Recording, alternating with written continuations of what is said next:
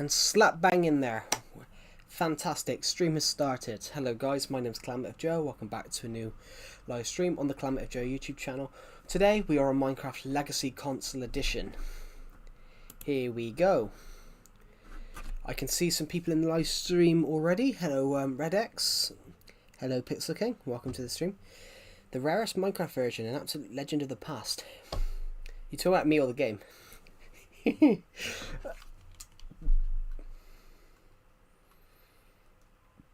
So, welcome to the stream. I will go into some details, guys, about what today is.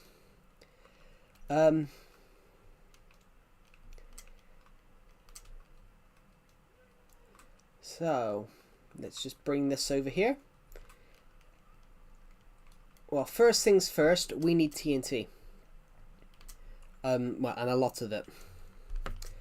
We need a lot of TNT, guys, like a hell of a lot.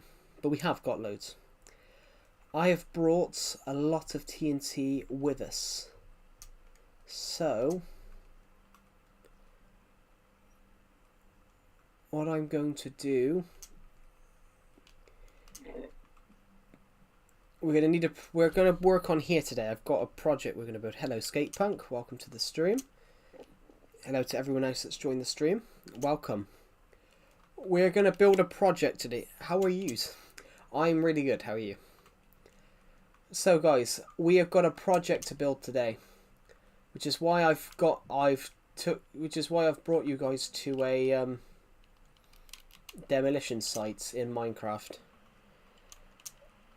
We're going to build something. We're going to build a mini game today, and this might take a couple of weeks, but I thought we'd have a crack on starting this today. So I'm just a little bit hungry. So am I, to be honest. All I've eaten is a pizza around like 2 hours ago. 3 hours ago. I do have a cup of tea next to me today though, guys. I decided to make, with 8 minutes, with the stream, like 8 minutes from starting, I set everything up and then went for a cup of tea. So I have got a cup of tea next to me, which is nice. Right. I just showed how British I am, haven't I, guys? Oh, with 8 minutes to go until the stream started, I decided to nip off and get a cup of tea. What's better, Wendy's or Burger King? I'm going to have to be honest here. I can't answer that because we don't have Wendy's in the UK. But I love British people. Yeah, we don't have Wendy's in the UK, so I can't answer that, I'm afraid. Because Wendy's is not in the UK. Well, it is. Wendy's is, but there's only like 3 stores in the UK. Wendy's closed for 30 years. They do have it, but it's like very rare. There's only like 3 stores across the whole of the UK. Wendy's opened up, but never really took off, so they closed. Burger King, well, we have Burger King, which is why I couldn't really answer that, because I have Burger King, but I've never had Wendy's, because Wendy's is like ultra rare in the UK. It'll be like, if in a regard, it'll be like going to America and trying to find a Tesco's, because Tesco's never took off in America. There we go. So, this is kind of what we want. We want a pit. Kind of like this.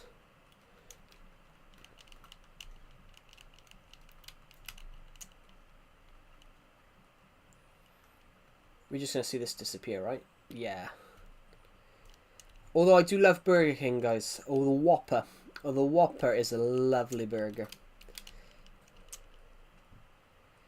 How many people are watching this stream so far? 8.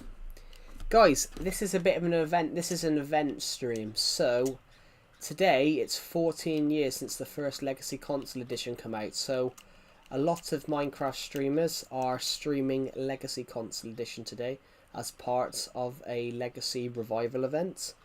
I'm one of the streamers that got asked if I would if I got invited to be a part of this Legacy Revival event. So there's a lot of Legacy Console Edition streamers streaming today on Legacy Console Edition in any media in different mediums. So I've opted to spend today building. So we're going to build a murder mystery mini game in this mini where exactly where we are now. We're going to build a murder mystery game in here. I know it doesn't look like much at the moment, but what I'm going to do is I'm going to theme it off a science fiction show. Just going to have a sip of this tea. That is lovely. That is lovely. Oh. I make a good cup of tea, guys.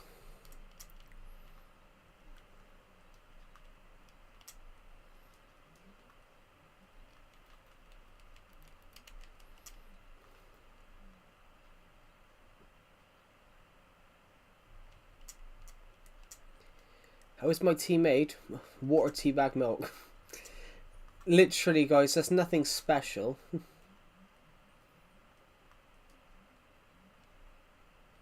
Hello, hello, Mazer Plays. Welcome to the stream.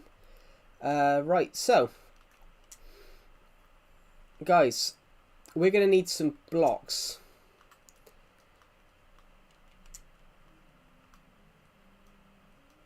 I don't know what blocks I kind of want to use at the moment, so what are you doing?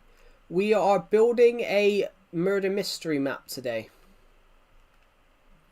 We're going to be building a murder mystery map, so I'm currently just digging a hole out so where we can build this thing.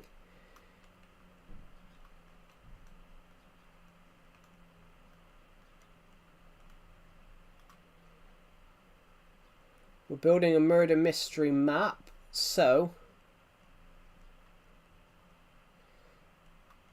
this will be ultra fun. We are going to need more pickaxes though, because this pickaxe will break.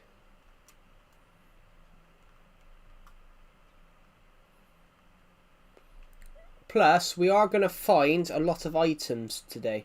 So, I reckon this is about as deep as we need this.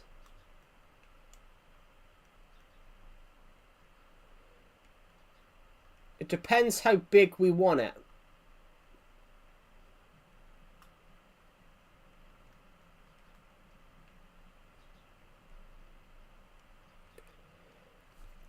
Right, so, hello Gia Kajugas, welcome to the stream.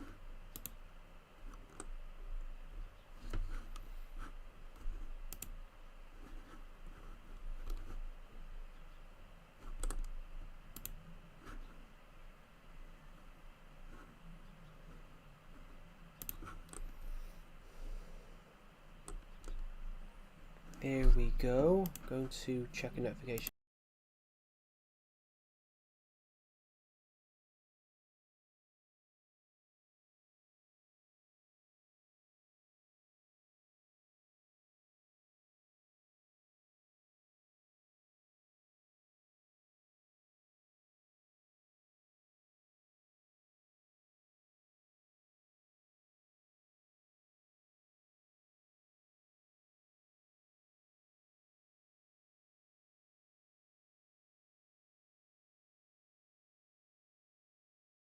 Right, hello Pixel King, welcome to the stream. Sorry guys, I'm just quickly doing something. I'm doing something important on here a second.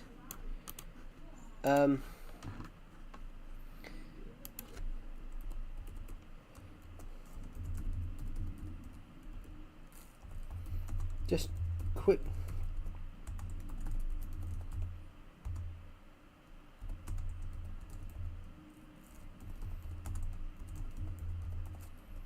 Just quickly doing some.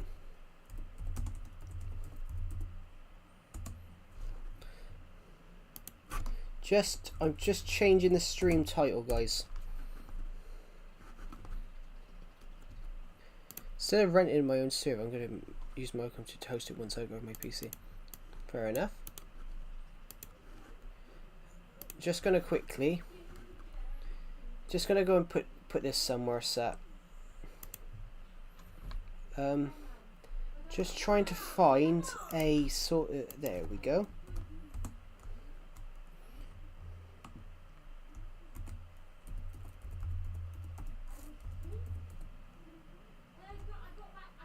There we go. Just want to see if this thing works. Fantastic. Right. So, give me a second.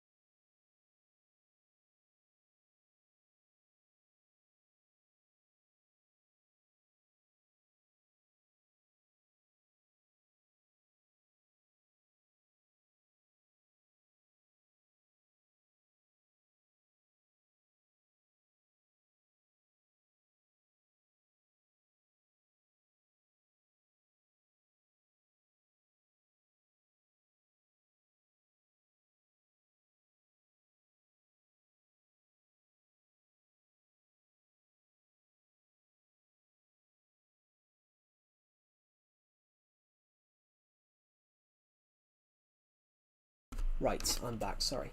So, just going to head up here, guys. I need a way up. So,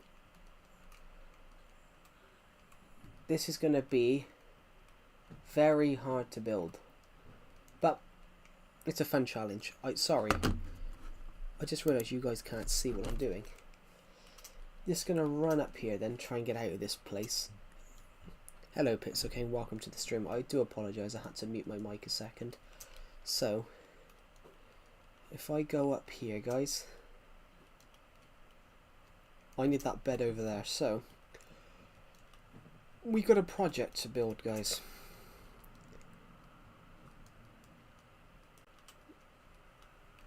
Let's just quickly... Oh, I've been here long. I know, sorry, I do apologise. I had to mute my mic.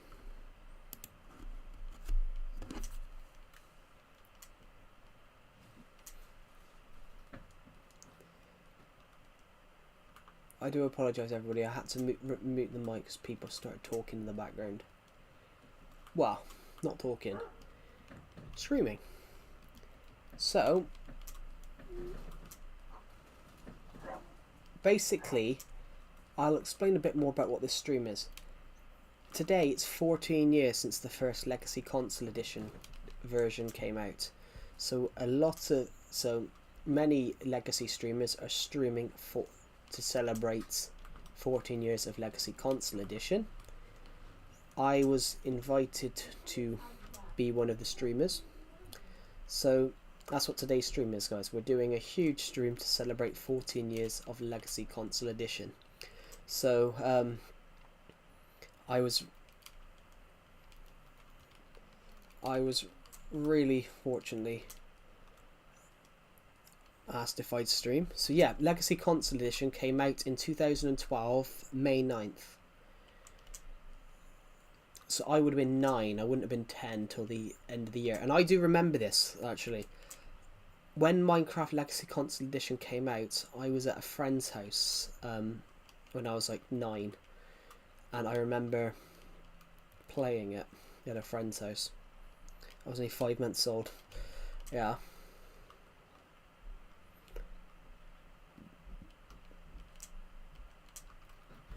I remember playing Minecraft when it had just come out at a friend's house, and it was well, I didn't think it was a great game then. It was only when I started playing it myself, I bought it myself.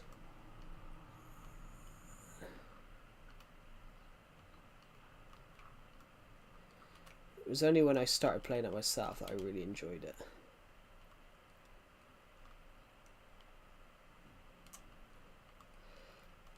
There we go. I have got a cup of tea next to me, guys, because with 8 minutes to go, I scheduled this stream for 3. With 8 minutes to go until the stream started, I nipped off to get a cup of tea, and it's plus it's nice.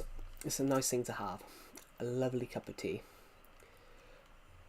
Actually, we need to map. We need to do some mappings out here. We need to do some mappings out.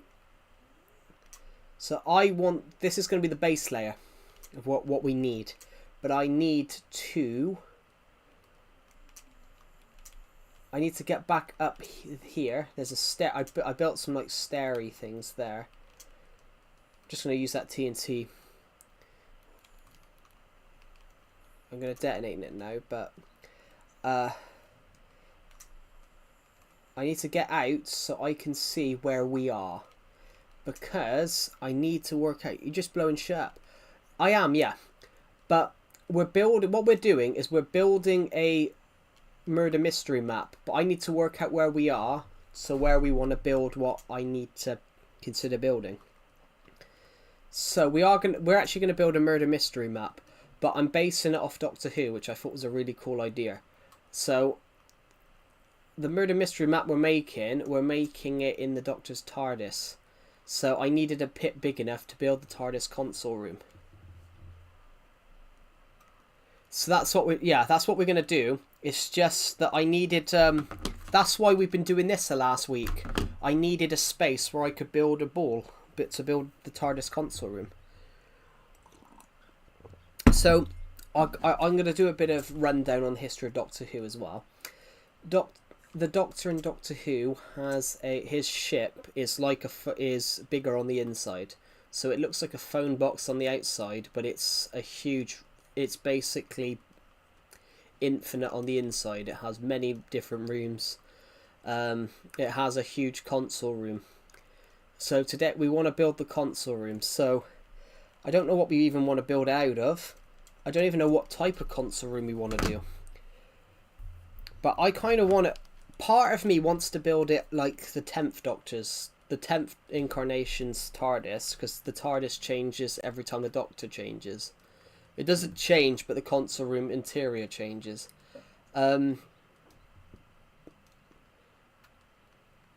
So we might get around to this later on as well, the minigame we built the other day. Yeah, so welcome everybody to the stream.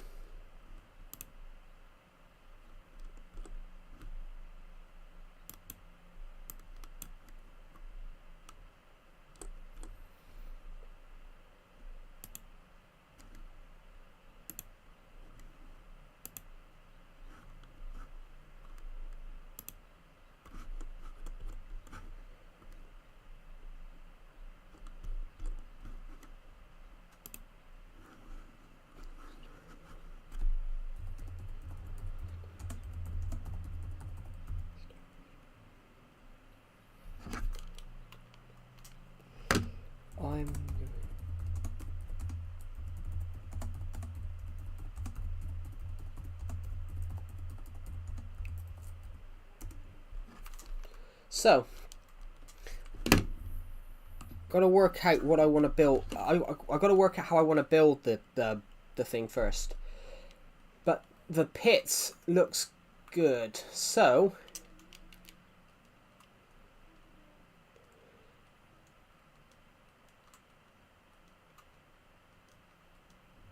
this is the bit now. It's how do I build it? Hello, Leonard Leonard and Ing Nang. Welcome to the stream. So, welcome. Right, guys, I need to go and grab some blocks that I think we could actually use to. Actually, I'm going to go around and find some empty shulker boxes, because that could be a positive, good sign, I think. An empty shulker box would be a very good idea.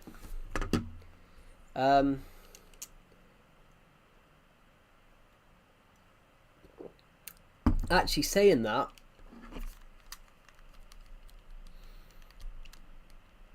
it would be a cool idea. Oh, I like that. I like that.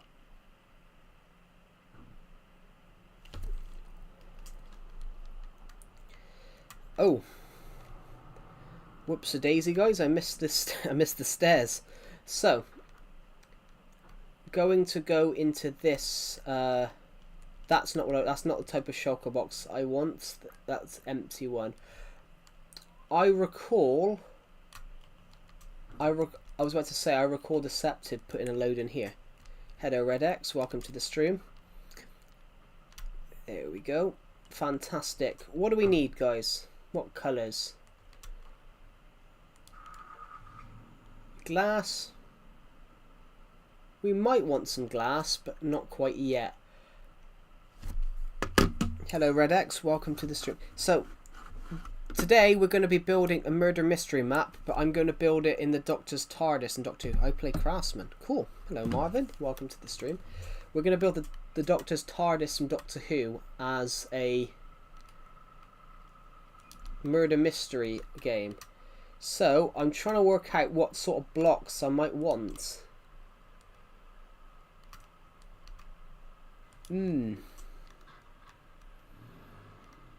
Purple cactus. Quartz.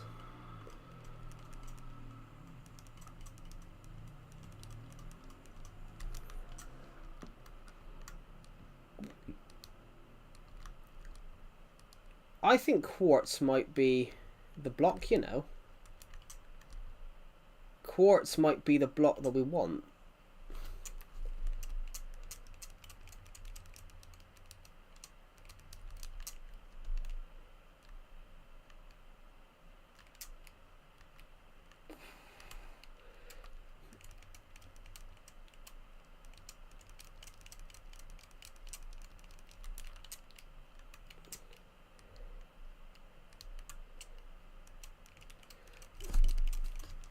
Well, we can work that out as we go along.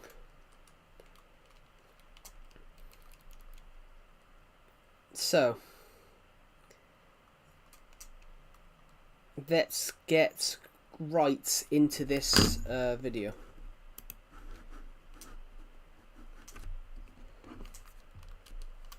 So, we're going to need a bed. If we can go across here.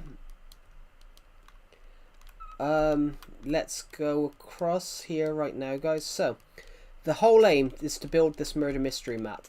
That was it's an idea that I wanted to do. I wanted to try and build I wanted to find a way that I could build something from Doctor Who. So that was it was a cool idea. So, first things first, need to work out a way and place and how to build this. So, I'm actually considering I'm going to take the shulker box downstairs with me. I don't know how big this needs to be, but I've got my ideas of what I would like to try and do.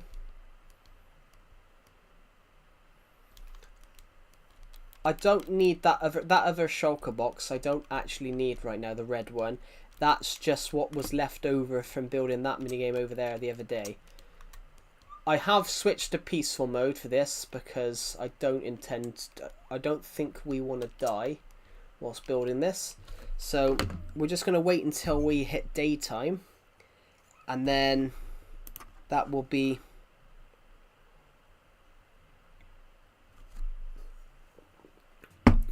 okay. That's what we want to do. So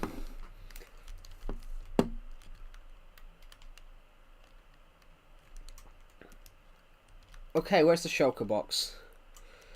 I'm going to do it this way. That would be 6. So then we have to go 1, 2.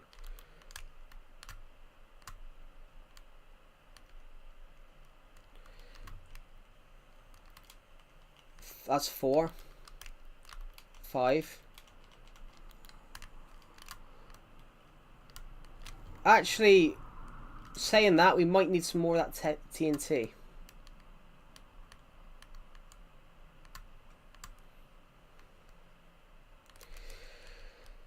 Yeah, we definitely might need more of that TNT, unless for now that we do this, unless we do this.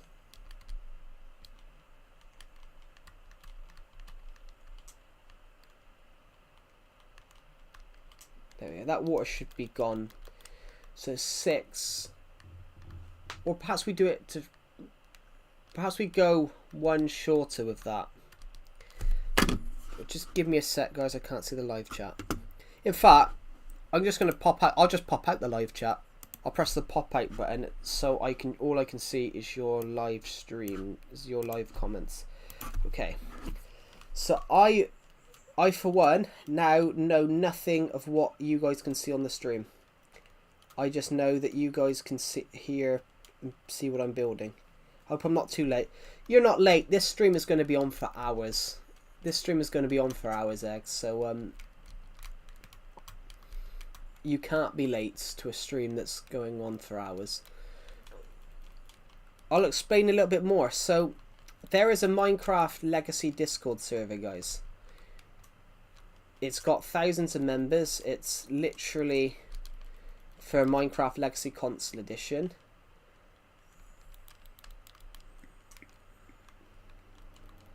And they're doing a live event to celebrate 14 years of Minecraft. I was one of the streamers that I was asked, I think I'm in it, I was one of the streamers that was asked would I stream for the revival event today.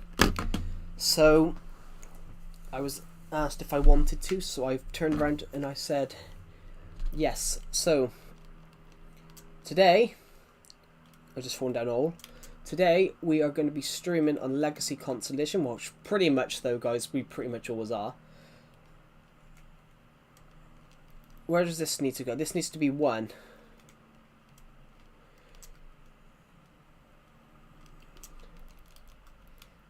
Then a 2. So we are going to need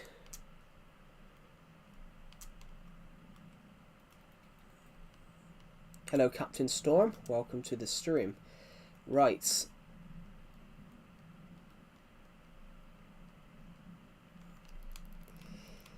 Three, then a 4. So then a 3. You're playing Half-Life. Cool. I just gotta go.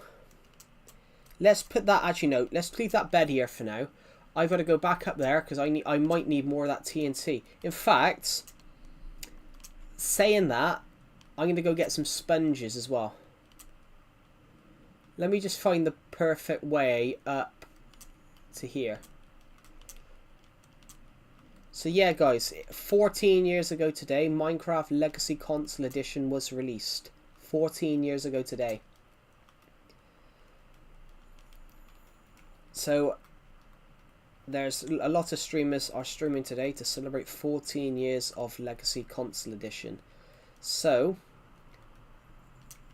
yeah, on today's stream, I've decided to build a huge mini game.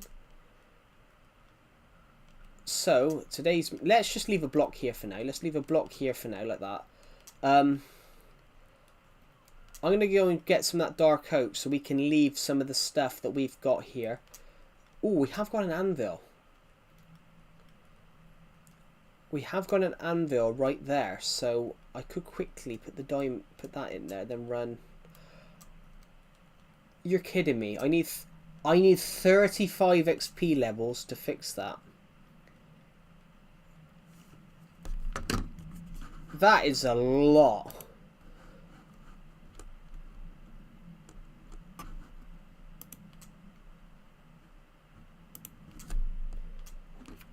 Hello, Fours Music. Welcome to the stream.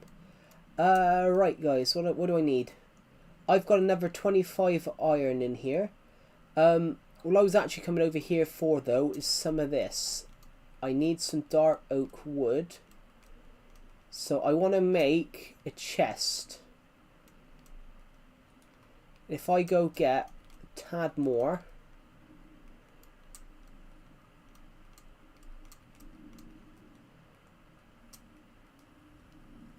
I have enough there to make another chest.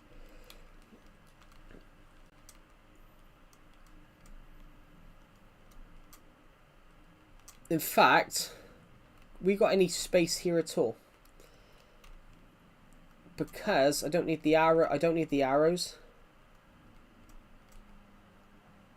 Yeah, 35 XP. Yeah, that's ridiculous, though, isn't it? All I want to do is all I want to do really is just fix my pickaxe, because we are building we're building a mini game today. What happened to the Armenian guy? He went absolutely crazy, Captain Storm. He randomly spammed me and said, "Where are you?" So I said, "Filming my toilet," as a joke, because that's what the Armenian guy generally did. He uploaded videos of his toilet to YouTube. I was joking, and he got really offended by that, and then basically just started insulting me, and then he told me that I should just leave the server, so I booted him because he told me to leave. Oh, you got to go and suck up to the mods, he said, but I am the admin. Did you said that last time? Well, I made a joke. I made a joke about Phil. He said, "Where are you?" And it wasn't. Oh, where are you? It was a spam. Where are you? Hello, Fire Jason Kaka. Welcome to this stream. Yeah, arson I think sometimes gets triggered over nothing, but it's a little weird. It is a little weird, you know. He gets absolutely offended over nothing, and then turns around and then says something really offensive, like what he said to Decepted one day, which is crazy. I wanted to come in here a minute. There was something else that I wanted. Ah.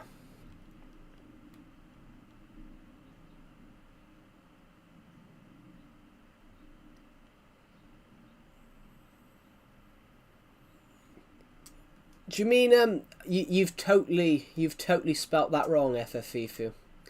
You've totally spelt that wrong. That should be bro's getting triggered because he breathes the same air as you, breathes the same air as you.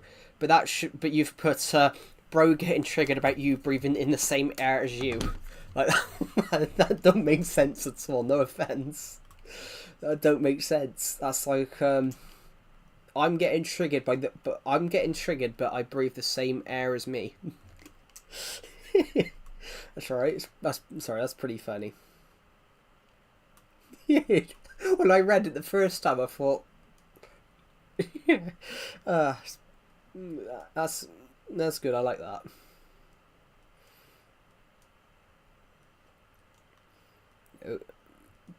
Could be worse. It could be worse.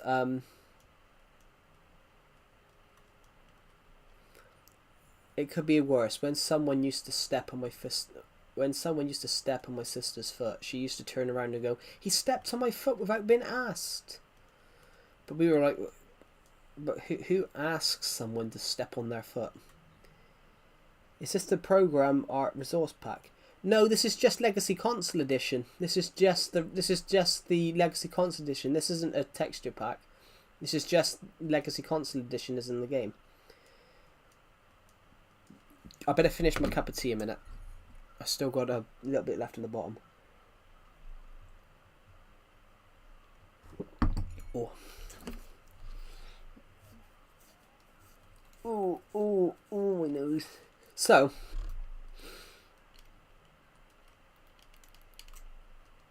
because of what's going on at the moment, guys, because of that, my pickaxe being a little bit, you know, not very good, I reckon I might take the bullet here and make just a regular pickaxe, just in case.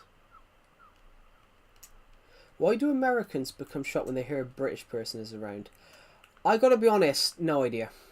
But I think it's because I don't know. Mender doesn't exist, right? No, it does. Mending exists, but my pickaxe doesn't have mending. I lost my mending pickaxe the other day. I lost my mending pickaxe. I got blown up by the wither. But it happened to be I got stuck. It happened to be when I was building, I got stuck. I was fighting the wither and I got stuck as I was building. As I was trying to escape the wither, I didn't realise there was a block above my head, so as I tried to jump higher up to get away, I got stuck, so I got blown up by the wither. So, how does this work now? I need... What difficulty is it now? This is peaceful, because it would be very, very awkward to build this with in survival. Well, no, it is survival. It would be very, very awkward to build this not in peaceful, due to the fact that what I'm building is... Oh, shoot. I've made a mistake. So that is there.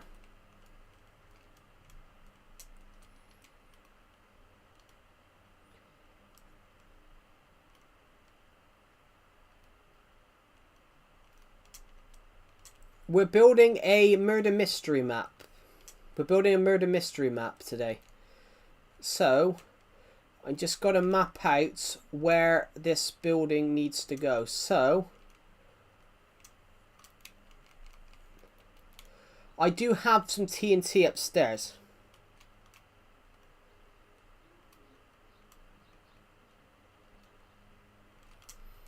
So this is going to be our mini game. I need to work out where our... I need to get our bearings for this. So...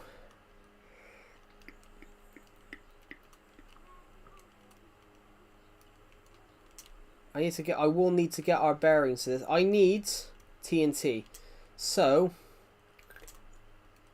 I'm going to bite the bullet here, guys. I'm going to take half this off.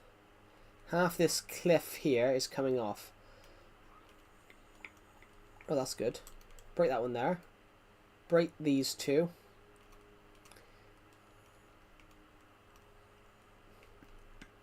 Break this one.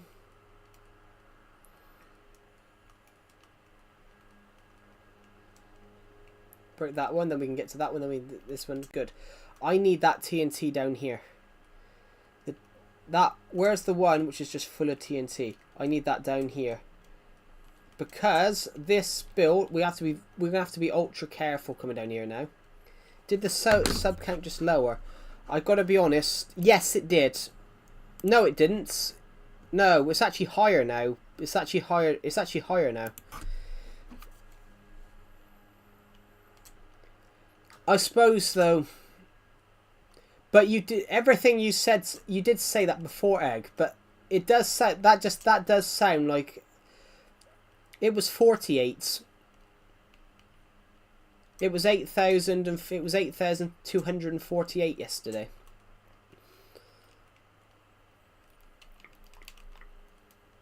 So if I blow some of this up, because we're gonna need some of that.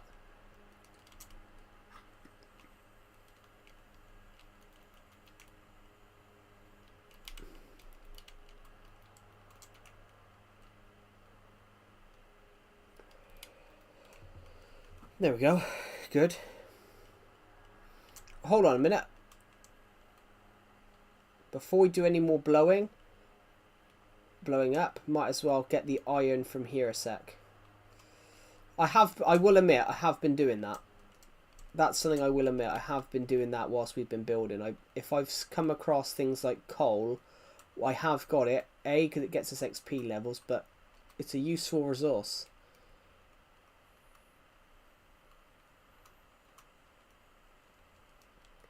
No, fortune has never affected iron. Coal, it affects coal, lapis. It affects coal, lapis, and that. It doesn't affect.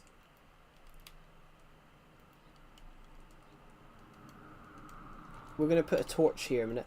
It doesn't affect iron because iron is not obtained. Diamonds, if you break a diamond, you get the ore straight away. You got to smelt the iron.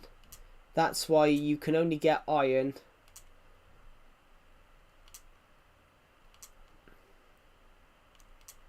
Yeah, just not iron and gold, because iron and gold you've got to yeah, iron doesn't work on here because iron was unobtainable. iron was a tool that you could only obtain with this. That's because you couldn't... You break iron, it doesn't smelt. Used to give the raw block. Yeah, that's a new feature. Iron doesn't do that. Yeah, iron gives you the raw block. It still does in a way.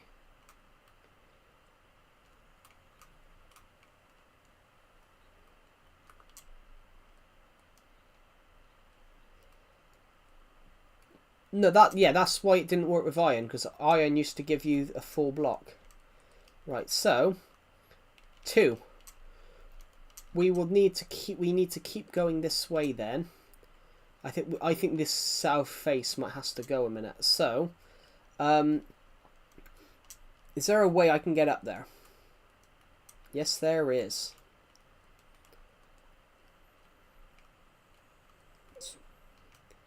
Yeah, that's the new feature they've added, yeah.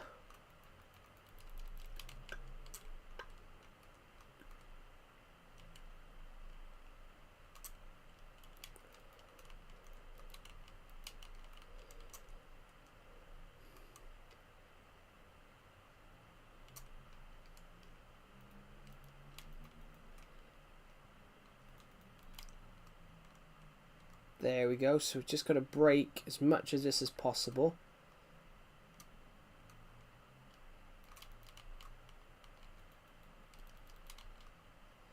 I'm a little worried that might break the quartz. No, it didn't. Well, it did just then. I kind of expected that, though. That's something that I was expecting. Because we've done that, that's kind of worked in our favour. They would just fit the bugs, but... Yeah, but the problem is they don't fix the bugs. That's always been the problem. You know, I love... Not be rude, but why play Legacy? Because Legacy's better?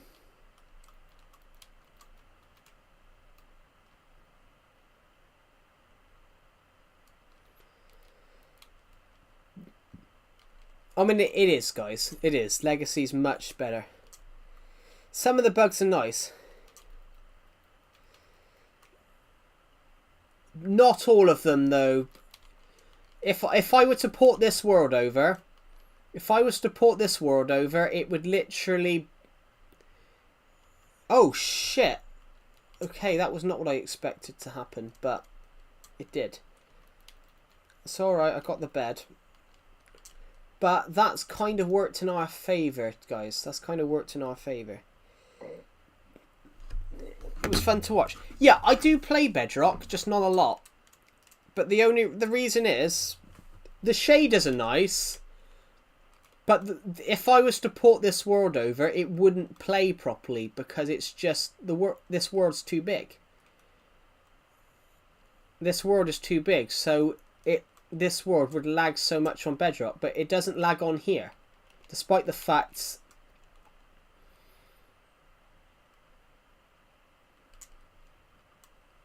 My torch survived. No, it didn't. I thought the torch had survived then. The only hide and seek if we're not right. Well, the servers are fine.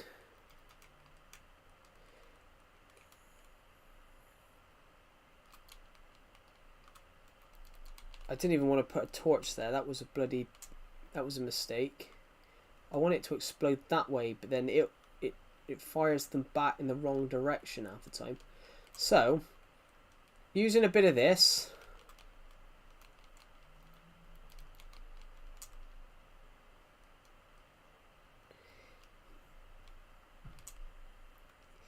Yeah, I think that's always been the problem though with Minecraft. Like they make the game better, but also they make the game better, but also they make the game worse at the same time. And it's mainly that's because they have there's a lot of stuff going on.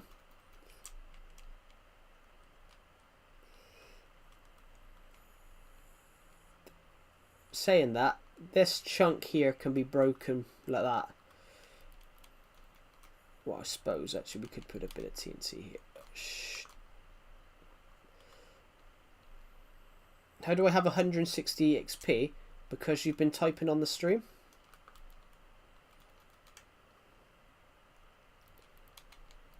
No, it can be whatever number. I was on a stream last night. I was watching another Legacy streamer last night, and I saw they had someone on there with 2000 XP. It can be whatever number. It can be any number, really. So,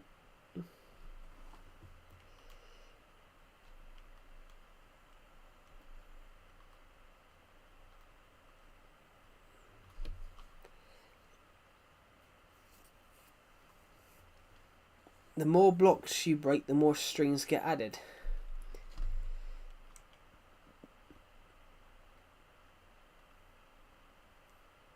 No, but this person wouldn't stream for 8 hours. It's not based on how long you've been on the stream. It's based on how many people. It's based on how many times you've commented. Let's just go to sleep midnight. Yeah, it's or a supercharge. Yeah, it's not based on how long you're on the stream.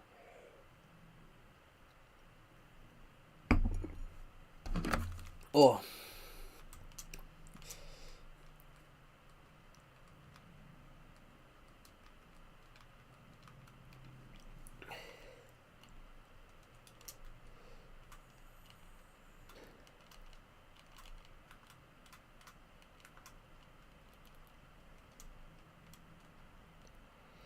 No, it's not. It's a limit of... I don't think so. I don't think that's the case, but then, yet again, I don't always know everything. That'd be boring if you did, though, guys. If you knew everything, you'd be bored. There'd be nothing left for you to do because you know everything.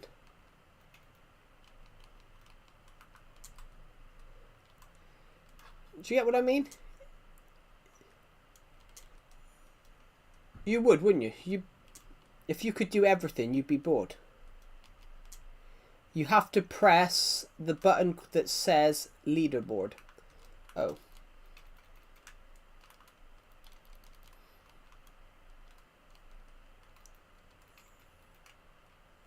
Welcome back. Right, so ooh, there we go. That's 4. It's the crown. It's not on mobile. It's not just mobile. It's the crown. It's the crown icon on all of them. So at the moment you've got 160. Captain Storm has 125. Red X has 75. Egg has 75. Skatepunk has 75. Pixel King has 75. Major Plays has 75. And the other people have 25.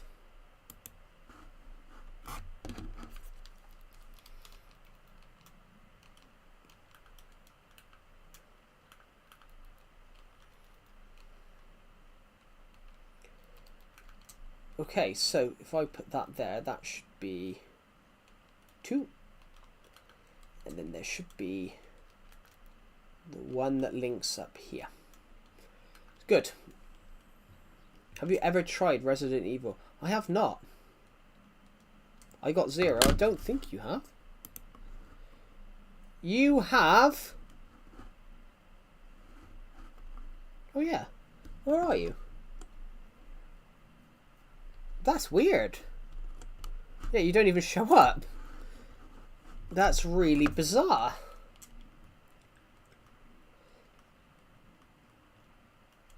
The door will be... Oh, shoot. There we go. I just want to... I need to do... I want to dig down now, but I wish I could have a better pickaxe, but unfortunately my good pickaxe is broken. I want to dig down for a bit. I want to dig down 3 or 4 blocks.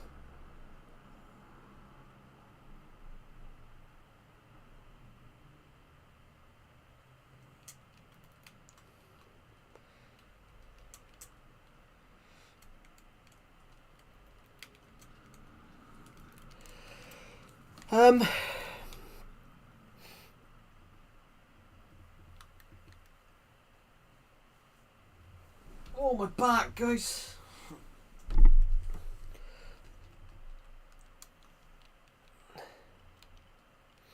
Move the bed. I can't pick up something at the moment. Here we go. Yeah, it would be, but I don't really like when that happens. When I'm building something, I don't really want a creeper to, you know, fall on me.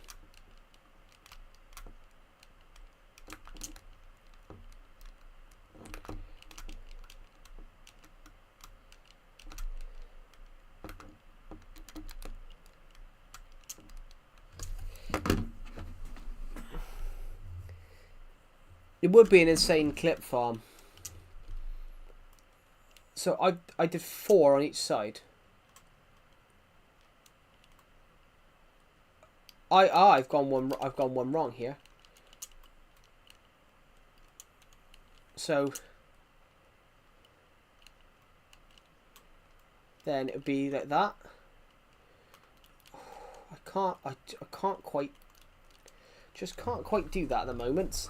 That's why I brought, that is why I brought this chest down with me.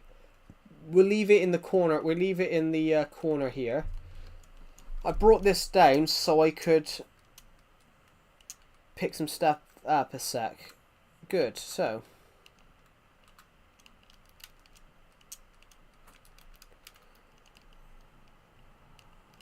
Good.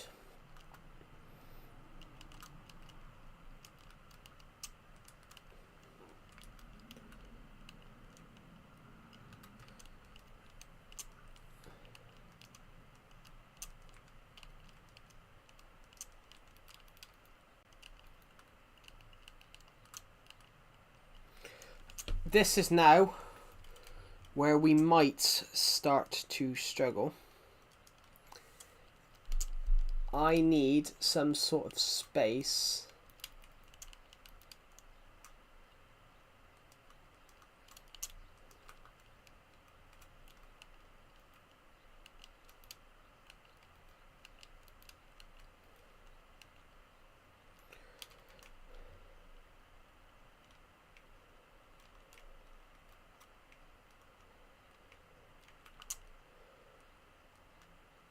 So,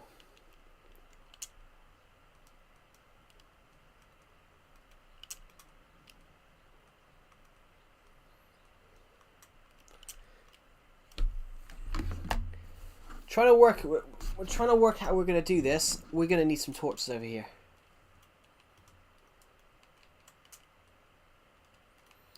Because it's so dark over here, I can't actually see what I'm doing.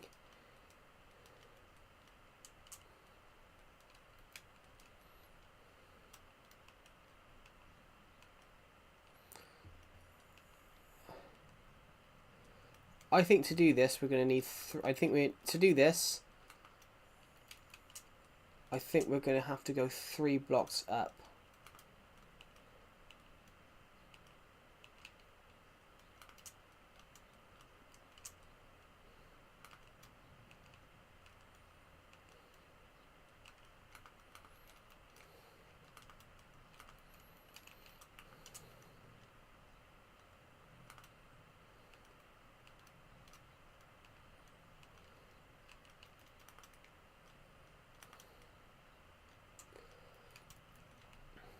There we go.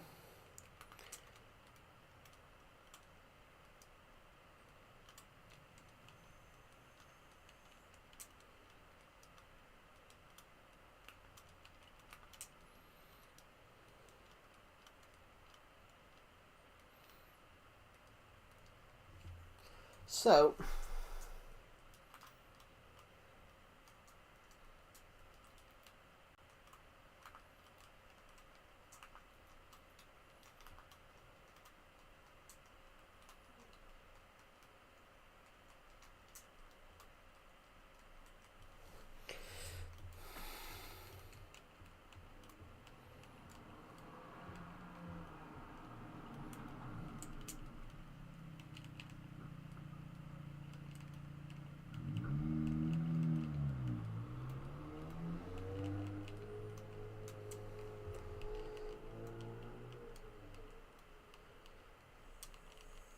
there we go.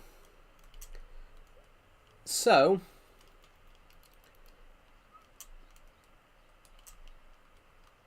Having these here then lights up the room very much.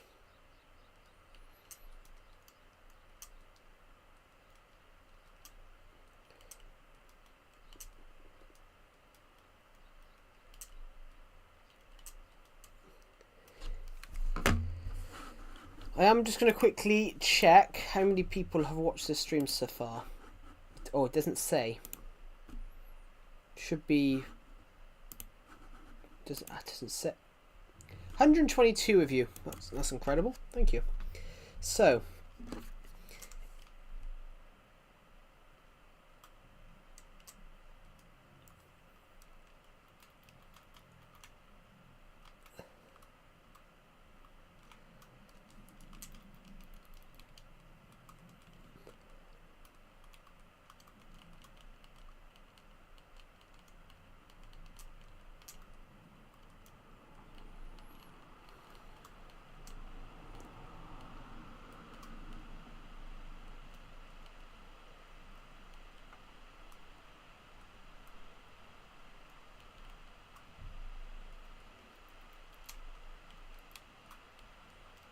Okay, bye. Have a good rest of your day. Thank you for watching.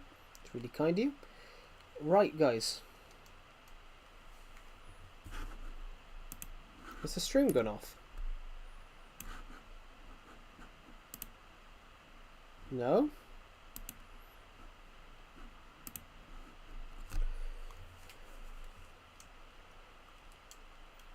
I need some... that's what I was searching for. I need some more quartz.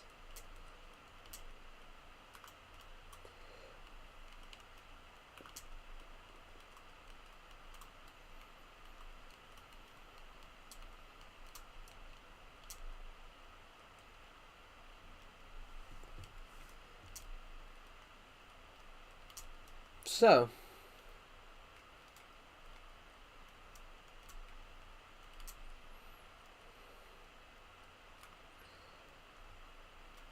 I believe it's that way we gotta go to make this possible.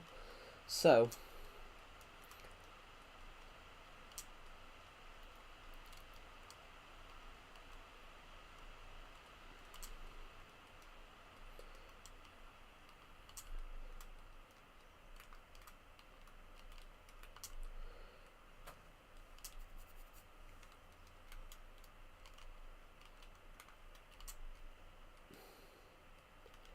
right, so it's looking good. It's looking good. Is the stream gone off, guys? I can't...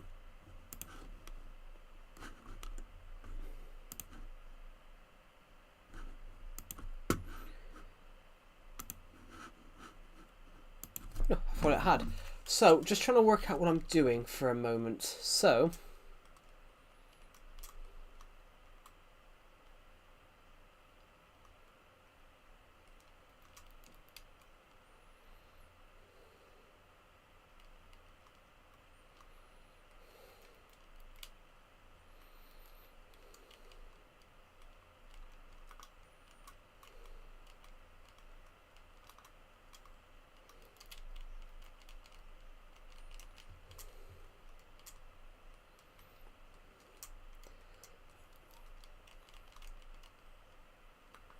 So, perfect.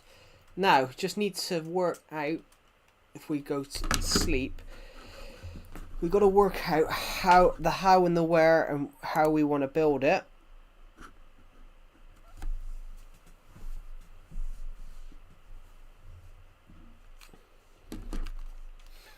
So,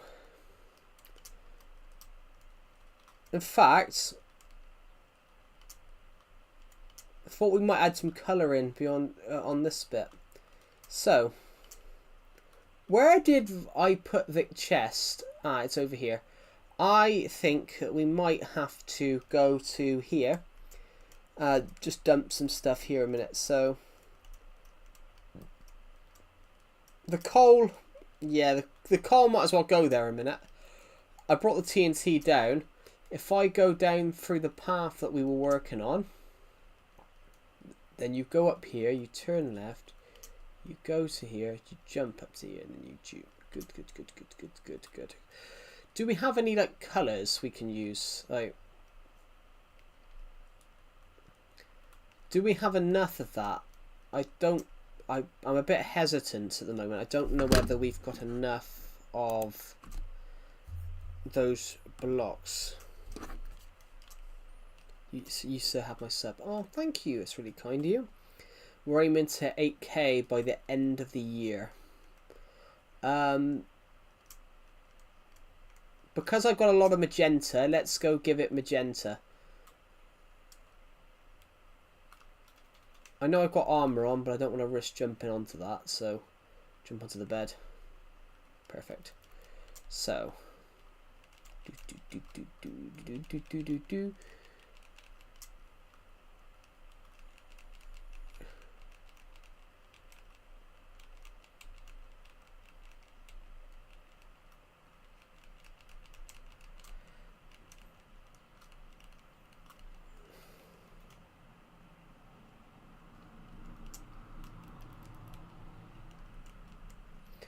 So, because we've got enough magenta, I think, well, I think we have more than enough. At this point, I think we've got more than enough.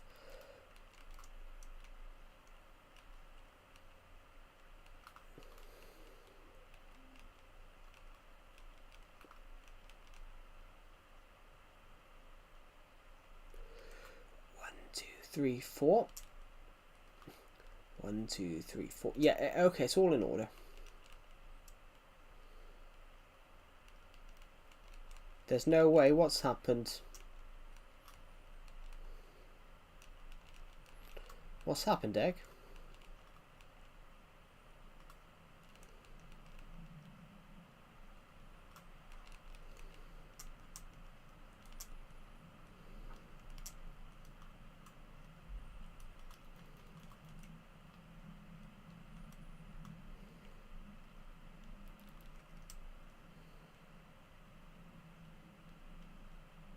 Because there's yes, no, yes, no.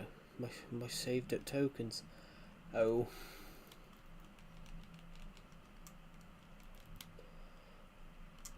I like it so far. I do want a craft table though. I might have to bring one down, but oh shit! I just took my control. I just took my headphones off, which I don't need them because I have. It's not even something good. You never know. There could be something secret inside it.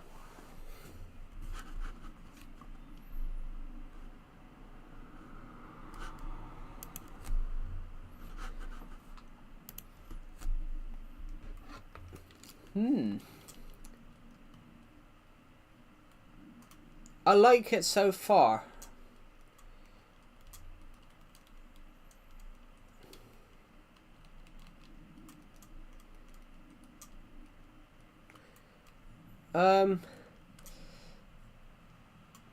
Okay. Let's go up here a minute then. I think... Ah, yeah.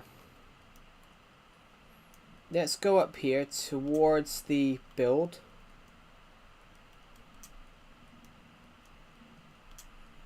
And then we can worry about... Gonna need that crafting table, I reckon. Down there. Anything in here we could use? Ooh. They might be quite useful in a minute.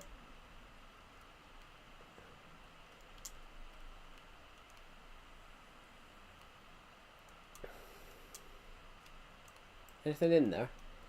We can stock that up with more coal. So.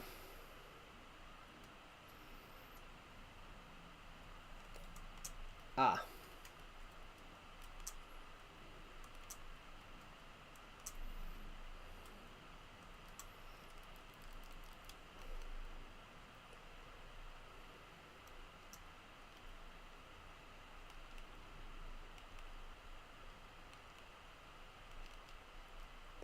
Oh, I think we need one. We need one more.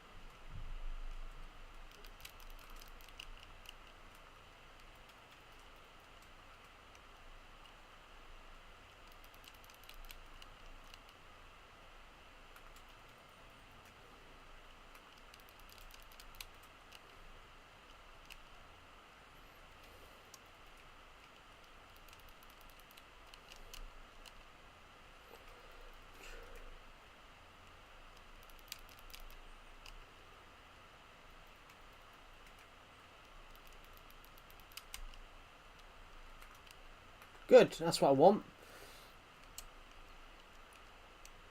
Good.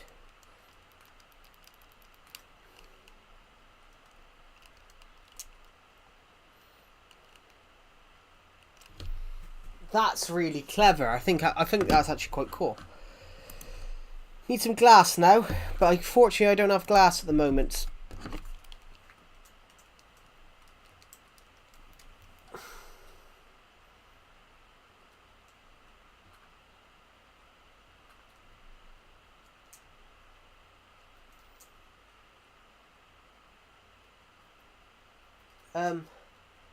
Right, so I need to go back to home and get some glass. Hello, Super Boris Wardemeyer. Welcome to the stream. Right, let's quickly hop up here, everybody. If you just joined, we're basically building a murder mystery map. So the murder mystery map will be built down there, everybody. So what we're doing, building the murder mystery map, and then we're going to cover it back over with dirt. That's how we're going to run with that. So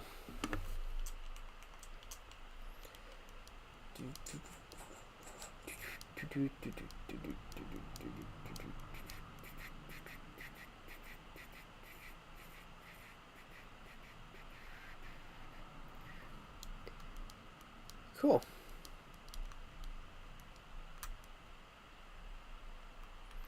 Right, just going to check some notifications a second, guys.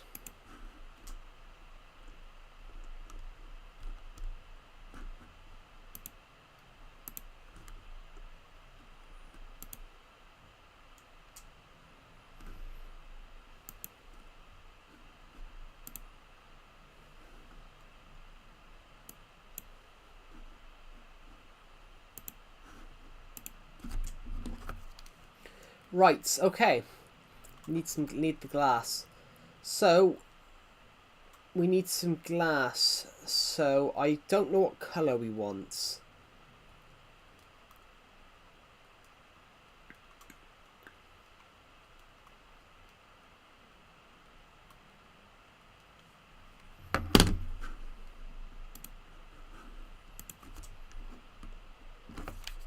Let's go into here then.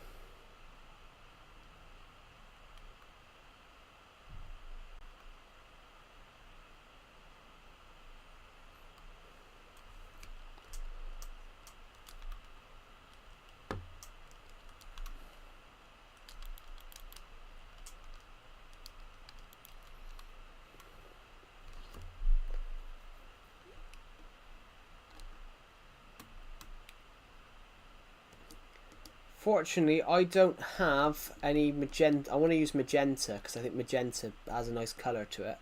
So it's night time, so I'm going to stop for a second.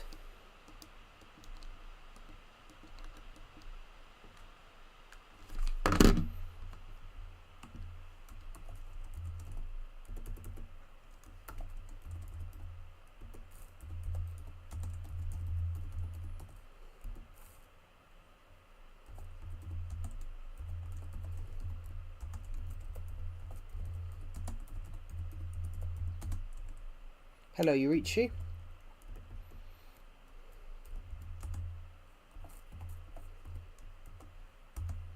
I'm really good. How are you?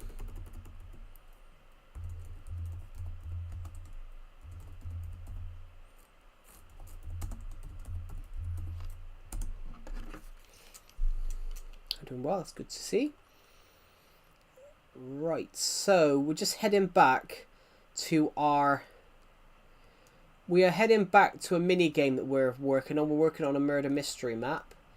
We've been working on it for the past hour at the moment. Oh, guys, I just want to check the Premier League football results for the second. Okay. Bloody hell. Brighton's 2-0 up over Wolves. Fulham and Bournemouth are 0-0, but both have had players sent off. Bloody hell, they've only been playing 48 minutes. Man United is drawing with Sunderland. Ryan Christie got sent off for Bournemouth, and then Joachim Anderson was sent off 7 minutes, about 10 minutes later. I wonder what they were sent off for. Was it second yellow?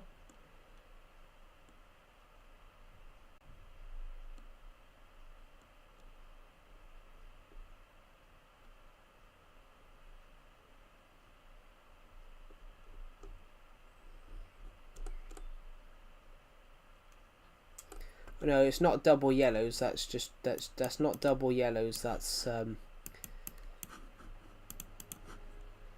not double yellows. That's red cards. Jesus Christ, crazy. Right. Okay. Good.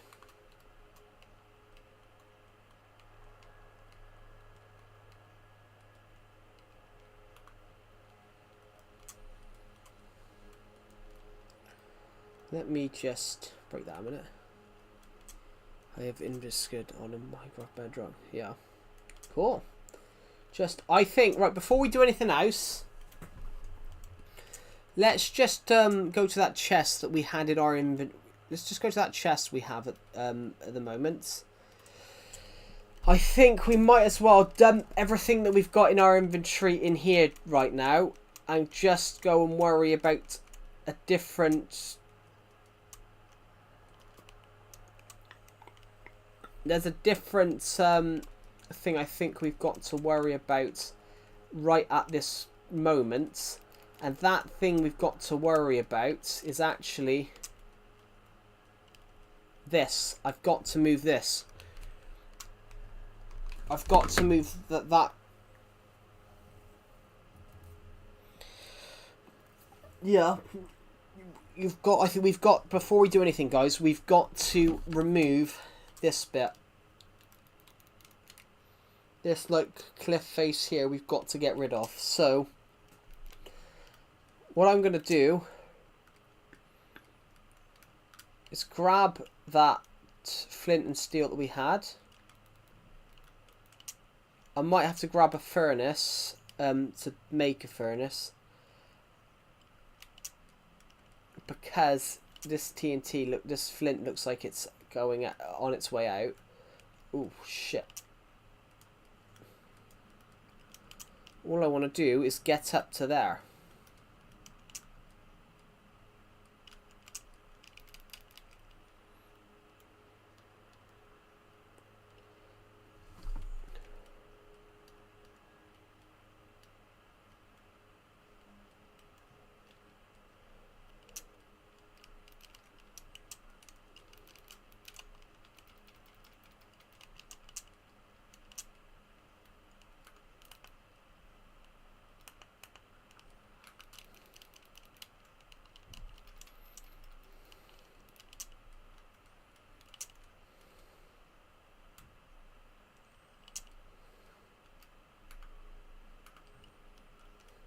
Good.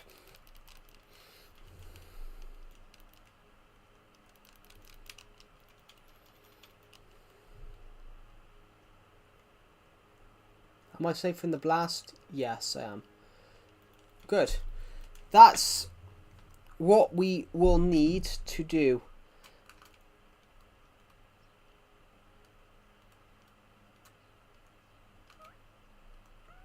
You lost 37.6 elo. I have no idea what an elo is. I am just going to open this big bag of crisps, guys. Oh, you lost 4 matches in a streak. I wouldn't know.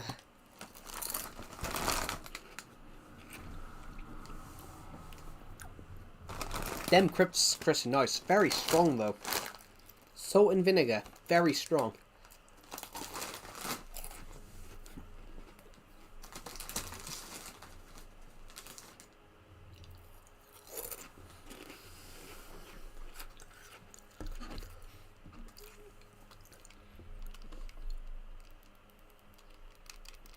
We are attempting to be ultra careful when it comes to building these.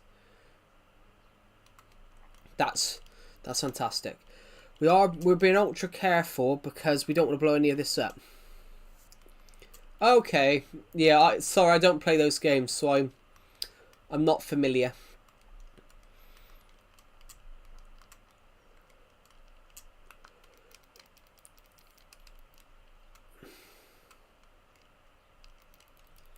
Yeah, we built this in the last hour and 16 minutes.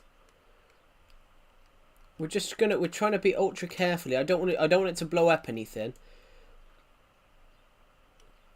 There we go. That's actually done quite well, to be fair.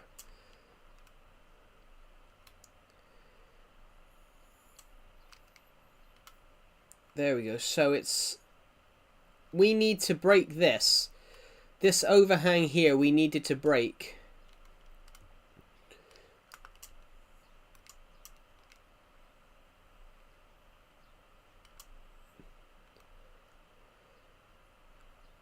There we go. Yeah, I think the TARDIS looks really cool. I think it does actually look like the TARDIS, which is, really cool.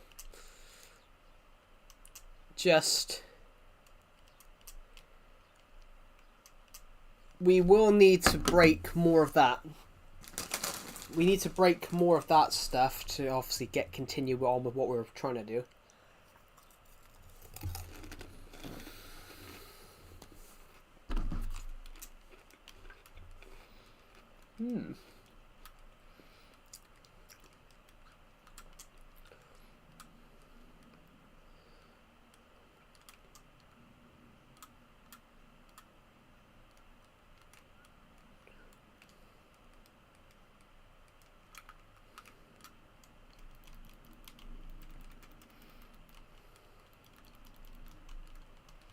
There we go, we're safe. Oh. Never mind, it didn't detonate. We're safe.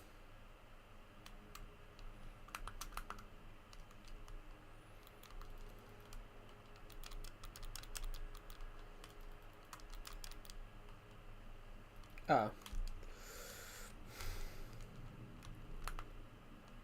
That were very good, were it?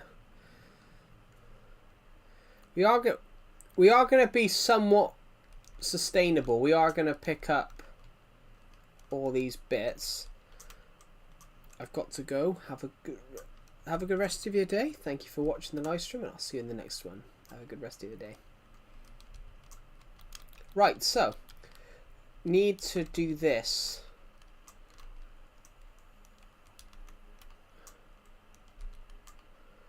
We've got the flint, but we don't have the iron. Oh, bollocks. That's magical, that is. Look, I put the furnace around the wrong way. Is that still on fire? Yeah. So, the TNT won't set alight, but it's on fire.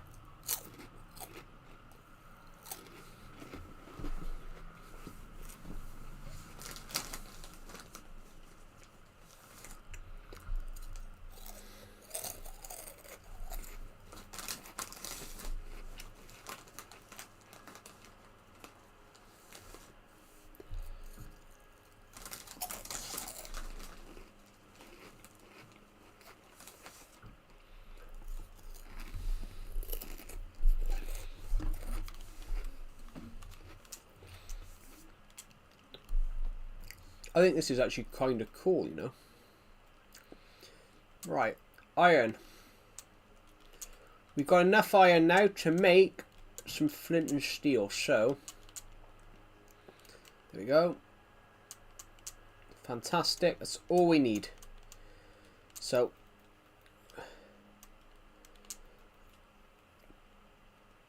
yeah, so if you are watching this, guys,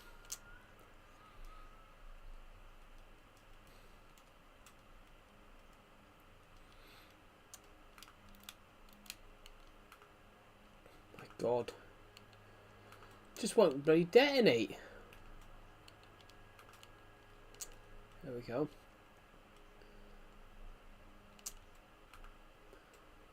Fantastic.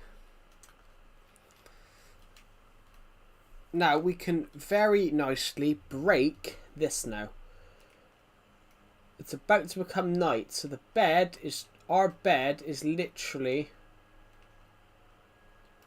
over there.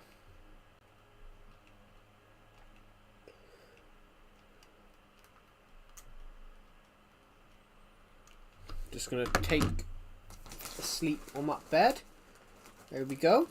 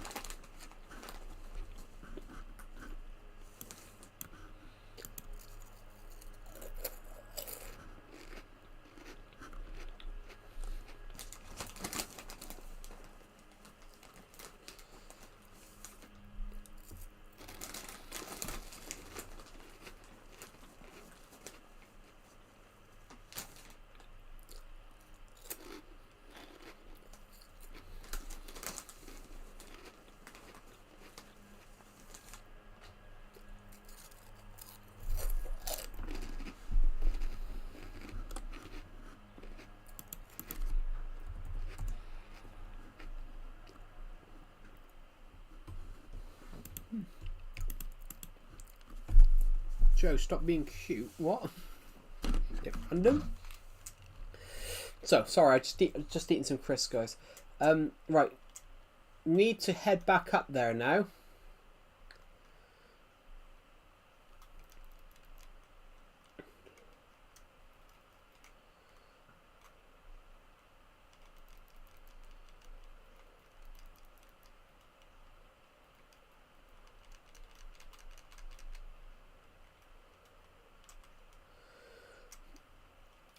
Because we need to push that back more.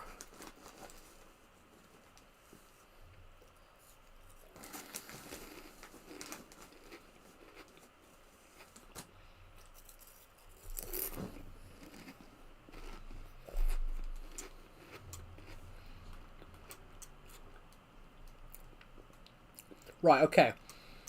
I believe that that is enough now for us to go along. I believe that's enough now for us to go along at least across here. Okay. Maybe not.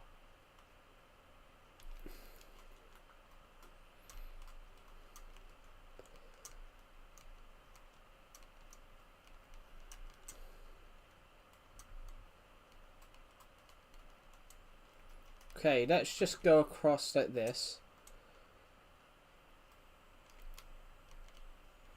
Bollocks. That block's just right in the way. I can't get up. Why can't I see? There we go. Ah, no. That's what I want. So,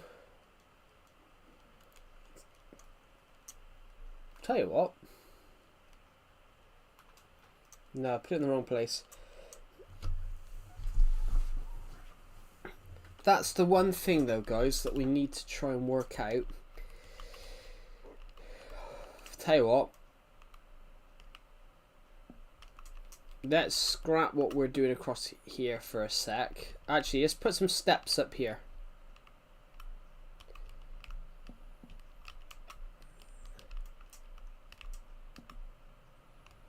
Right, let's go up.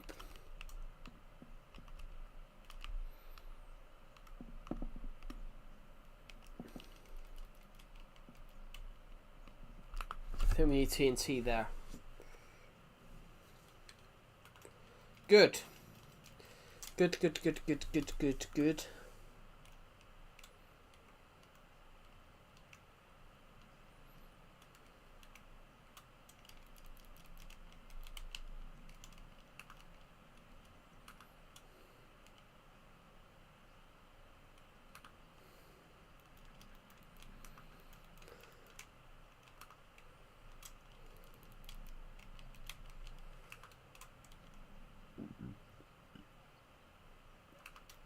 Good. If you're watching this, guys, if any of you have just joined, we are building a Murder mystery map. And basically, so far, we've built the main center of this build. We're just trying at the moment to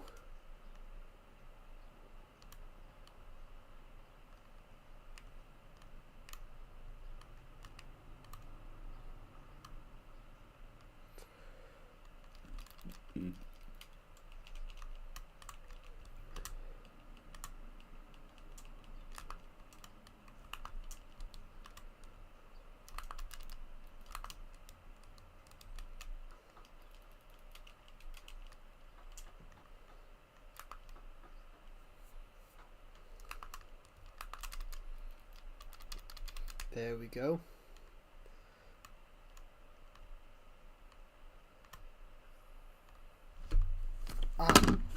Oh, sorry, my finger's a bit stiff. There we go. This should be enough now, I believe. Because we'll start doming it here. This is where we will start turning it into a dome shape.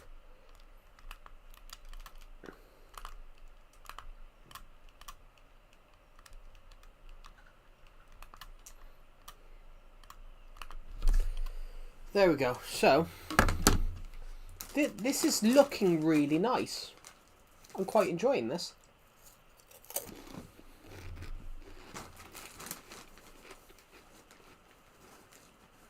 It just happens to be there's a lot of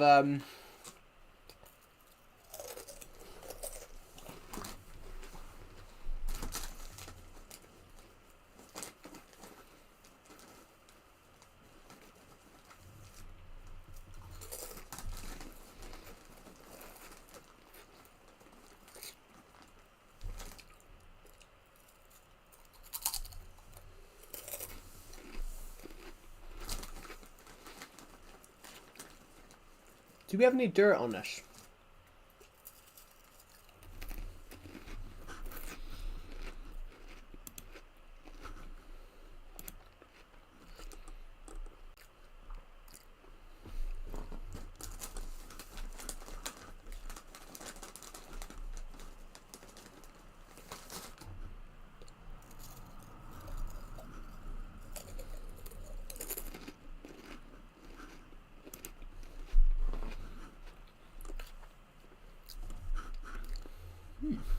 Oh. How is everybody on this stream then, guys? How is everybody on this stream?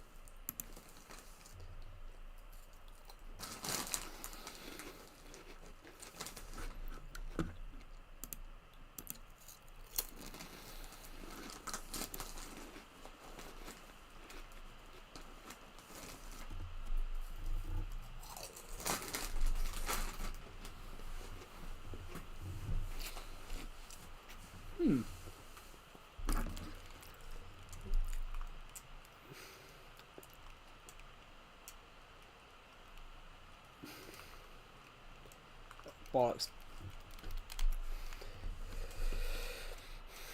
Right, gonna need some more of this a sec.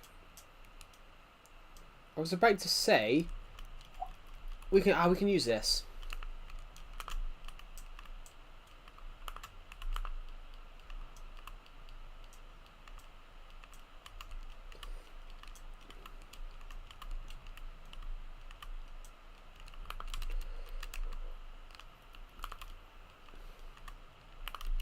That's not okay. That is where we're gonna have trouble.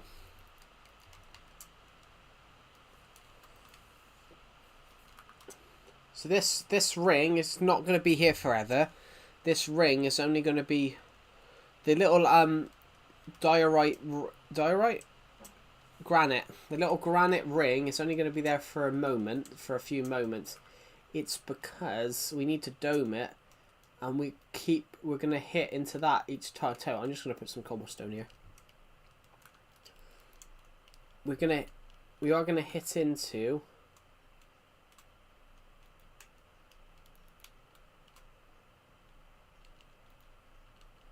God's sake, just why would it detonate?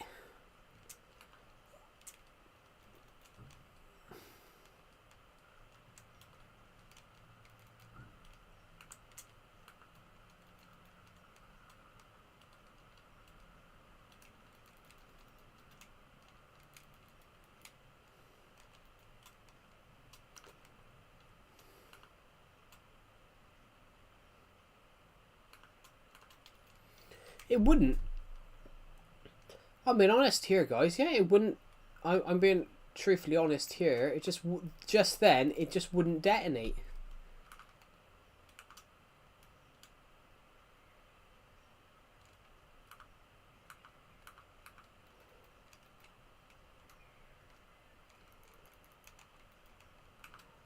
We might be cutting it. We might be cutting that close. No, it didn't. It just didn't destroy any. Good.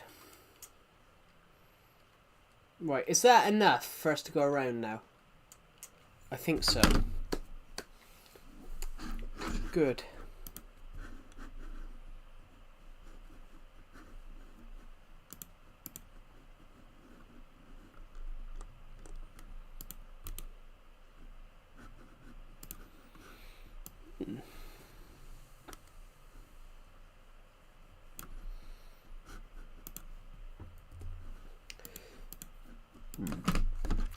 Right, okay. Fantastic.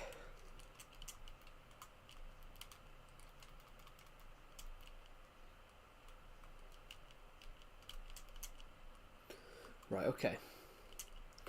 Now let's just break that. Then go along with the granite.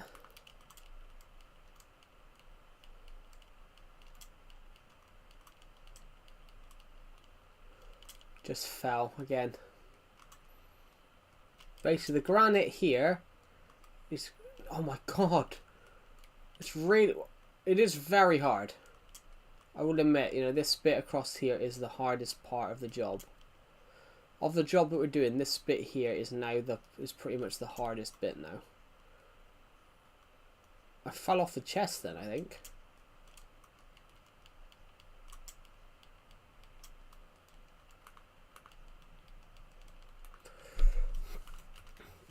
Fantastic.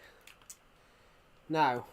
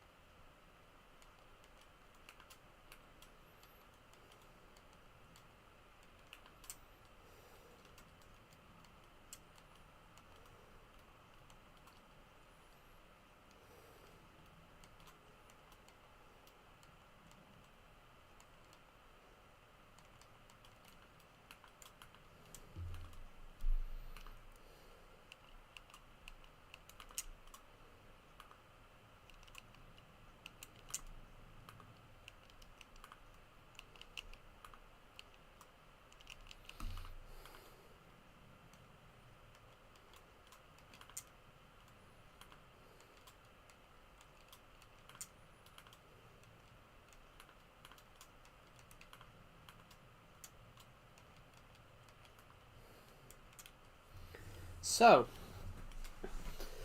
then it will go up. Then the next bit will be. Then the next bit will be. Then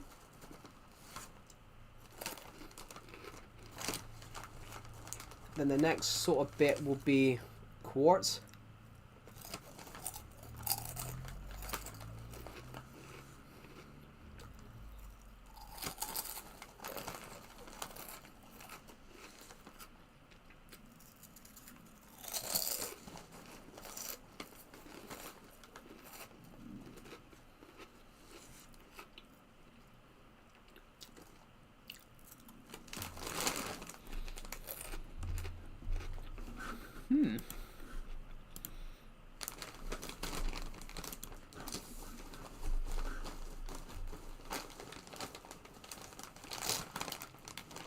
Hello, Alex DeWuncle. Welcome to the stream.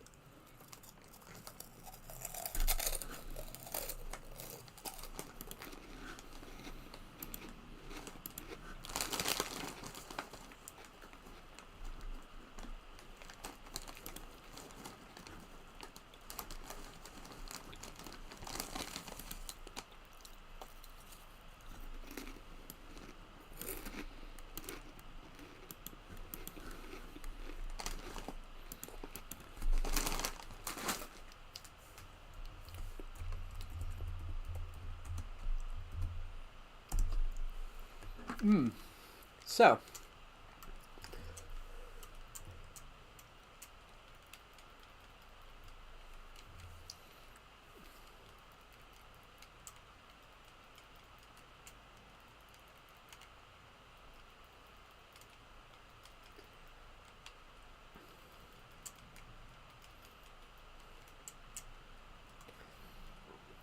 I mean, this is looking rather good, I think.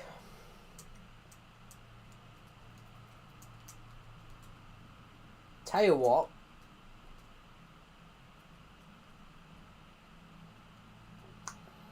I kind of want a block around. I kind of want some sort of block around here.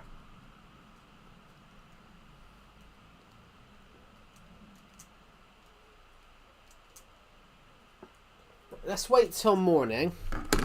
But I kind of want something around here. Totally not sure what the block will be.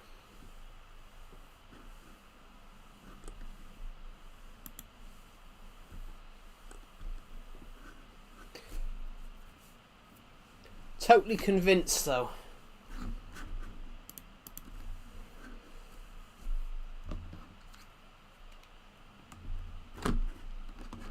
So, gold. I want some gold.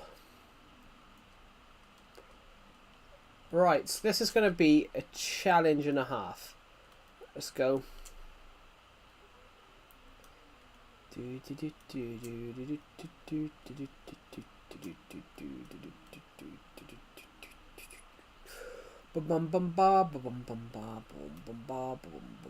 we got anything in here that resembles... Nah, I kind of want something. I don't want diamonds because diamonds got not really the type of colour that I want. But gold would be amazing. I've just somehow fell down a cave. But I think gold might have the right, like, I think gold might have the right sort of texture to what I want. So, yeah. I can't believe I fell down there. If I hadn't started refilling that in, I probably would have died then. So I think we actually, I think on a standpoint, I think we actually got, you know, quite lucky.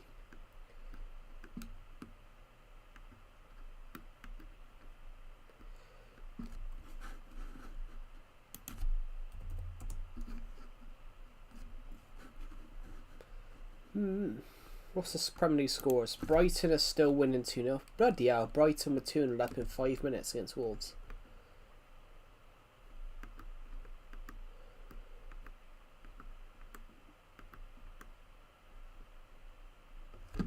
There's got to be a match tonight. What's the match tonight then? Man City, Brentford. Then you've got Nottingham Forest, Newcastle. Everton are playing Palace, Burnley are playing Villa, West Ham are playing Arsenal, and then Tottenham are playing Leeds on Monday.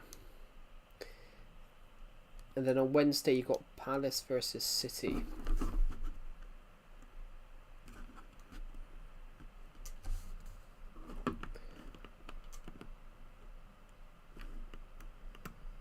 There's only 3 games after today. After today, some teams have only got 2 Premier League games left of the season. I'm trying to play America, but the server said no. Interesting. Oh, I ran too far. I need some gold. I don't know how much I need, but I need some gold. So I kind of want some gold, though. I think gold would actually look quite nice. Just before we do anything like bizarre, like, do we have any gold here?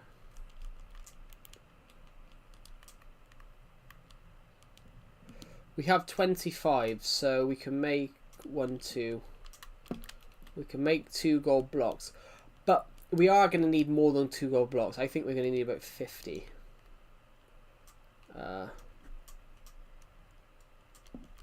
We'll take that. We'll take 66. Hello, the Joke 60. Welcome to the stream. I'm really good. How are you?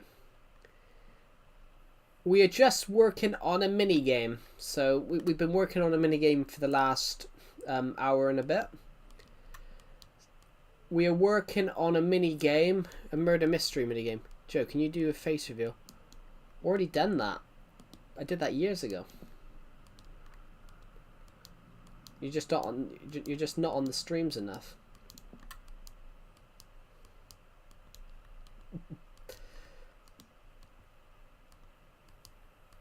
Good to have a sore throat and runny nose.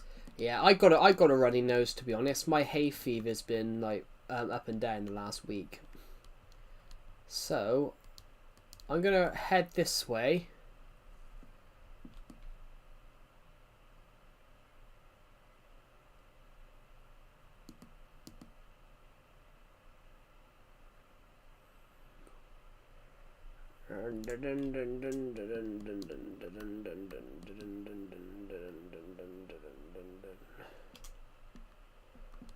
Right, I don't know. Should we go in one?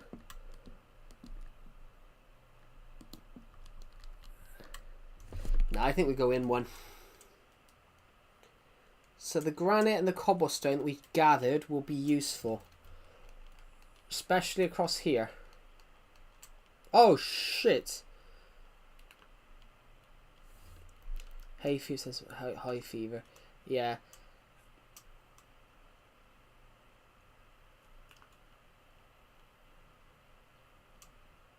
Have a good rest of your day. There we go.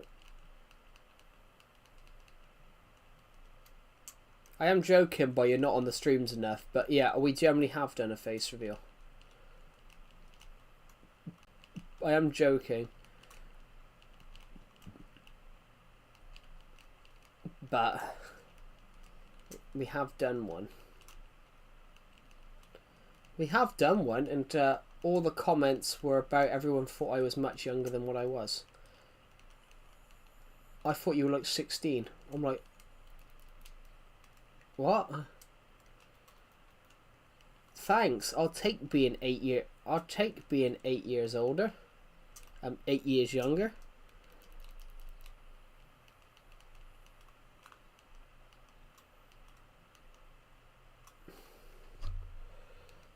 Oh.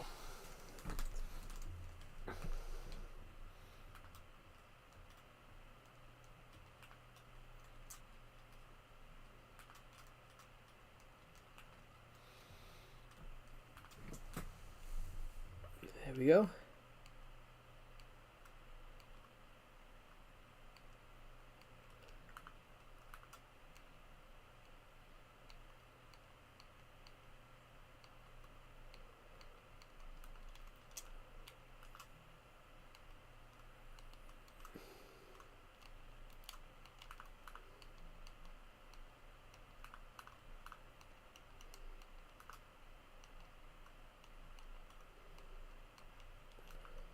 And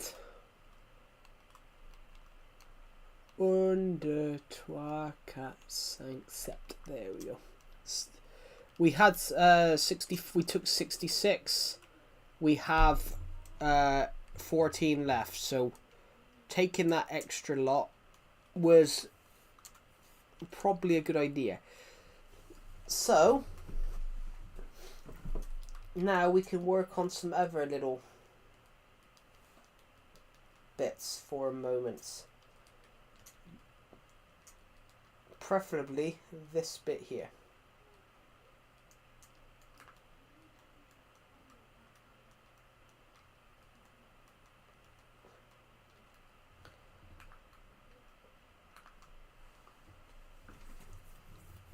I think I like it. I think it looks cool. So it's now time to get back up. In a minute, it will be time to get back up there and start again. Good. So the cobblestone and shit here, guys, is a useful little tool. We are going to have to start by breaking more shit. You should do a post of your top 3 streams. Sorry? I'm a little bit confused on what you mean. What do you mean by a post of my top streams? What, talk about my streams on a post, or...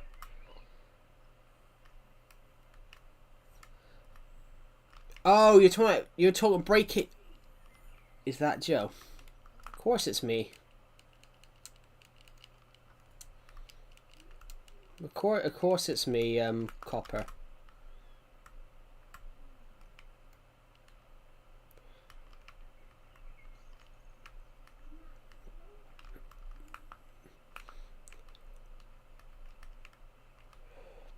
If it wasn't me, Copper, I don't know who it is.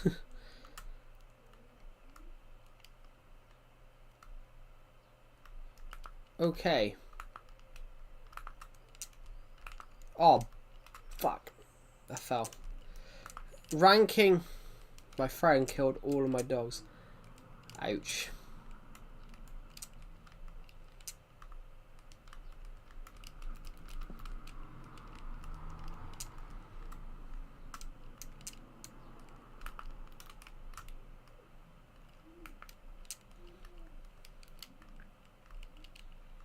Is that Joe? I don't know. Is he?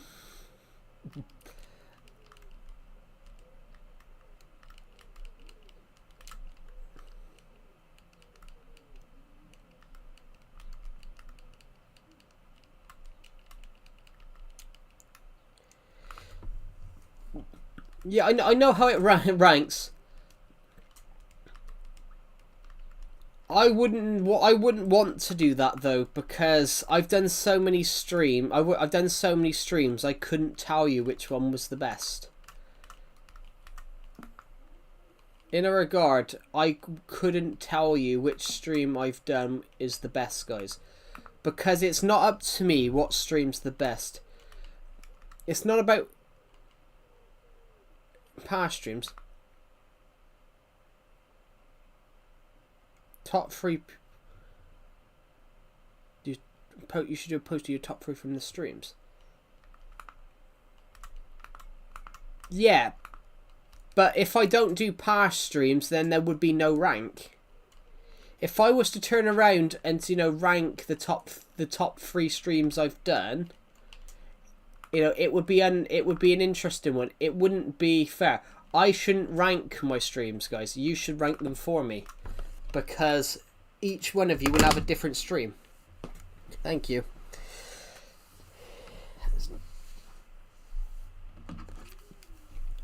Why you just...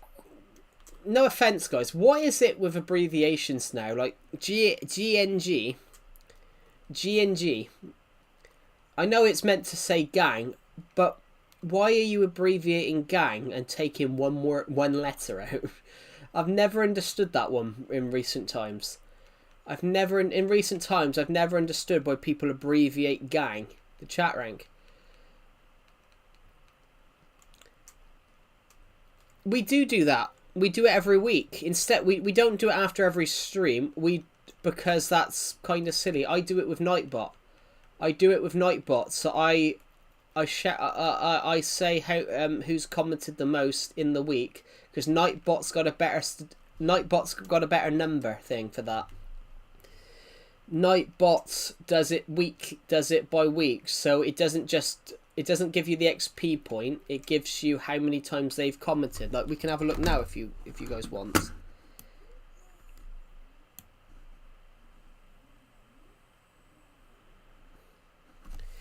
I don't know, it's just it's stupid. People abbreviate shit that they don't need to abbreviate now. What's the point of abbreviating gang by taking just the letter A out? Like, you might as well just say gang.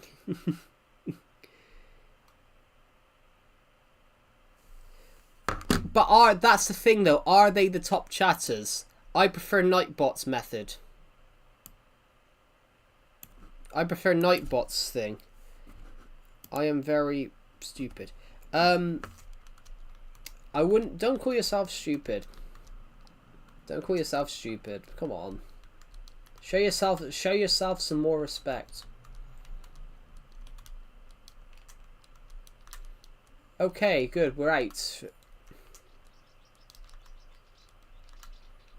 Yeah, but those make sense, because I don't know. I don't know is 2 words. I don't care is like... That's 3 words.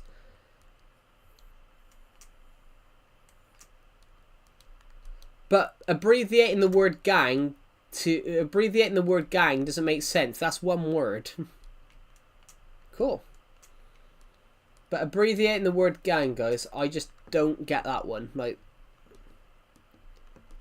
yeah, gang don't make sense abbreviated. It's like that's more of an American thing, to be honest. America likes to abbreviate everything. But well, You can kind of get why that is, though, because Americans tend to be a little lazy. It's like I don't know. I don't know is basically I don't know.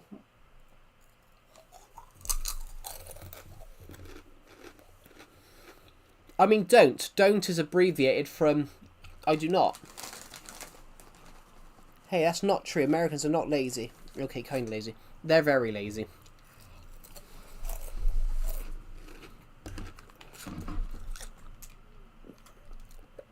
Most, be right back, AFK, ASAP, I don't know, I don't care, IDK, IDC. Yeah, most of them are all American abbreviations. But it's weird that you see them in the UK.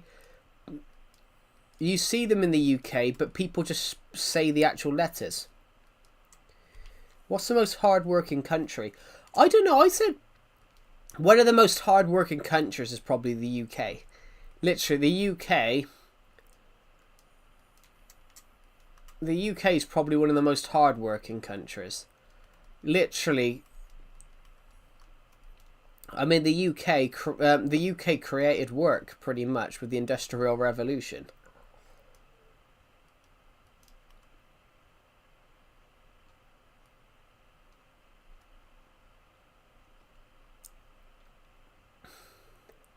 I think there at one point during the early days, America likes to start shit. Well, yeah. What's the point of abbreviation? I don't know how to spell it. If you're yeah, you have to say the whole.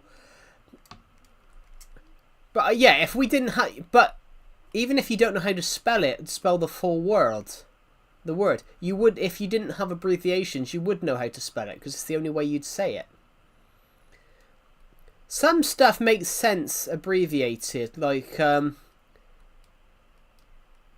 some stuff makes sense abbreviated, like, you know, like the UK, for example. Abbreviation. Yeah, United Kingdom makes sense abbreviated because the UK is basically United Kingdom. But there's some words that just don't need abbreviations. Yes, you have.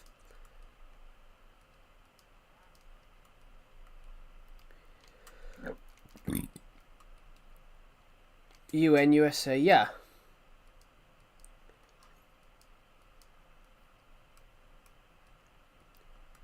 I think that one's the UK one started out. The UK one started out because people couldn't be bothered to keep saying United Kingdom of Great Britain and Northern Ireland all the time.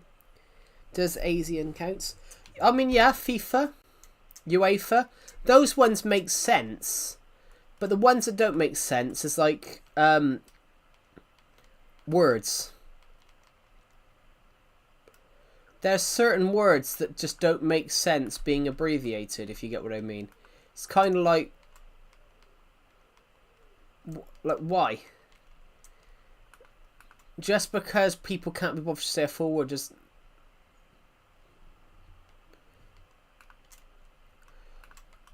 probably, yeah. The United Kingdom is the United Kingdom, guys, is officially it's called the United Kingdom of Great Britain and Northern Ireland. Officially, it's the United Kingdom of Great Britain and Northern Ireland. Bosnia it could be Bosnia, to be honest. It could be Bosnia. Bosnia is officially called Bosnia and Herzegovina.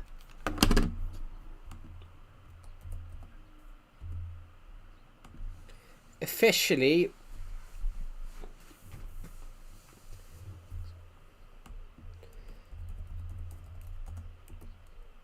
longest country name.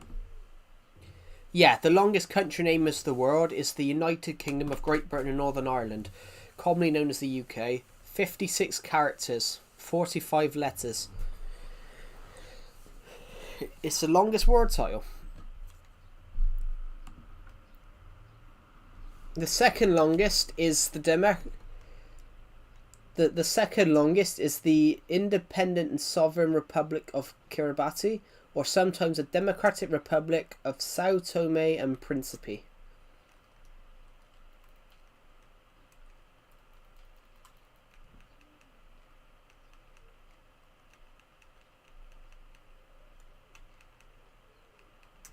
And if you want to know why I'm doing this bit, it's so I can put some blocks down later on.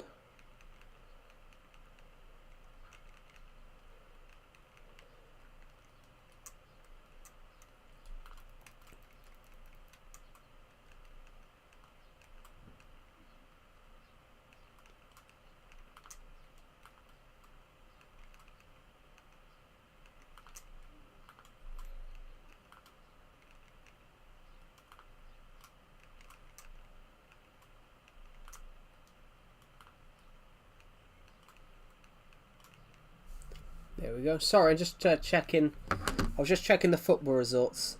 Brighton won 3-0.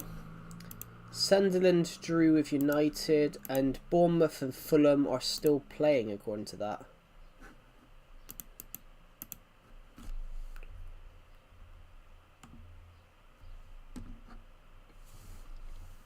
Well, the UK still does own a bit of Ireland, because Northern Ireland wanted independence. Sorry, Southern Ireland rebellion started and freed Ireland. Well, it actually, that's not entirely true. Ireland's remained part of the British Empire for another 16 years. After Irish independence, it remained part of...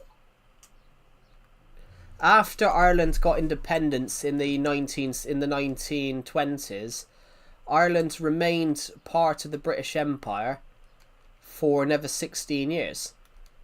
It's actually a really interesting bit of history.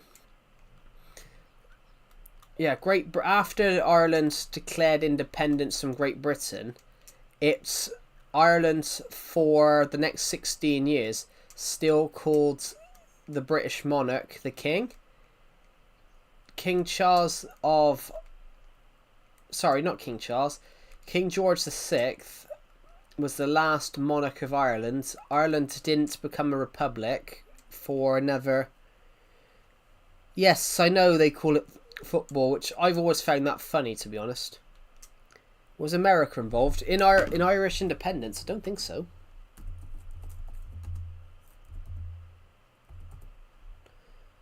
Yeah, so...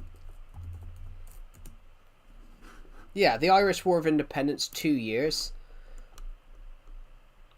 No, America was never involved.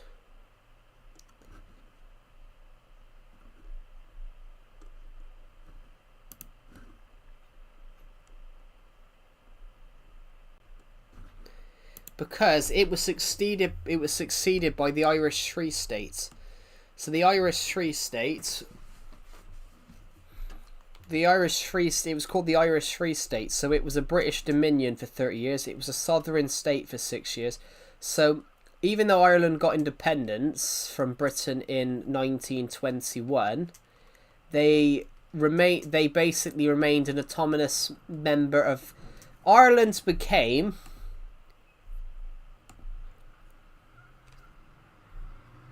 Yeah. Ireland became basically like what's like the Falklands Islands is, an autonomous member, and it's basically an autonomous country. That's what Ireland was for the next 16 years. Ireland became what's basically a lot of the British colonies are now, the British Overseas Territories. Ireland basically became an overseas territory that was independent but still called the King.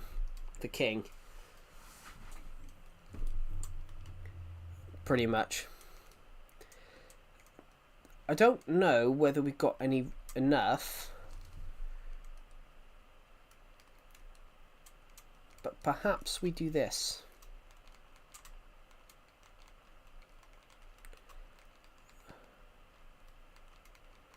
We should have more than enough here.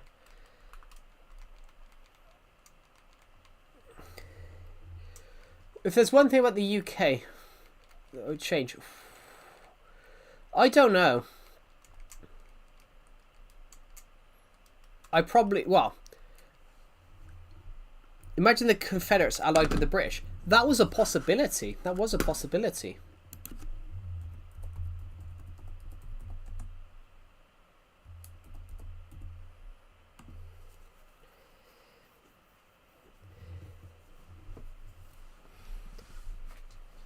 What? That's actually a possibility. So secretly British supplies, secretly British ships ran blockades to private British interests, especially in Liverpool, built ships and ran blockades to supply the South, driven by reliance on southern cotton. But Great Britain remained very much neutral during the American Civil War.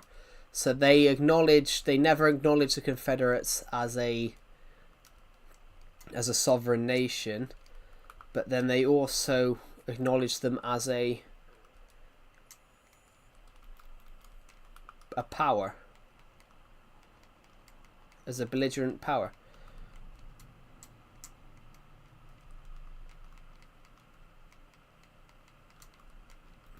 Interesting. History's interesting. Oh, tell you what. What did the UK do during World War II? Loki too easy to search. What did the British do? What didn't they do? Great Britain, Mazer, fought for 2 years alone. During the Second World War, when France fell, Great Britain fought the Germans and the Italians in Africa, on the oceans, in the skies of Britain, for 2.5 years alone, until the Americans and the Soviets came into the war in 1941. Great Britain.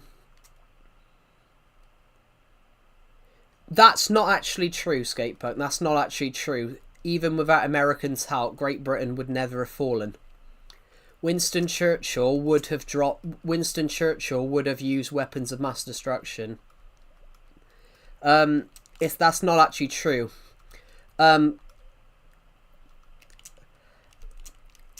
Without the Americans' help, we wouldn't be speaking German. The British Empire alone would have survived. I know a US president said that recently, but that isn't actually true. Great Britain would have been able to hold out for years. In fact, guys, they reckon if America hadn't have joined the war, they reckon Britain still would have survived. Yeah, Great Britain would have survived because literally every garden in the UK was turned into a farm. Football fields were turned into allotments. Great Britain would have survived. It's a really interesting one. They reckon Germany would never have conquered Britain because Great Britain had... Everybody in Great Britain was willing to fight. Even, women and children. Women in the 1940... In 1940, Winston Churchill was talking to members of the public. And women and children were willing to fight with bricks. They were literally... The Germans would never have invaded the UK. Even if Britain had fell, they even had a plan to continue the war underground. There's a documentary called yeah, we wouldn't be speaking German.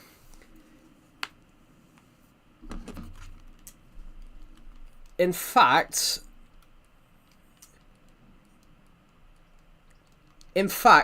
he actually cancelled Operation Sea Lion because it was unfeasible. They knew they wouldn't conquer Britain. In fact, have you guys ever heard of the Tirpitz? The Tirpitz was a big German ship, and it was the biggest ship in the world. It was so bad that Even if Britain fell, there would have been a rebellion. Literally, they secretly built bases with soldiers all across the country. So even if Great Britain fell, there was already like 5 million men signed up to basically be a secret army underground.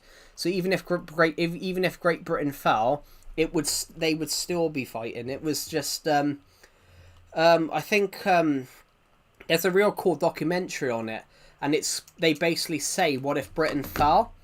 Winston Churchill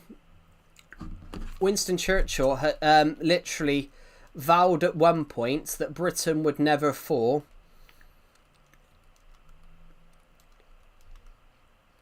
The only problem was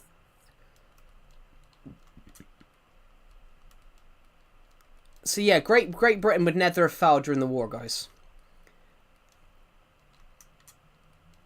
The only problem was for Great Britain is that they would have eventually run out of ammunition. Well, no, actually, the Tirpitz is not. That's not actually true. They used a big boy and blew up the Tirpitz. Well, they didn't blow up the Tirpitz. They destroyed the biggest dock in France. So there was only one dry dock in France that could be used to dock the Tirpitz. So Great Britain sent a boat there with a German flag on it, and they bombed it. And because they destroyed it and flooded it, it meant that they damaged it so badly they couldn't repair it till after the war. It meant that the Tirpitz had to limbo back to the ports and got sunk. In fact, the guys that took the Tirpitz was commandos. They were nuts. In fact, I liked some. But if you're still here, Skatepunk, I liked what Charles said last week.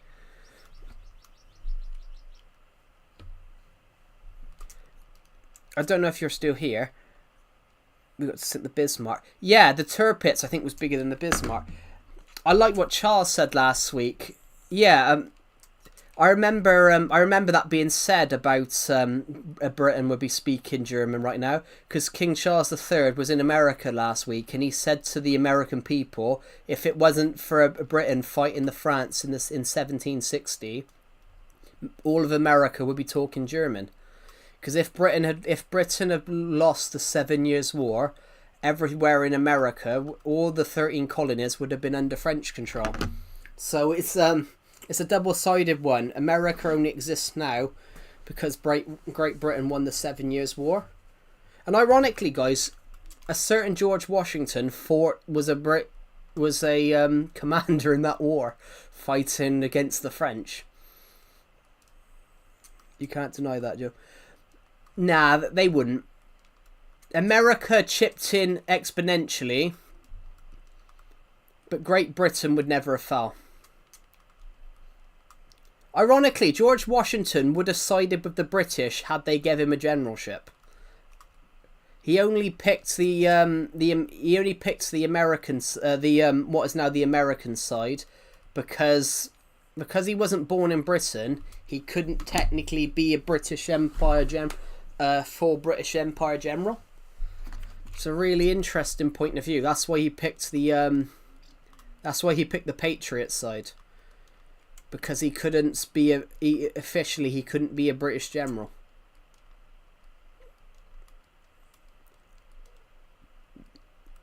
If you want to, that's all right.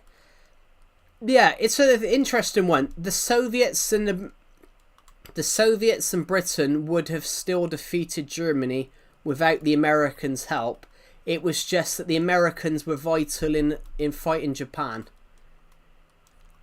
And obviously offering a lot of military supplies in the latter half of the war. But the Soviets and Britain had that much manpower, they could have defeated them. Great Britain would never have fell to Germany just because of the numbers. Here in America we're taught that we saved. But I can understand that though. Technically, yes, they saved the UK financially, but Great Britain would never have fell to Germany. Great Britain had really dodgy and dark weapons ready. Like, they had anthrax bombs. Great Britain had millions of anthrax bombs. If it came to it, they were going to poison the German water supply with anthrax. They were going to drop anthrax casts over Europe and destroy the German food supply. There's a documentary called World War Weird, and basically some of the weapons Great Britain developed was absolutely crazy. And the reason it was, Germany during the Second World War weren't following the rules of war, and they were dropping like really dodgy bombs on the UK. So the British government said, well, if they're not playing by the rules, so here, we won't either. And they just, in fact, Porton Down it's called. What they did at Porton Down was just crazy, some of the weapons they made. They made magnetic bombs that basically that you drop one and it sticks to the enemy ship and then blows up. What else did they create? As I said, anthrax bombs. In fact, British prisoners of war were given pens. If you took the pen lid off, it was a magnetic compass to help you find your way back, so you could escape. During times of war, you have to send supply. You have to be allowed to send supplies to your prisoners of war. So Great Britain, basically, in their gifts that they sent to their prisoners of war that were captured in Germany, they actually sent stuff that they could use. So they sent handkerchiefs that you could piss on. If you pissed on the handkerchief, it showed them a map of where they were and how to escape. The pens had you know the metal bit in the top of a pen. Hello, Raymond. Welcome to... You know the metal bit at the top of the pen you click on, guys? If you flipped that bit upside down, it was a magnetic compass. Yeah, Great Britain, some of the shit they invented during the Second World War was just crazy. Radar was another one. But yeah, I can understand that one, America saying that, because you're going to want to big up your history.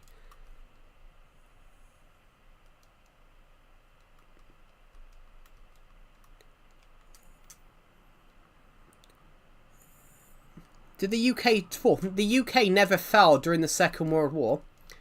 In fact, 1941, Winston Churchill. 1941, Great Britain was bombed every night. And what did the UK do? They just bombed them back. It's crazy. Winston Churchill was really angry that they didn't try and shoot German planes down. He said, "I want them to." He said, "I want you to do it." He said, "I want you to shoot them down. I want you to continue shooting up in the sky." He goes to let them know that and let the public know that we're still in this. The history is crazy.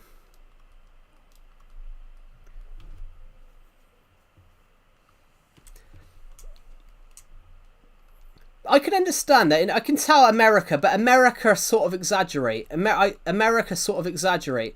Like America's told about the American Revolution. Churchill was angry because he didn't get his food. No, Churchill was angry because he was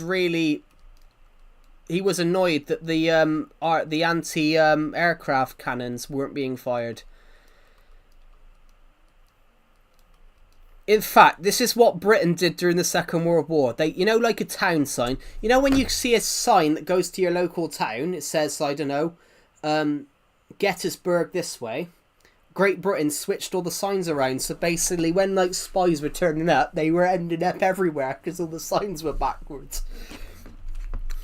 They actually did something called a blackout, so basically at night time you couldn't turn your lights on.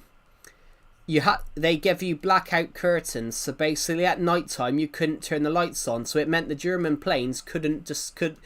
Back in them days, you didn't have GPS. So the Germans could not find out. The Germans couldn't find out where the locations were. It's a really interesting bit of history. It's amazing.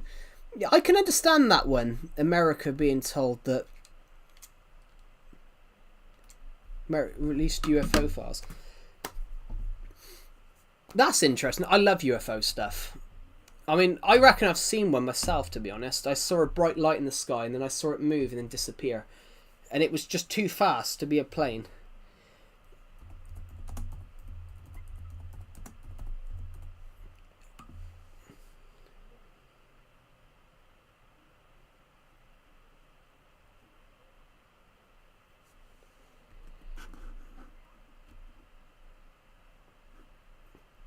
Tell you what, I'm going to Google it, guys.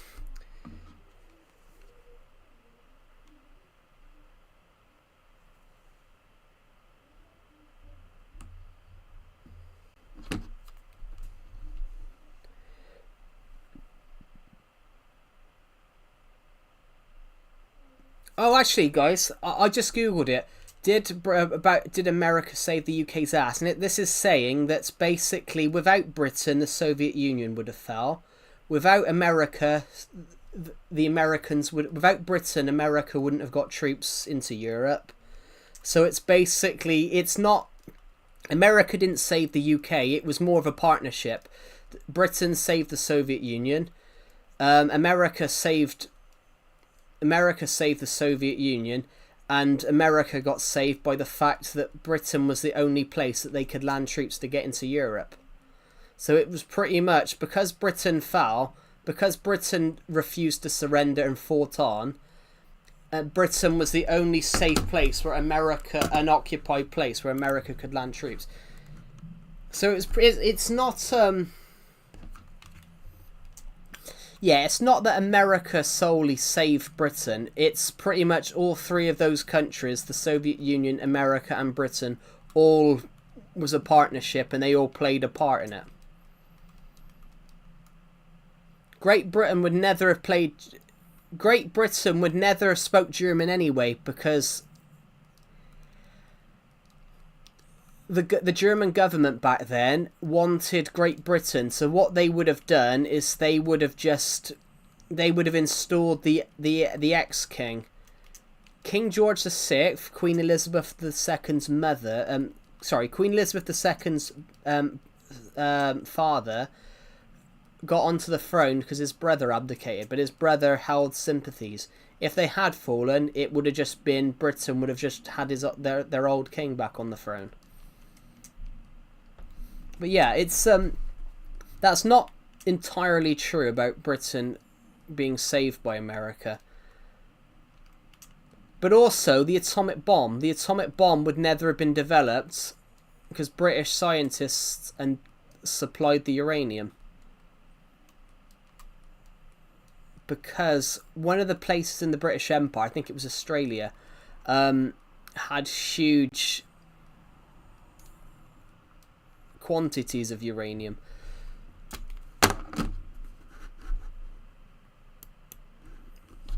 Yeah, but that's not entirely true. That's more of like an American patriotic thing to say that they saved the UK.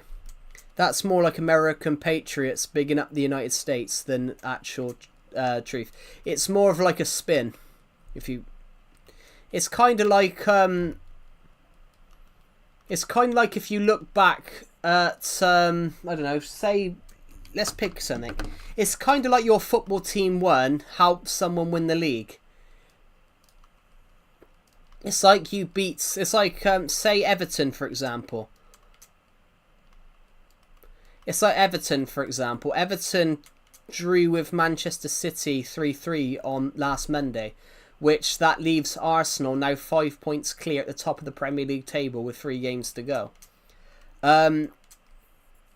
Everton can say they helped Arsenal win the league technically, but they didn't help totally because that other team had to do something, had to win all their games this season.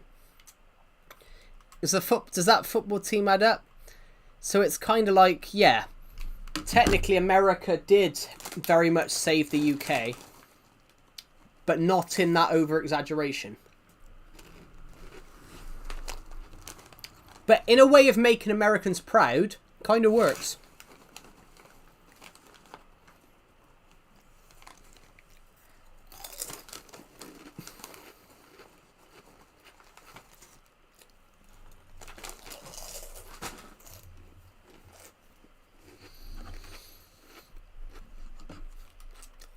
In a way, it kind of works, though.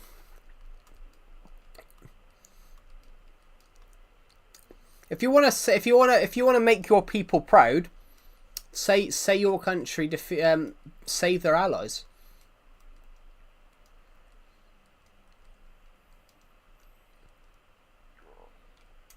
Are Are you saying we're saying taught propaganda? I'm not saying you're taught propaganda. America's an interesting one. It's sort of, it does, I wouldn't say it's propaganda. It's more of a patriotic thing. So for example, like I've spoken to an American person before on a stream like over a year ago, and they were saying to me about the War of 1812, about America won it. But in British history, we say it was inconclusive. We say it's inconclusive, and it's a really interesting thing. Like American history, they say they won the War of 1812, but then historians say that if the War of 1812 had a winner, it would actually be Great Britain, because Washington DC was under British control. The White House was in ashes. Yeah, but that's kind of a major thing. That's probably what the UK used to do. The UK used to say about, you know, how good Britain is and things like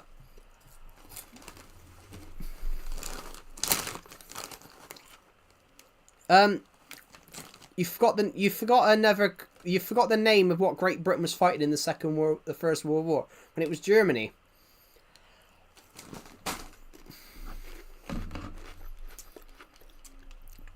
In fact, I'm watching a history podcast at the moment, and they argue that Woodrow Wilson, the US president, causes World War II.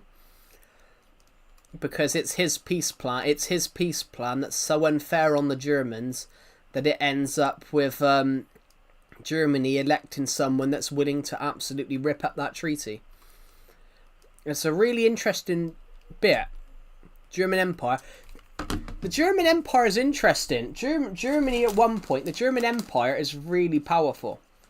People don't understand how powerful the German Empire was.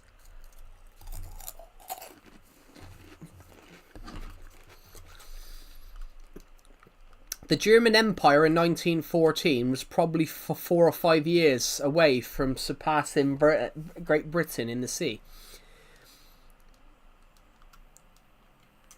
It was nervously Prussia. It wasn't Prussia. It was a state of Prussia. Prussia was a German state, and it was Prussia that basically led all the other states to become the German Empire. It wasn't solely Prussia. It was basically all the German states. Yeah. So the king of Germany, the Kaiser of Germany, he was actually married to Princess Alice of the United Kingdom. I think that was her name.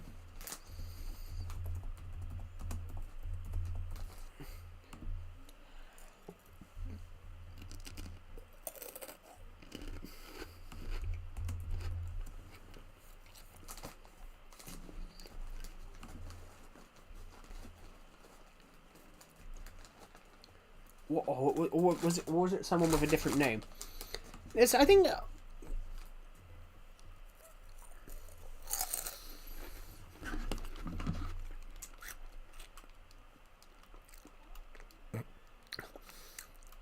I wouldn't say that. Germany was already starting to struggle against the Soviets.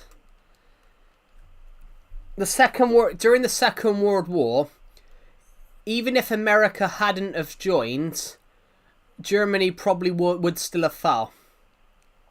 Because the Soviets were really powerful. We don't understand. It's not mentioned how powerful the Soviets were. In 1942, the Soviets outnumbered the Germans by like 50%. Germany had like 3 million men on the front line. The Soviet Union had like 6 million. What saved the Soviet Union? What saved the Soviet Union during the Second World War was that Great Britain hadn't fallen. If Great Britain had surrendered in 1940, then the Soviet Union would have collapsed. But because they were having to keep millions of troops in like France, to stop because of fears of a British invasion. It weakens the front on the Soviet side.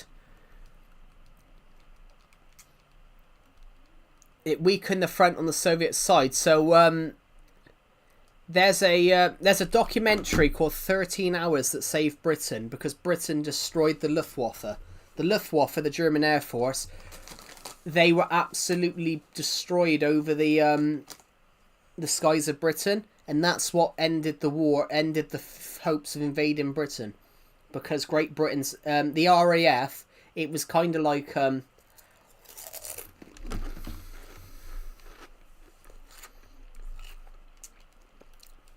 did a country contribute? Well, technically Germany contributed, yeah, but there's a lot of historical context arguing that Woodrow Wilson caused it, because the peace deal that he proposed eventually was so tough that it was borderline crazy.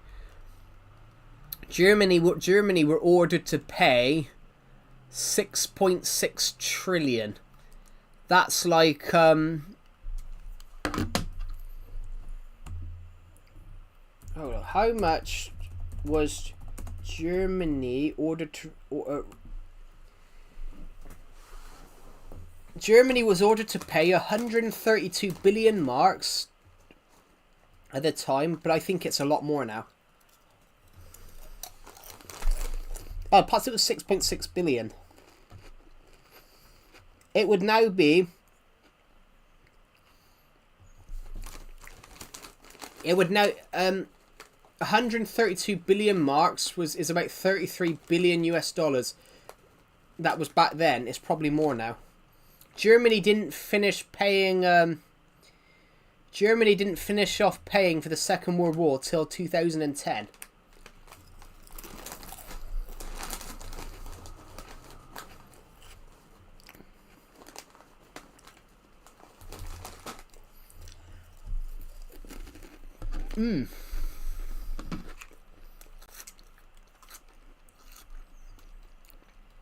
Yeah, Germany's World War One reparations, they didn't finish off paying for it till 2010.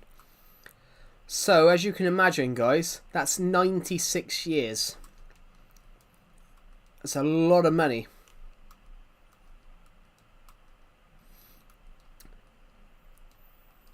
Well, mind you as well, they did stop paying for it. They did stop paying from 1933 because the German leader at the time basically thought that it was a flashlight, a torch. Yes, they do. The reason they call it a torch is because of a torch, really. It would have been cheaper a bit. It was still 130 billion though. That's how much they were told to pay in 19 whatever. In 1950 whatever, that's how much they were told that they had to pay. Which, do you get what I mean? That is a lot of money though. That's a lot of money. Like, that's like oh shit, I just missed the jump. That is a crazy... Yeah, history is incredible. But history can be changed as well. It's really interesting. Like, the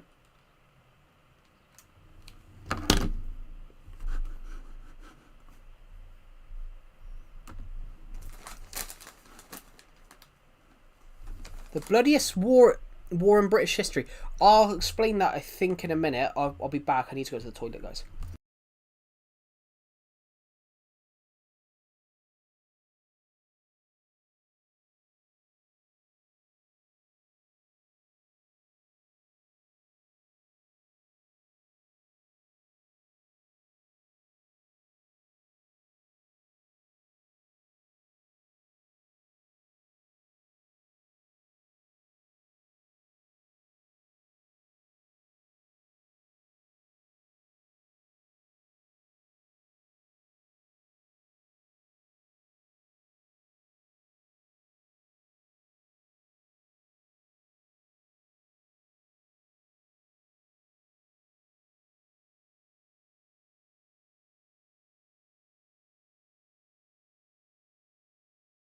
I don't actually know, to be honest, to answer that question.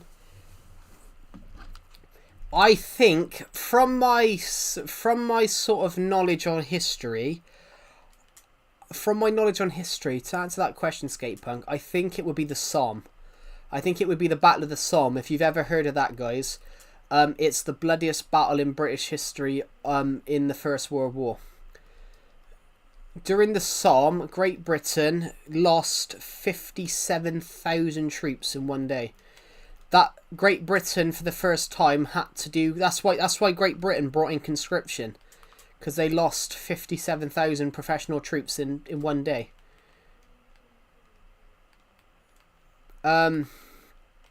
What happened was that the British troops ran into the German crossfire.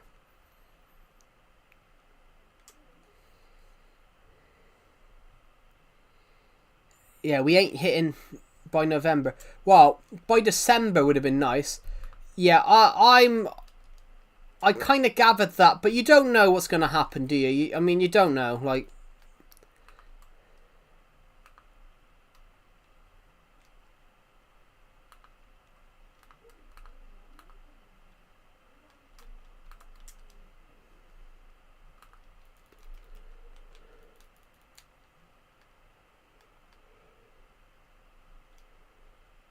someone unsubbed. Hello, Sanghoon. Welcome to the stream. I would say the most brutal battle in British history was probably the Somme. During the Somme, Great Britain lost 57,000 troops in one day because they ran into the German crossfire. So, yeah, 57,000 troops. And they lost a lot of troops at Gallipoli, which was a certain future Prime Minister called Winston Churchill was to blame for that. Winston Churchill was to blame for was actually to blame for the Somme. No, for Gallipoli. The Battle of Gallipoli was Winston Churchill's fault. He underestimated. It took too long. The negotiations and the planning took so long because during the Second World War, you obviously...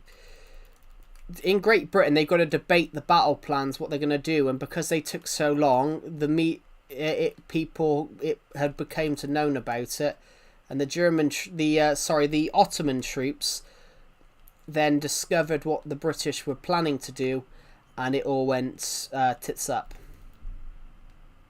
And because they've worked out what they were going to do, it meant that everything hit the fan.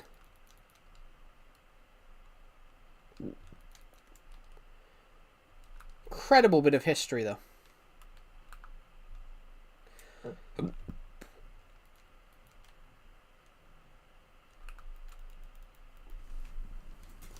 Oh shit, I probably needed that.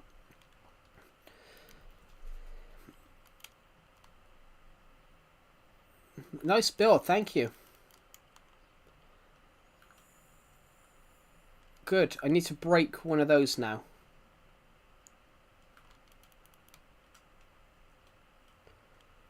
Bollocks.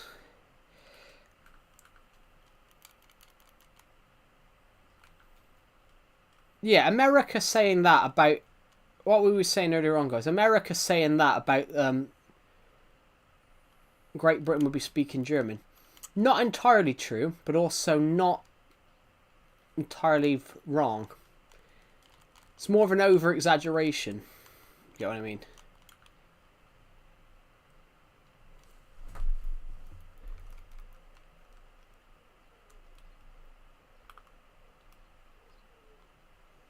Yes, Copper?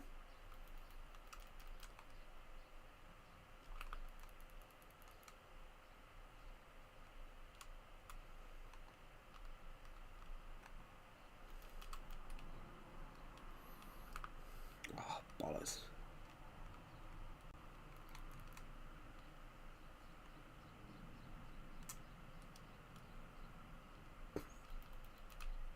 Really? I didn't know that. God, what's it stuck on?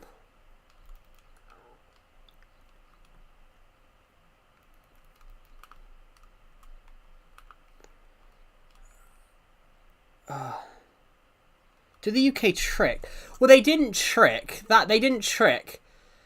It's alleged that they worked out. It's alleged that Britain found out through codes. It's alleged that they intercepted the codes. That I ate some toasted ravioli for lunch. Cool. It's alleged that they knew. Great Britain wanted the Germans to help, and even the US president at the time wanted to help because he didn't like watching. Because Winston Churchill was a friend of his. He didn't like watching British people get bombed in the night. He didn't like seeing that. So FDR didn't like what he was seeing and wanted to help, but it was the US Congress that was basically denying him access to help. So America at the start of the Second World War was selling arms to both sides. It's a really interesting point of view, which that is true. America at the start of the Second World War were actually selling arms to both sides and were neutral. But the US president in Franklin Delano Roosevelt was openly pro-Britain. They didn't struggle financially. They did eventually. Because total war, Great Britain, America didn't have to worry really, did they? Because obviously you're not really technically a European place. Technically Europe is... America didn't have to worry because it was so far away. But most of the American people, are related. Most American people are related to, British ancestors.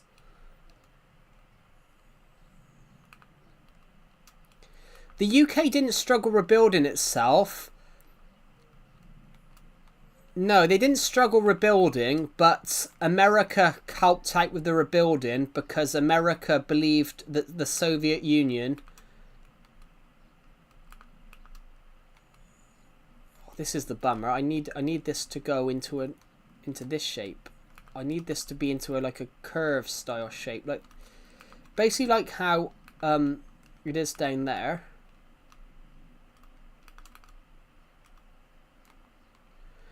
It's in a curve shape down there, and I need it to do that, but I can't quite get it to work.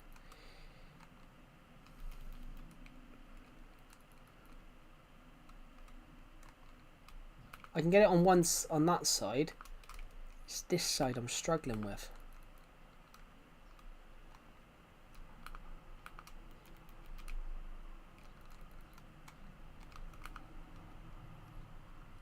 It's...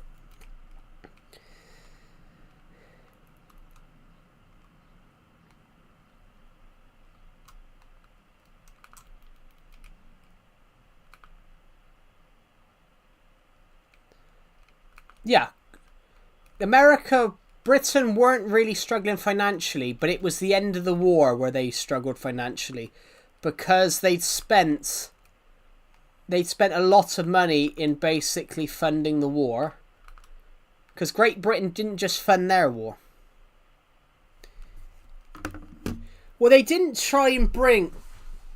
No. Great Britain didn't bomb Pearl Harbor. Japan bombed Pearl Harbor. But to this day, it's alleged that the British government discovered that Japan was going to do that. But Winston Churchill basically said, well, America will come into our side. So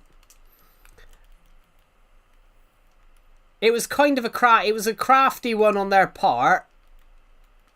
But you sort of understand why they were doing it, because Japan were at war with Britain too. So if Japan did that, it would bring an ally in on the fight, and it would bring an ally there on the fight against Japan. I can't do this, guys. I just can't get that bit to work. Explain how asthma works. I don't have asthma, so I officially cannot explain how asthma works. So, because I don't actually know.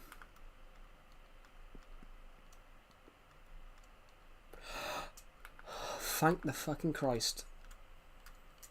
Oh, we can get rid of that now too.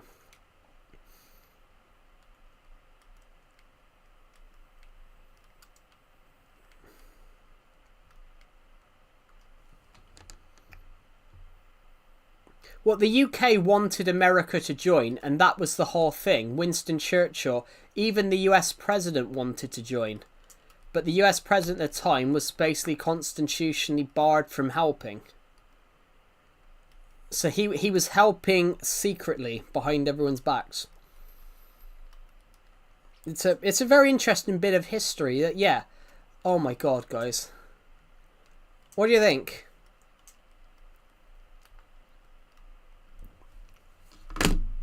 Do you know what? I actually like it.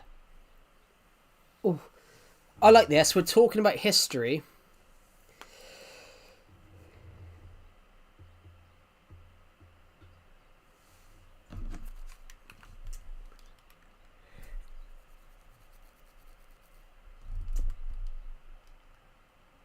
I know Silver Samson saying I'm back. I just didn't read his comment out. It's loud. I know. Hello, Silver Samson. Sorry, I was discussing something. Because I was discussing something, I didn't read out your comment. I do apologise.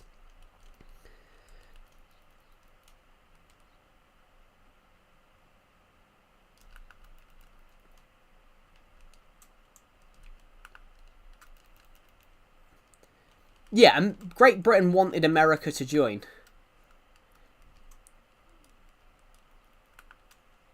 They did want America to join, but it was how do they join? Great Britain were willing for America just to help out financially. But yeah, it's an amazing bit of history.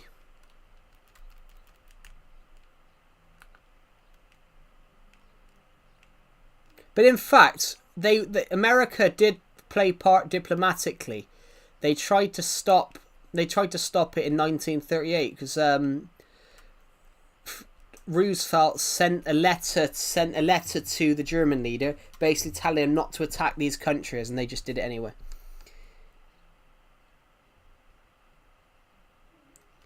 I can't encase it with glass, but this is exactly what I need it to look like, to be honest. I'm building a murder mystery map, and I decided to base it on Doctor Who. So basically, we've made the Doctor's TARDIS. This is the console room. That's why I've put these here, because it looks like buttons. That's true. That is what they did. Yeah, Lend-Lease. Winston Churchill, they say, had 3 audiences during the Second World War. The British public, the British government, and then Roosevelt.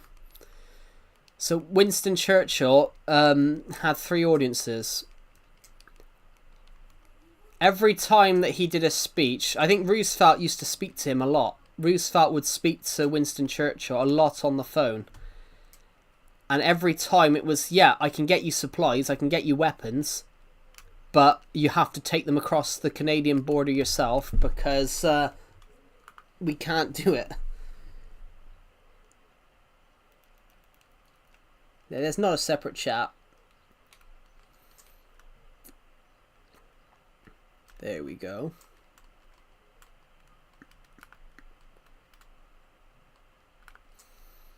It's amazing. It's amazing history, though. It's kind of like, basically, it's kind of like the war in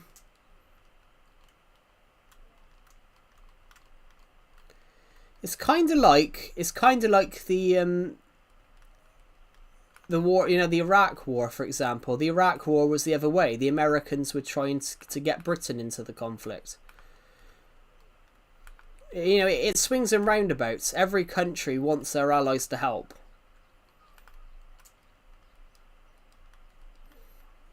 The American government did the same thing during the Iraq War. They were trying to convince Britain to come in and help. There we go. Look at that. Let's have a break for a minute because we've been building for like 2 hours.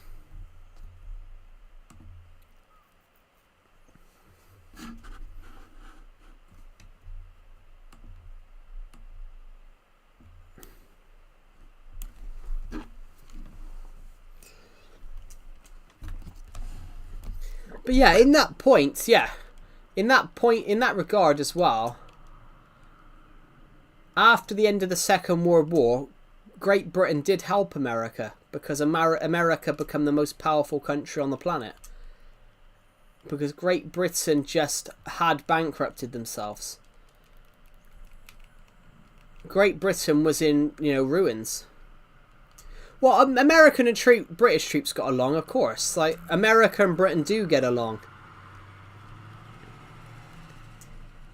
America and Britain get along just because they said it's basically... I mean, Britain's got to deal with the UK in the time of a war, and they can't reach the British government, so the American government will give them information. The UK and America are basically like brother nations. Every time if there's a war, they're on the same side.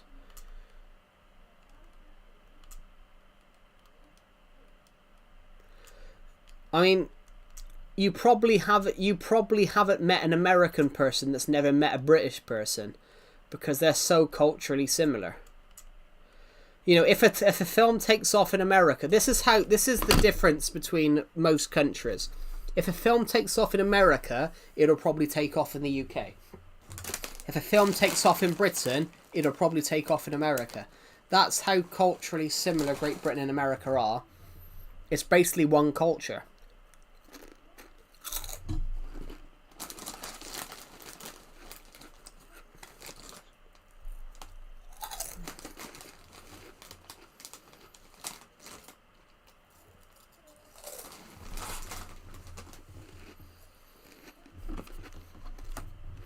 Yeah, American and British culture is the same. Minus a couple of things. If a film...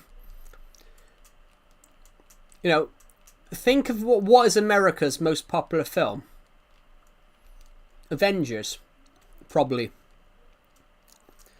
Yeah, America and Britain, basically, if a film takes off in America, most of the films that are popular in America are popular in the UK. And that's not because... Oh, it's just because it's popular in America. It's because they're so culturally similar. Because they're so culturally similar. But I'm from America.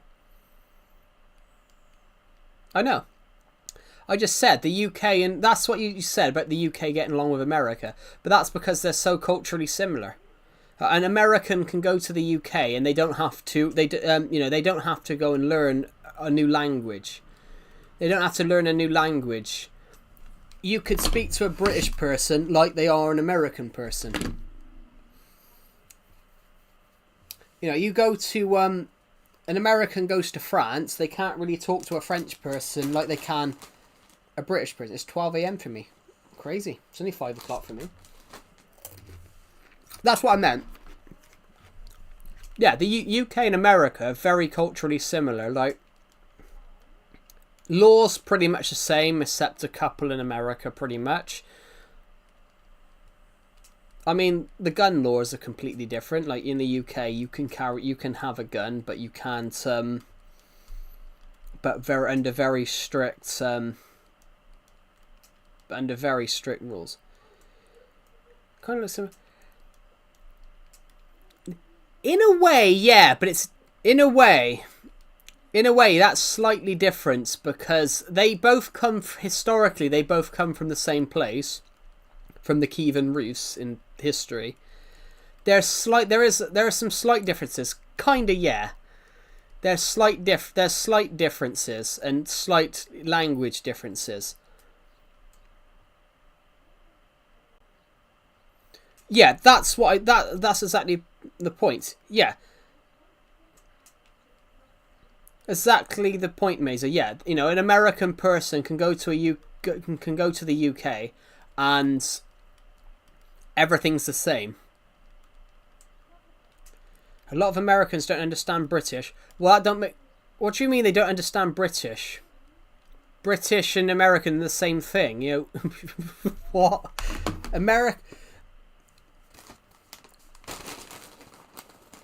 You are what they can't. I'm really confused by that. How do they not understand British? It's the same bloody language.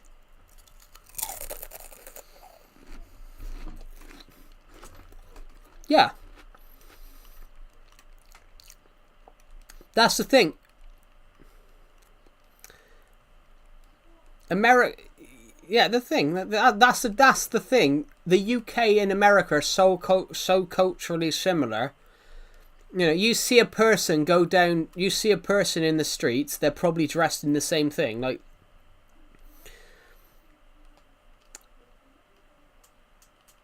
well, yeah. The only difference between the UK and America really is that. Tell the wah.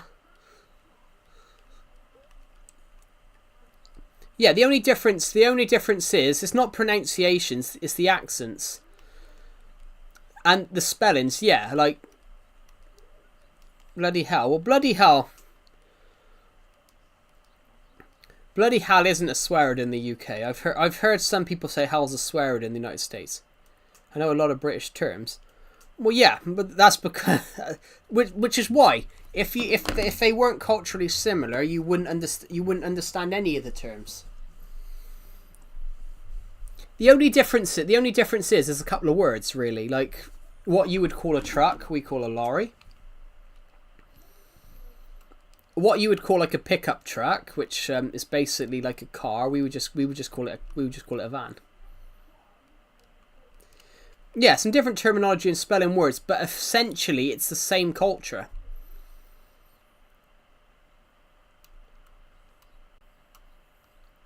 You can see this, yeah, armor versus armor, yeah.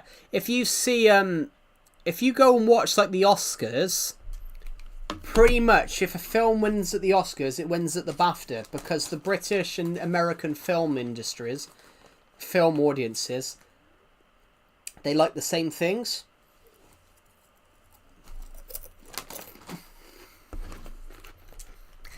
It's very rare that somebody wins at the Oscars and not wins at the BAFTAs and not the Oscars.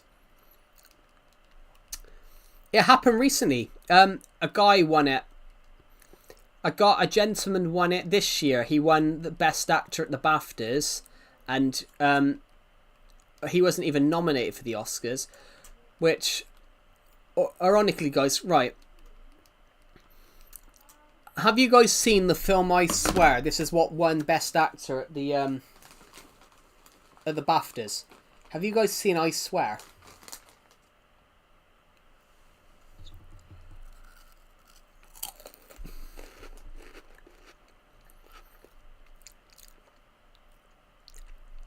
It wouldn't be Rooster. It wouldn't be Rooster. It would still be Rooster, and we still say they are.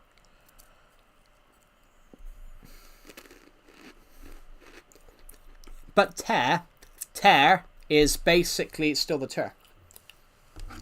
The first British person I've ever met. Probably not. Copper. I guarantee you've watched a American TV show, and there's been a British person there.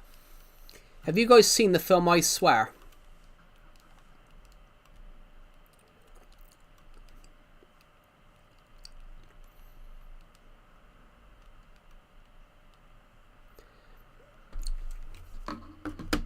You're 60% British.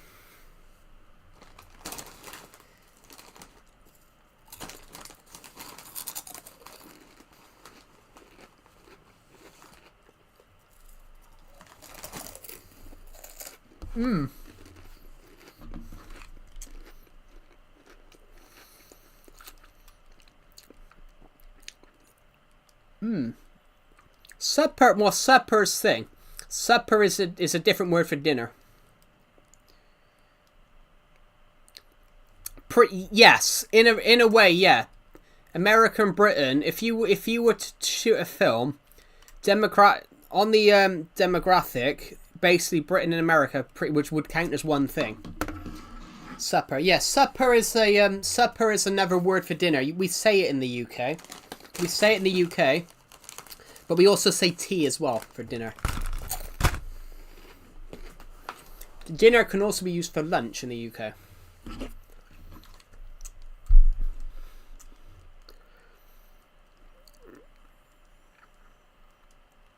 Supper is more of a British thing. Supper and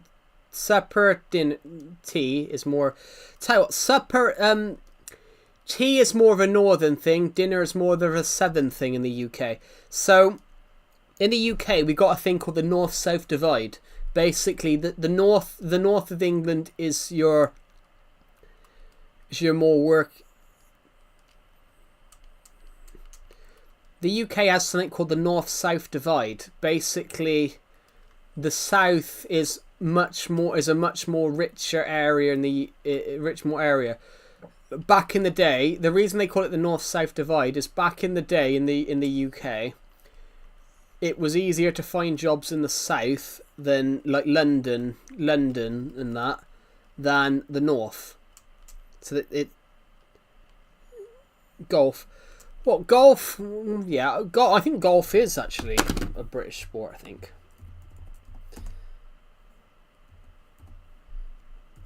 I think golf actually started in Britain. I believe. I didn't save that.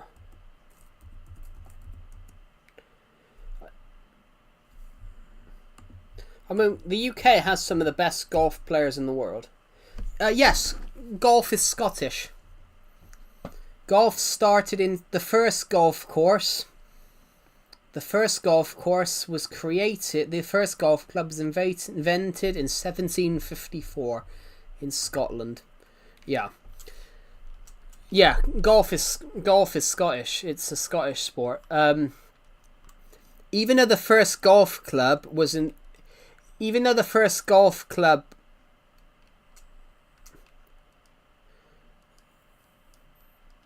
The first golf club may have been 1754, but people played it beforehand. So like football, the football actually started out in like the 13th century in the UK, but it was just they didn't actually create any rules for it until like 1800. It got banned in the Middle Ages because people used to lump the shit out of each other. Yeah. I actually like that, guys. But now we've got to build some more onto it, which we're going to have a break for a minute because I'm quite knackered of that building for a moment. Let me think of some other things.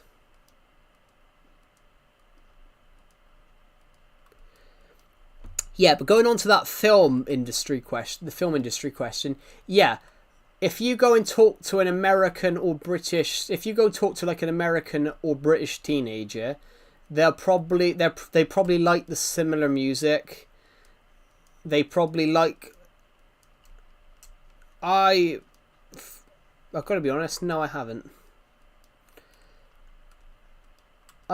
But on that regard, yeah, Great Britain and America, demographically, are very, very similar. It's kind of like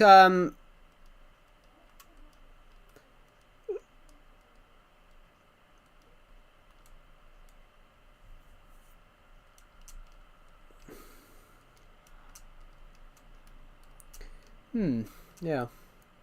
Sorry, trying to think. The only difference if we're talking about film, the only difference is the way the way that the audience watches the film. So, have you guys heard of Tarantino?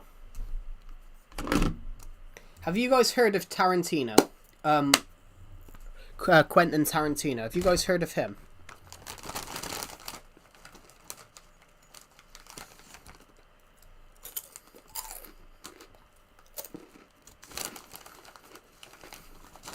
That is a good film. That's the only. Ironically, that is the only Tarantino film I've seen.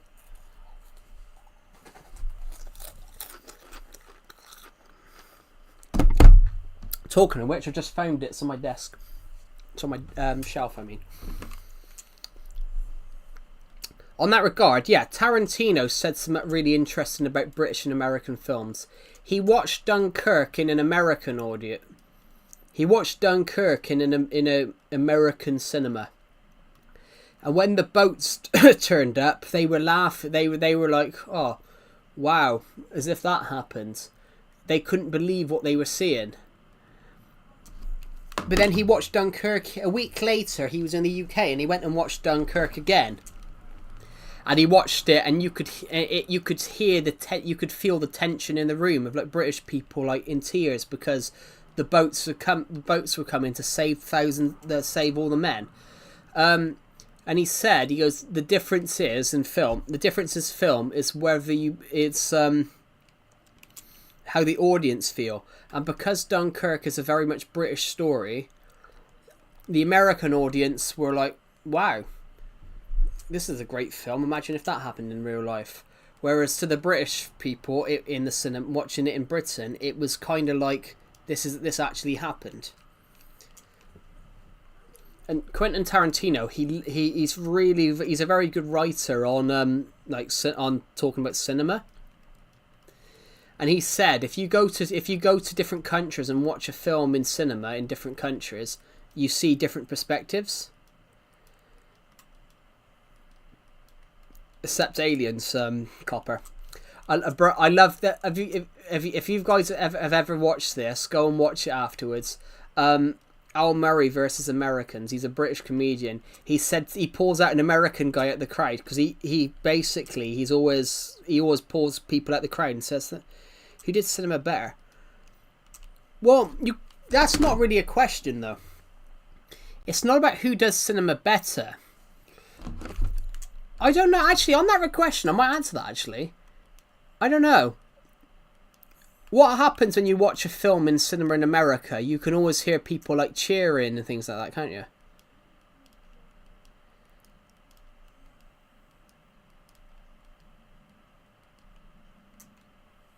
When you watch a film in cinema in America, you can always hear people cheering, can't you? When something happens.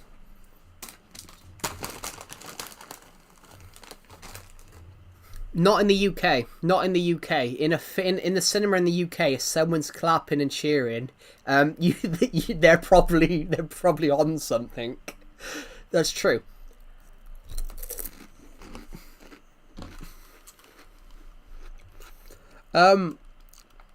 Yeah, in the UK, it's actually common etiquette that you watch a film in silence. So if you watch a film in the UK and you only laugh if there's a funny bit. You only laugh if there's like a funny bit in the film. You only laugh if there's like a funny bit in the film, or you might have a tear in your eye watching like a sad bit. But yeah, that ruined that. A lot of people had a go at the cinemas for that, the Minecraft movie, because children were throwing shit at the screen. Who did more for film?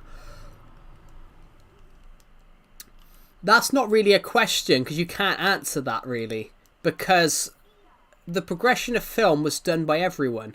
And as someone that studied film, some people would say America. But British, there was British filmmakers that were shooting. The first film ever shot was British. The Roundhay Garden scene. But then the guy that shot the Roundhay Garden scene, all he shot was a group of people walking around. Then you had Thomas Edison that just filmed people blowing their noses. America made Hollywood. But Hollywood is just the American film industry. The British film industry is just called the British film industry, to be honest. But then you also have Bollywood. You also have like the Italian film industry, the French film industry.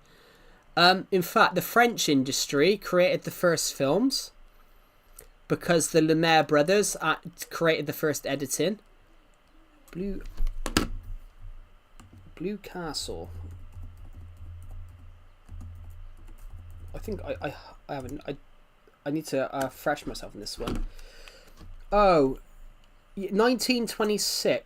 Blue Castle Films. That's not popping up. That's not popping up with anything. It's not.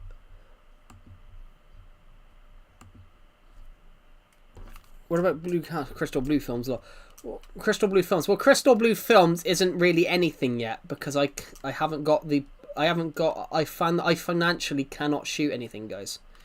Crystal Blue Films lol. Well, Crystal Blue Films, financially, guys, I cannot shoot anything at the moment because I can't afford to shoot anything. But I've got some ideas to shoot some stuff, but I just can't afford to do it at the moment. But on that regard, yeah, the first film industry, the first film studio was Thomas Edison. Thomas Edison, interesting guy. very good businessman, but also a crook. If Thomas Edison, he's a really good inventor, but he also claims credit. He's also down in history as a bit of a con artist. He claimed it. He claimed credit for stuff that he didn't actually invent, like the light bulb.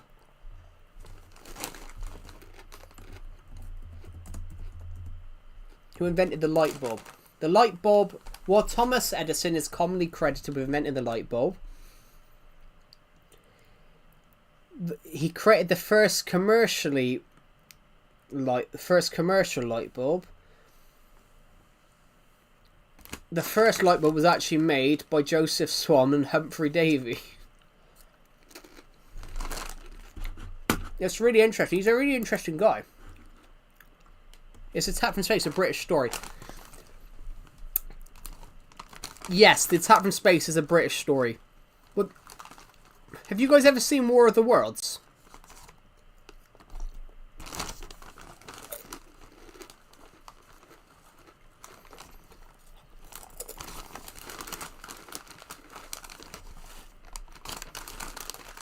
War of the Worlds is a British story. War of the Worlds is a British novel from 1898. There's quite a few stories that are actually British, but then they've been adapted. Has any of you seen Matilda, 1996? Danny DeVito directed it.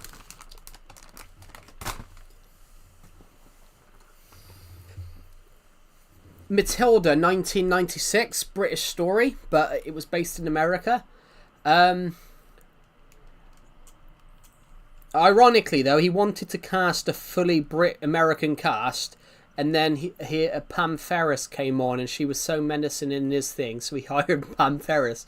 He wanted an absolutely American cast, and then he cast Pam Ferris. He was literally from Birmingham. Well, from the West Midlands, I think. Hello, Jake. Welcome to the stream. Yeah, history's amazing, guys. But film, there is no definitive answer who did more for film, because it's like documentary. Who shot the first documentary?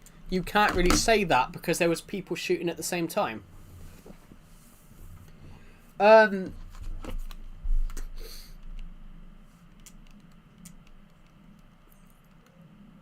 It's kind of like who was the first filmmaker?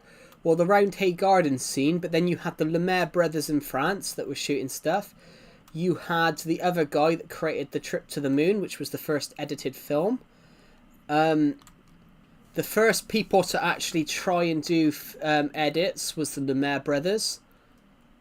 The Lumiere brothers shot a film called The Train Arrives at the Station, and they played it on a cinema screen, and people ran out thinking a train was going to hit them. Hello, RTH Lego. Welcome to the stream.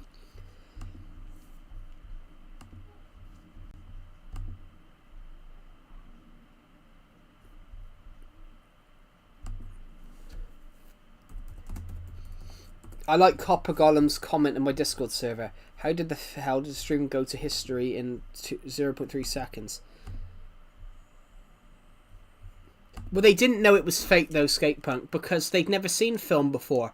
They'd never seen it before. Like, imagine, imagine have you tried VR? Imagine trying VR for the first time, and you see everything around you. You're going to think it's real. We're still talking about British films. No, we're talking about film in general. We're talking about film in general. They're like the first films. Because films started out... film and video have only been around for the last 100 years. But they didn't know it was fake because that was the first time they'd ever saw anything move. They'd never seen a moving image before. So it'd be like putting VR on for the first time. Videos are moving frames. Yeah. Which moving frames, moving videos have only been around for the last 130 years. I appreciate the conversation with you. No, thank you. But But yeah, it'd be like putting a VR headset for the first time. Imagine I put a VR headset on now and I'm looking around going, wow, this looks so realistic. But then imagine a train coming past. I am going to move out the way because I don't know.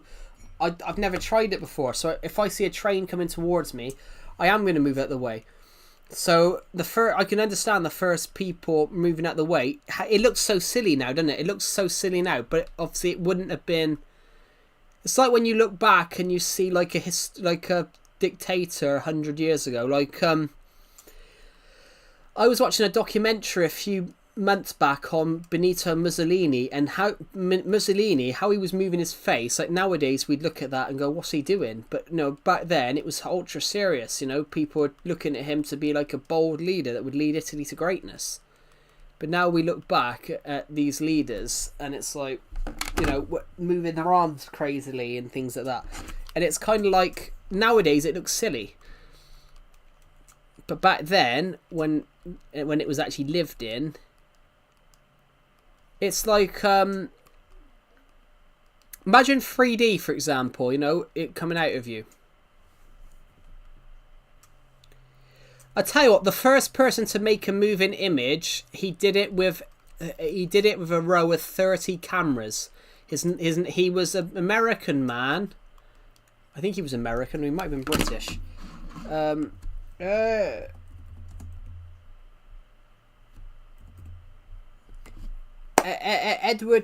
Muybridge. Edward Muybridge. No, he was English, but he was English. I thought he lived in America though. Edward Muybridge, 1830 to 1904. He doesn't look 74 in that picture. He doesn't look 74 in. He doesn't look 69 in 1899 in that photo. He looks about 105.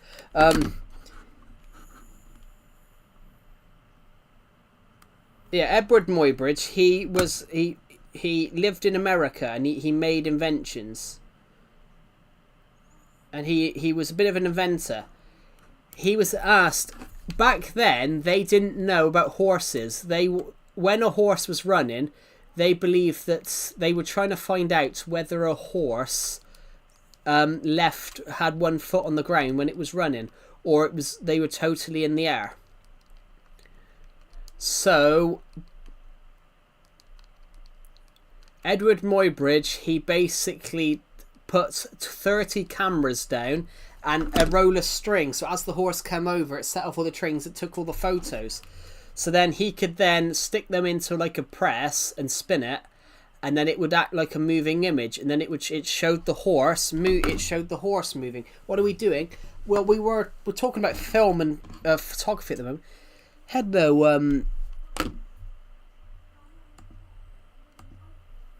Hello, Red Harlow. Welcome to the stream. Welcome back. Haven't seen you in a while. Welcome back. Haven't seen you on the streams in a while, so welcome back. Him in film too, yeah. So what he did, that was technically the first time anyone had attempted to catch a moving image. So he needed 30 cameras to do that, but nowadays we can do it in one. Yeah, because back in the day, they have separate frame segments. That's because they had to use so many cameras. And also, he used string to set it. He used like tripwire to basically set it all off. It's incredible. Who was the first moving image?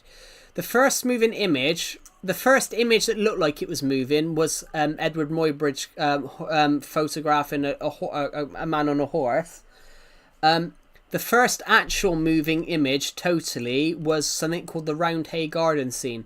So a group of people were filmed moving in their garden. But then you had the Lumiere brothers and you had Thomas Edison that were basically active at the same time in different parts of the world. Thomas Edison was basically filming people do things. So people used to the kinetograph. And it was a thing that you could sit in and watch like a moving image. So basically, Thomas Edison just shot shit. I'm not saying he shot shit, but what he shot you wouldn't think was normal nowadays. Like, goodbye, Mazer. Have a good rest of your day. So what they would do is basically Thomas Edison would shoot somebody hitting a hammer onto a ground. Thomas Edison filmed one. He filmed a guy called Fred Ott blowing his nose, so it was called Fred Ott's Sneeze, 1893. I can't remember why I know the date, but then he shot a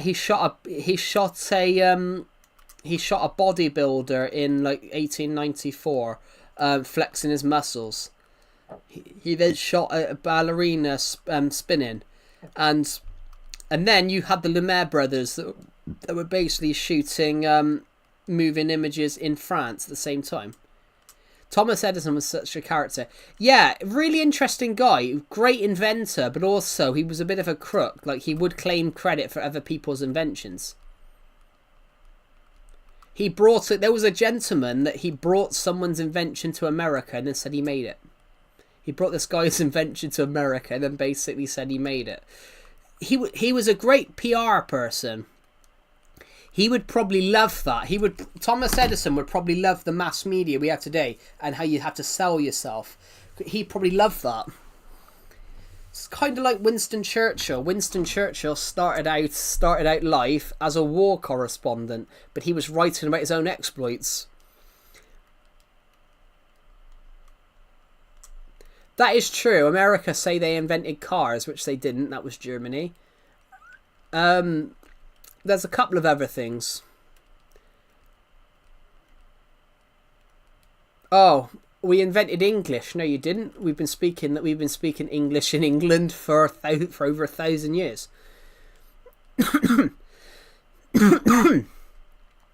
Sorry.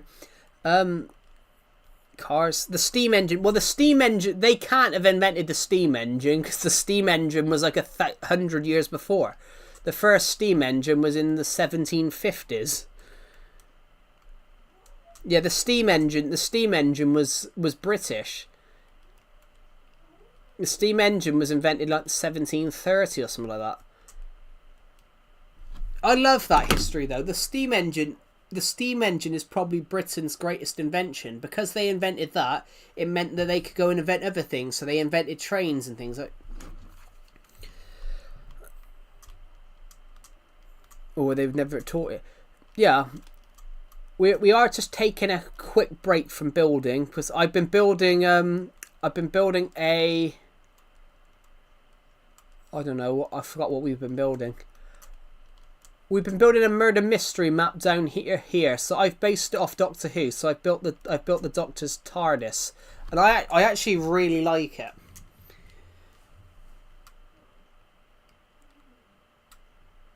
I really, really like it, and I've just fallen out.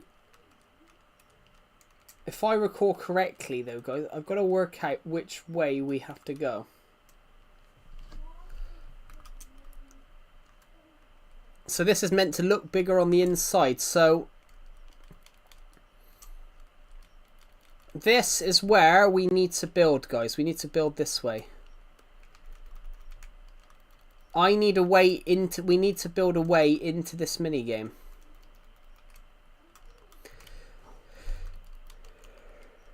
Oh, I'm out.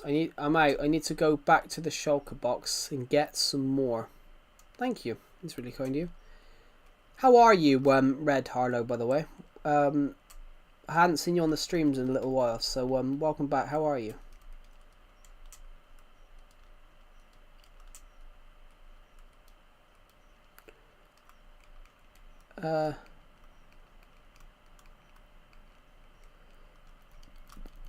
Ooh.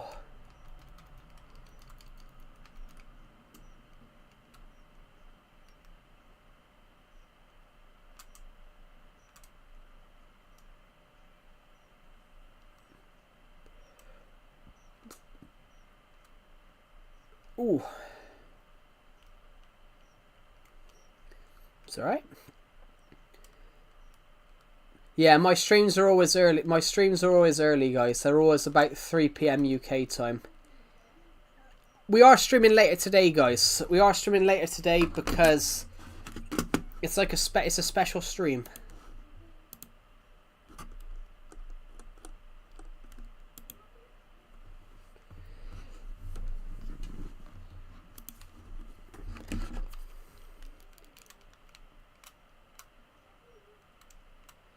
Tell you what, guys, I'm quite peckish. I think I got a Cadbury's bar on the desk. Ooh.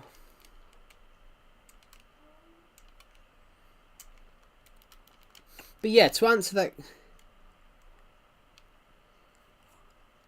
I don't know, to be honest. It's alright. Welcome back. So, I really like this. I think we've got to do something here, though. We've got to do a little bit down, a little bit of something down here, though. What do I think about Lego stop motions? I love Lego stop motion. I started out as a Lego stop motion YouTube channel.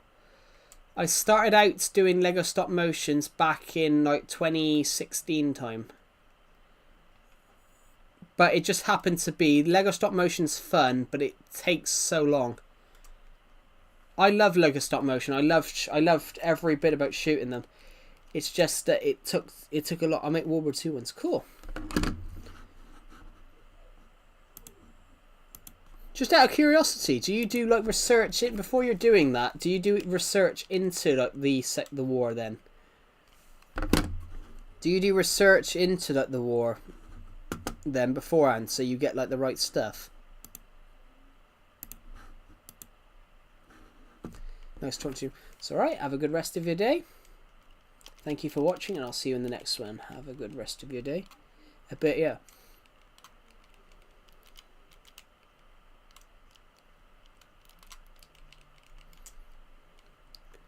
It's a hobby of mine. Cool. Yeah, we were having a discussion about World War II earlier on. What's your take, RT Lego? What's your take? There was a debate on whether America saved Britain during the Second World War, and that Britain would be talking German if America didn't save Britain. What's your take on that? Because my take on that is that Great Britain wouldn't have fallen regardless, whether America joined or not. What's your take on it? Partially.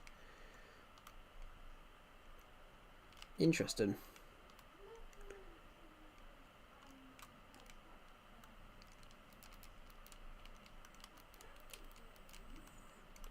Right, okay.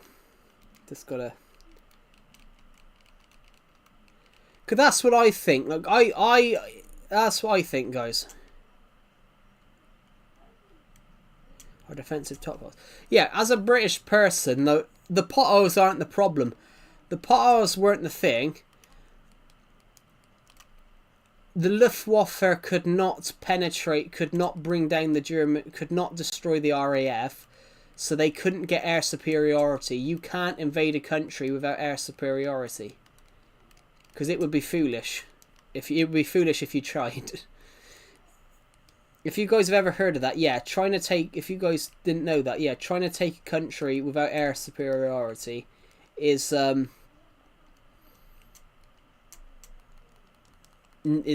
bound to not work. If you don't control the skies,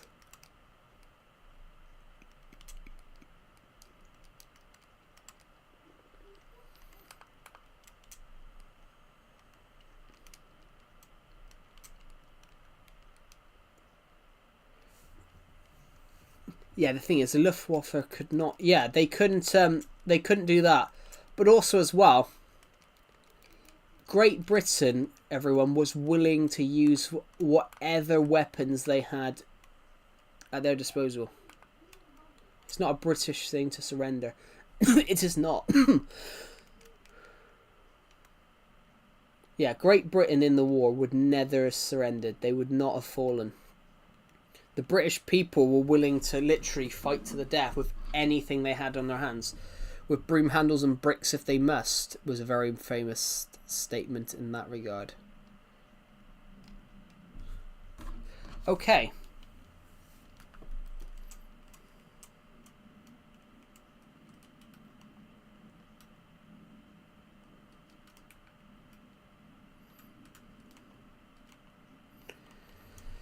So...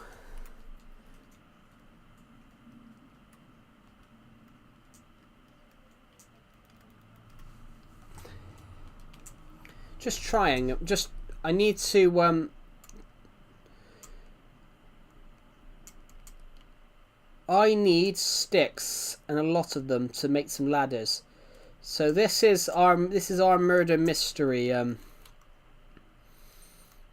This is our murder mystery map. So we are just.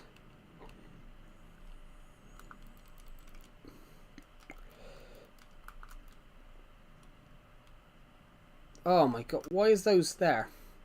So we're gonna go up.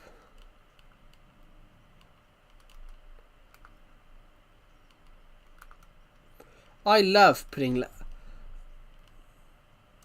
I'm building the Doctor's TARDIS from Doctor Who as a murder mystery map because I thought that was a really cool idea.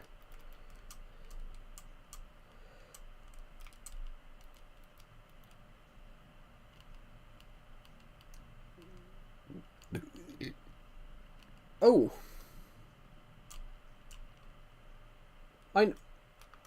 Holy shit. We are gonna struggle a minute.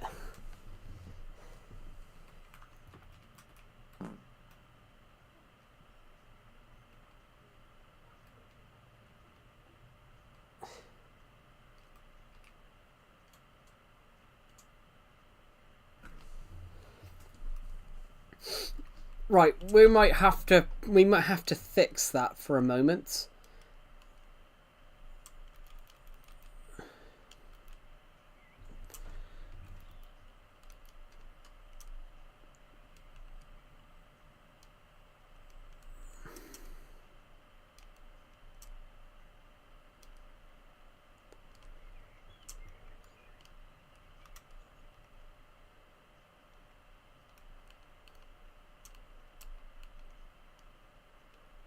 This is getting on my wick, this bit.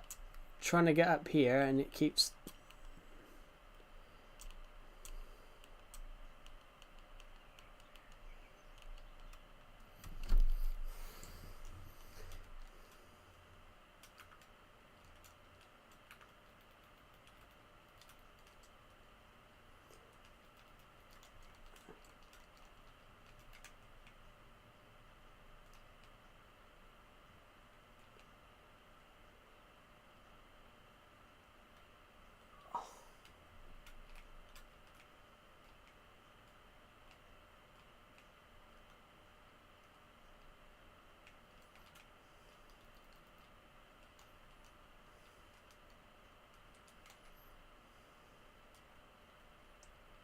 Oh, shit.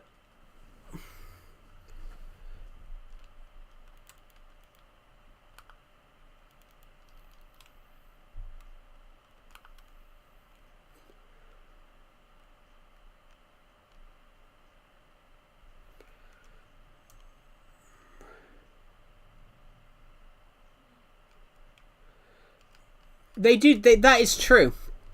In that historical text point, yes, it is. That is true. Winston Churchill, it was told actually by the king. He said some people in the UK might have dreaded your appointments, but none dreaded you like. But he said, but none dreaded you like Hitler. And that's actually fairly true. Yeah, Winston Churchill. He was feared by the German government because he just absolutely had no intent. He had absolutely no intention of surrendering. Have a good rest of your day.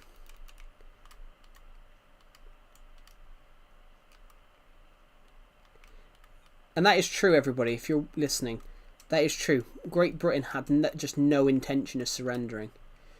Yeah, during the Second World War, 27 times they were offered the chance to surrender. 27 times. And they just didn't do it. Which they said that takes some guts.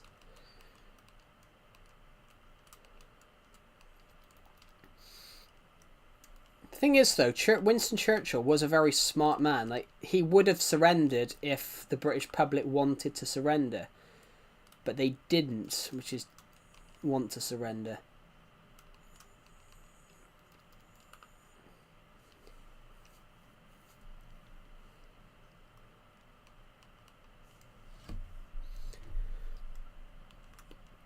Yeah, but that's probably because they don't know what he's going to do.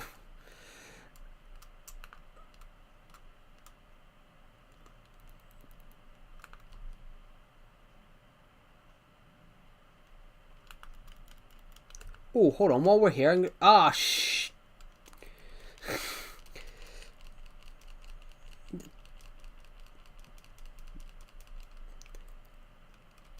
I wanted to do was grab that bit of quartz from there, and my TV's about to go off. It's back on now. So I don't have to damage that then. That's good. So I don't have to damage. I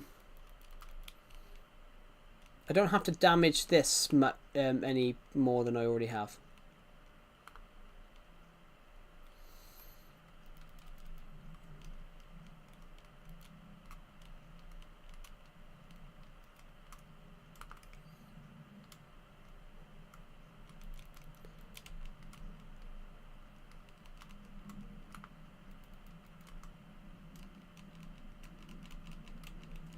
Anyway, right, let's go up here a sec.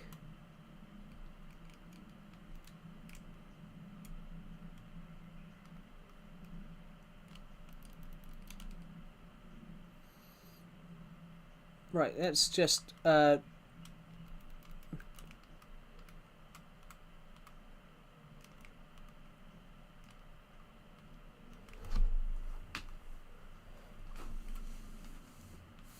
sorry guys, I've got an itch. Actually, no, let's go down again. Let's go down again. I know this is going to get stupid. I want to go... I want this to be a little bit smaller.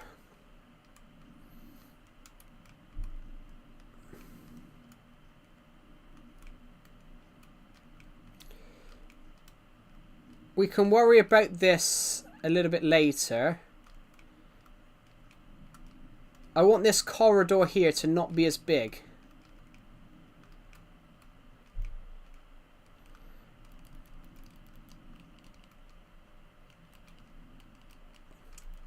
So when we come up here like that, I think it'd be much... Oh. I think it'd be much better for us if we do this. And then we can put... Ouch! I just hit my foot. Then we can worry about that bit afterwards. So...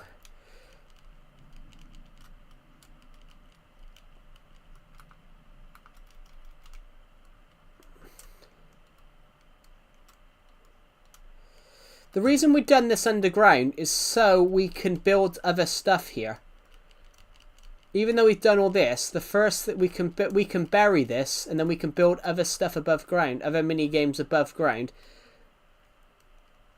and we don't have to worry about what happens really. We don't have to worry really about what happens here. So.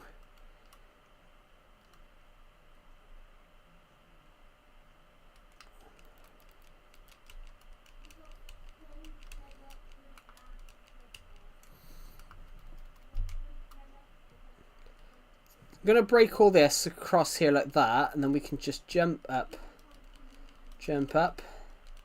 keep going, keep going, keep going, keep going, keep going. Fantastic. Fantastic. There we go. So this will be where we stop.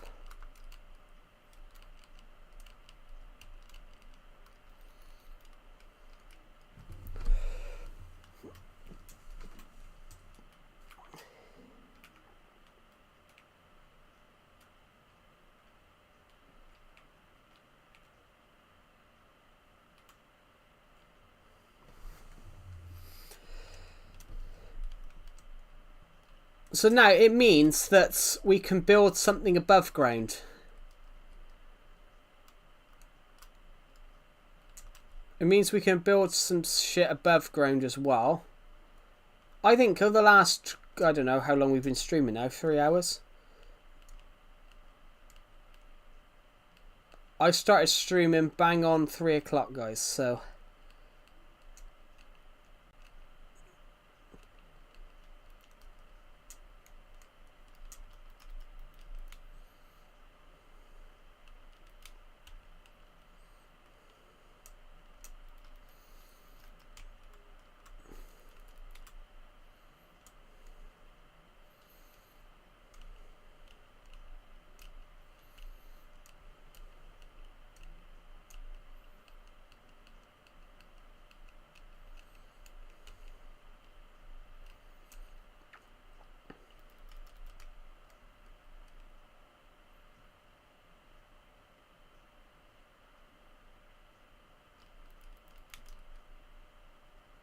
There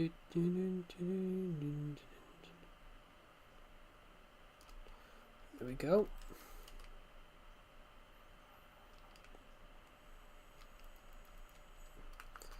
Yeah, we don't need that. We only need the quartz where we can see it. So if I keep going up like that...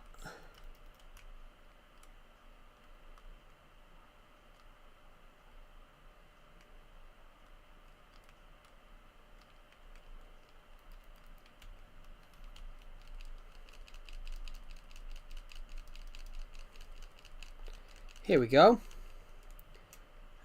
Ooh, I'm out. I'm out of quartz. That's a shame, really, that we ran out there.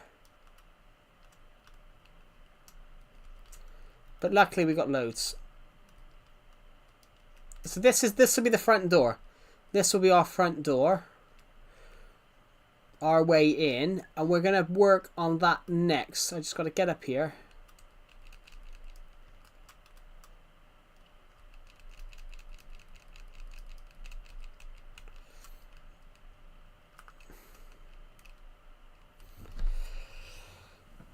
Well, we are going to have some more...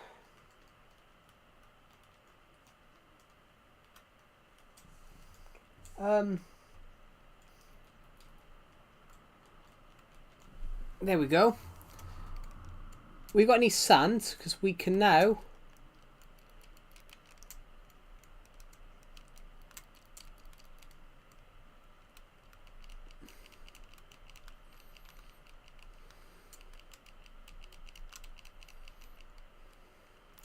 Nearly fell then.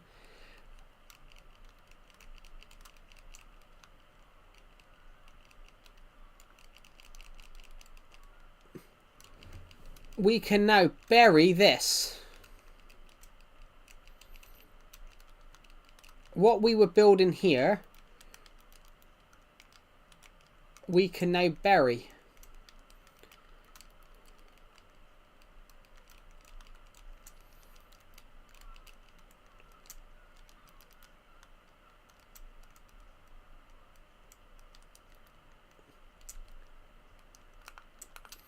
We could technically bury this now, but burying this will be quite a struggle. So what I'm going to do is just fill it over. I'm going to fill the all the sandstone areas here. I'm just going to refill those, then shove sand across it.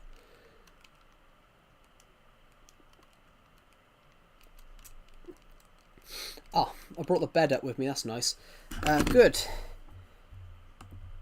I'm absolutely knackered, guys. How many people have watched this stream? I don't actually know today. 229. 229, and we've lost 2 subscribers. That's alright. What we're going to do is go this way.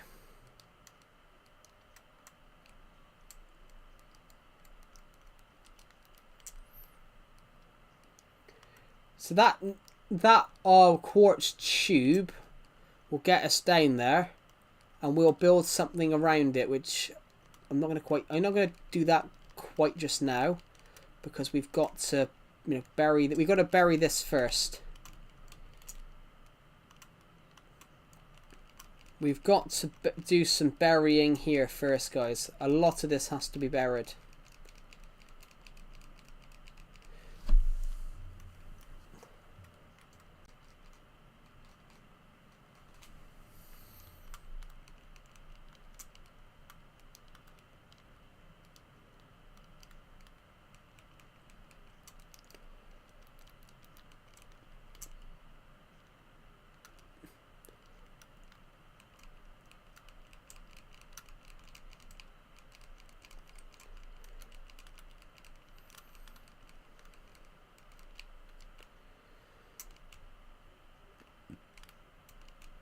Ah, God, my back's a bit sore.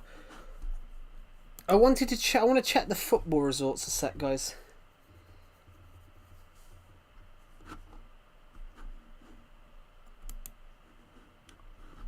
Bloody hell. Bayern Munich is drawing. What about the other Premier League score? Man City is currently drawing with Brighton. If that remains as a draw, then Arsenal go into tomorrow with a 4-point lead. So they could end up tomorrow being... Arsenal could end up playing tomorrow, and if Arsenal were to win tomorrow, they'd end up with a 7-point gap at the top of the Premier League, which Man City would have 3 games and only be able to pick up 9 points. That's if they draw, but Man City could get a late winner, and then it would take it to... Then they would be 3 points behind. They would be 3 points behind. What was I saying? Sorry, they would be 3 points behind with 9 games with 9 points to go, because Arsenal play tomorrow. Yeah, what was I saying? Yeah, Arsenal play tomorrow, but Man City have to play one more game than they do, so they've got to play in the week. But if they draw at the moment and then draw at the moment and then fail to beat Palace, then I think Arsenal have won the league. Like, the league could be over. The Premier League could be over in the next few days.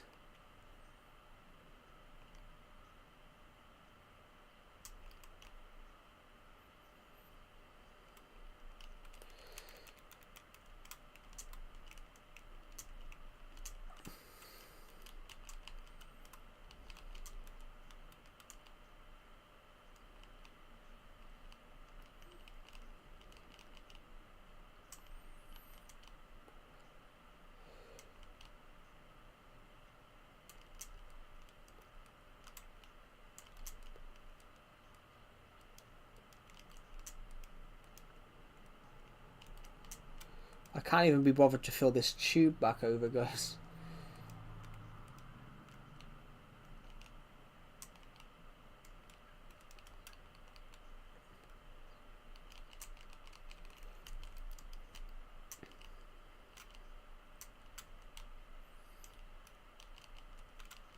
Yeah, so if you are watching, guys, what we are doing right now is we are filling this... We're putting sandstone back over this because officially the bit we have to do over here now is done.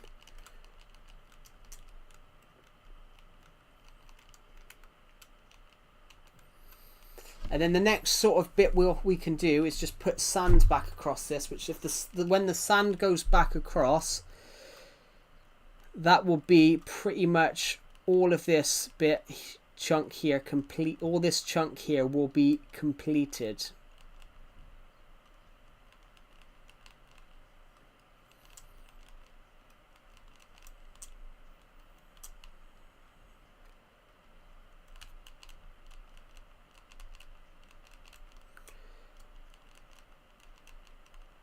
Ooh. Sorry, I just got an electric shock from my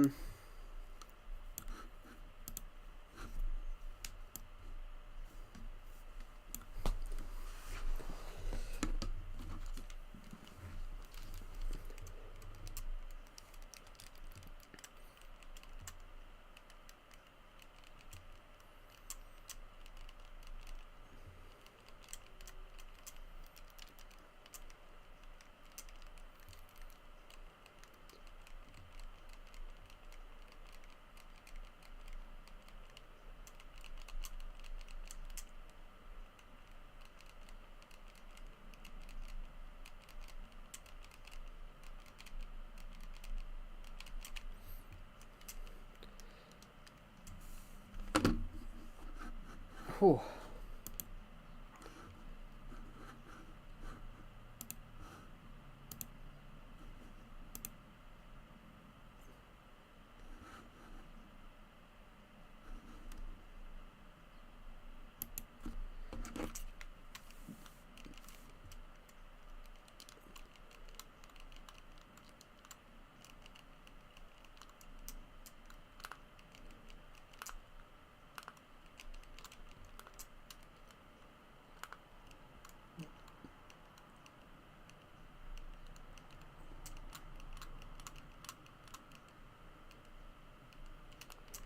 Oh shit! I nearly went off then. I nearly fell in.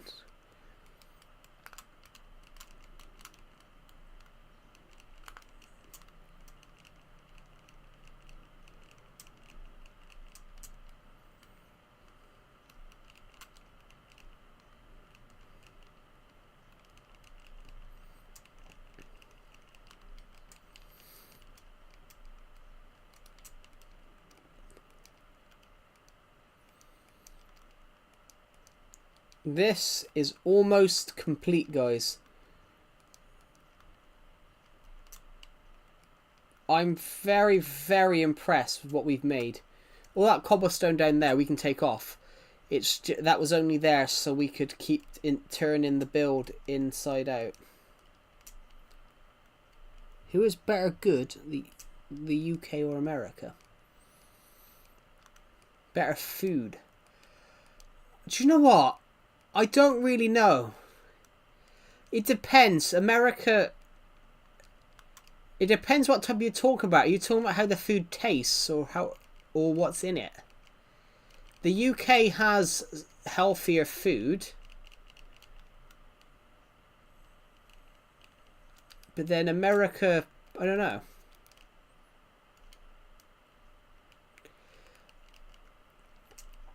Is it Bedrock? No, I'm afraid this is Legacy Console Edition. On that point, if we're talking about nutrition, I'm going to have to say British. Basically, we have like American food in the UK. We have American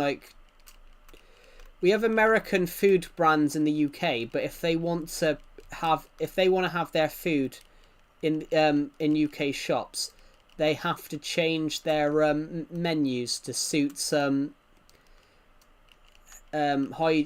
food hygiene laws.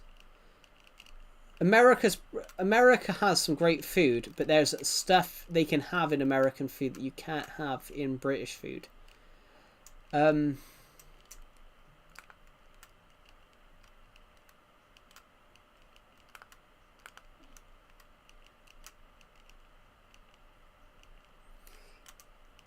Like McDonald's, for example. I know for a fact there's more calories in American food I think it's American. I don't know. Full English breakfast is lush, though. Full English breakfast is lush.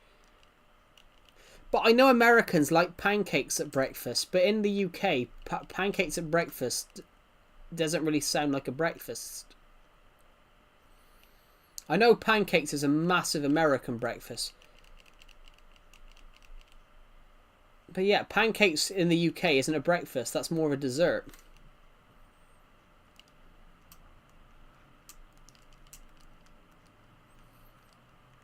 It is interesting.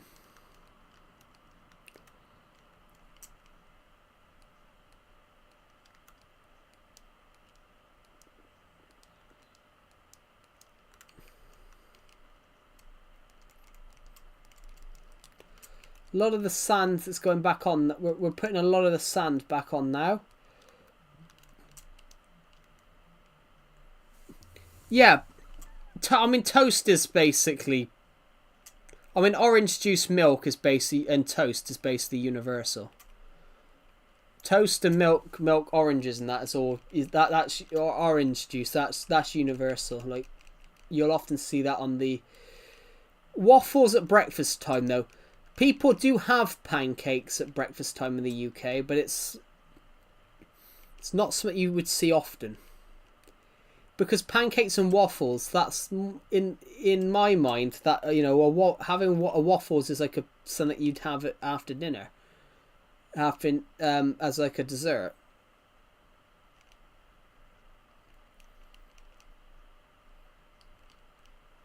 It sounds like quite an unhealthy breakfast, but I don't know if it is. It's just you wouldn't see it in the UK. I don't know. It's kind of like... But then I suppose a full English isn't exactly healthy for you, but I love a full English.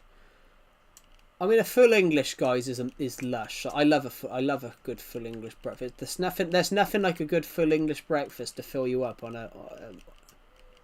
Yeah, it definitely makes sense after this because waffles and pancakes, especially as a British person, it's more of like a dessert. It's more like a treat for eating your dinner. Blood pudding? Do you mean black pudding? um, well, black pudding is allegedly quite healthy for you.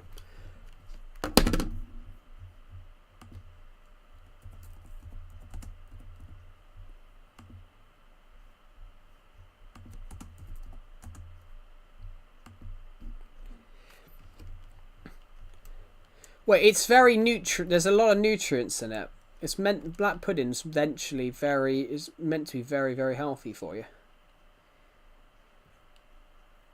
It has a huge source in like iron, zinc, and things like that. It's meant to be really healthy.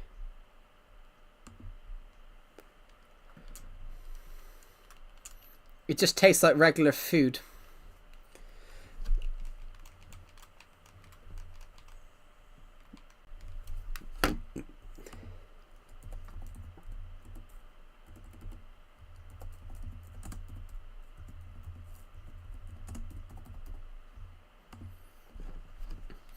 Oh, this is what it tastes like. Black pudding is a type of sauce. It's a type of sausage. Obviously, it's rich in flavor. It has oats, onion, herbs, a bit of mint. So it's basically deeply seasoned, slightly nutty, a little bit of fat pork sausage, and then a crumbly texture.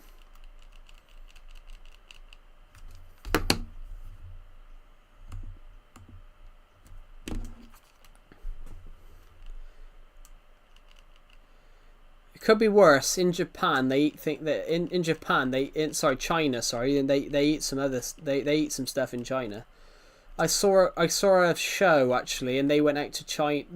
There's a show in the UK called Race Across the World where competitors race across the world, and one season they were in China, and I swear they went into a Chinese food market, and I swear they were they were selling like a squid. And there was this thing that they were in the food, and it was like a squid. I'm like, I can't imagine what that tastes like. That you could see the tentacles bob. You could see the tentacles bobbing around.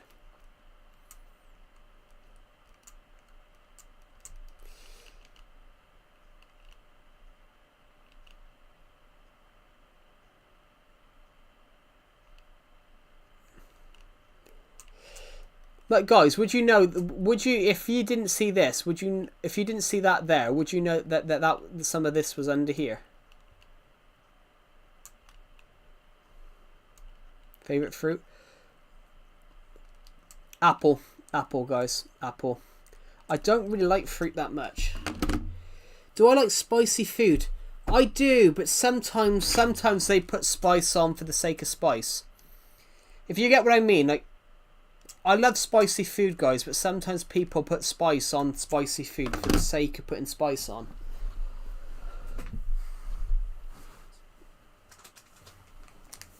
I had some spicy food a while back, and it was like it was just spice on spice, and it was like.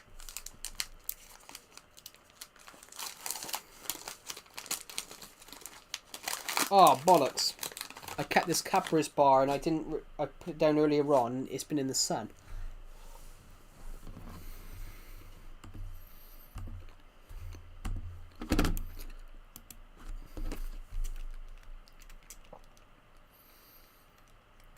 There we go. That's looking amazing. So, you jump down here. And we go into this room.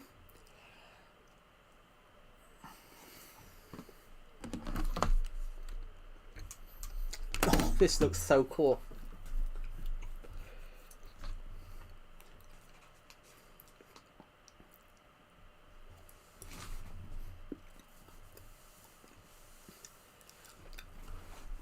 I really like it.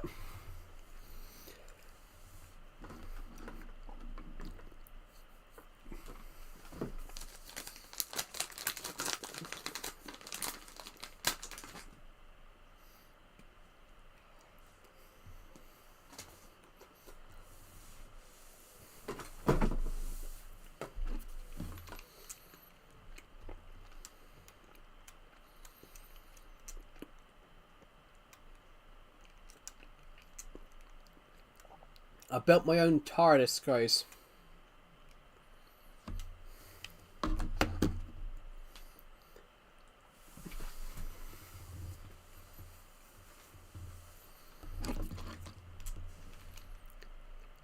As I said, it's a murder mystery map, so we're going to build stuff this way, build stuff that way, and it's going to be like a map. Have I ever tried alcohol? I have.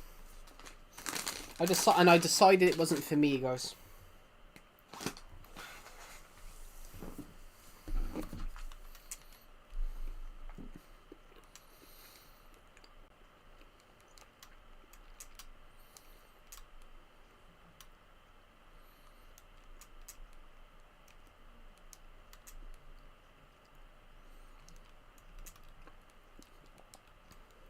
Did it taste good?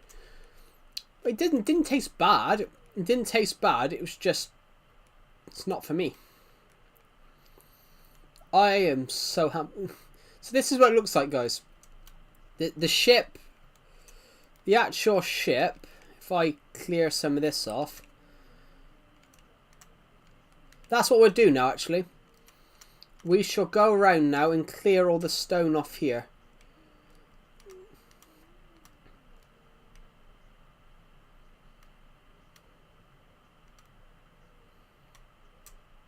This stone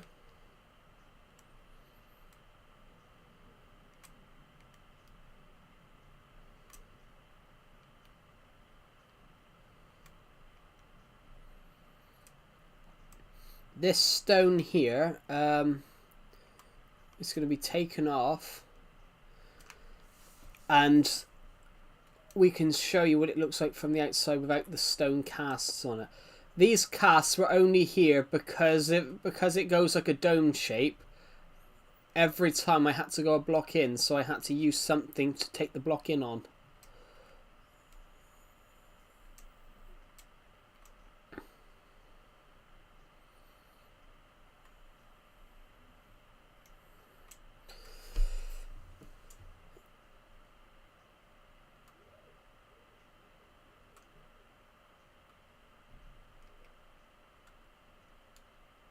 I'm just making sure I don't break it on the way in, because we'll have to replace it.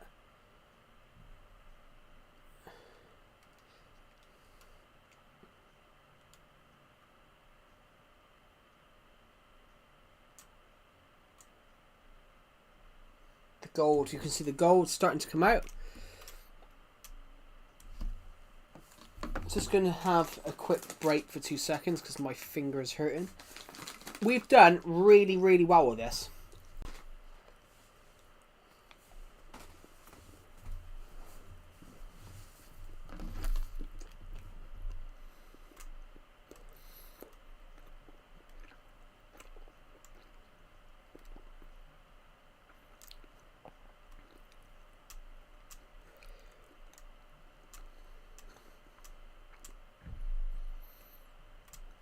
Oh.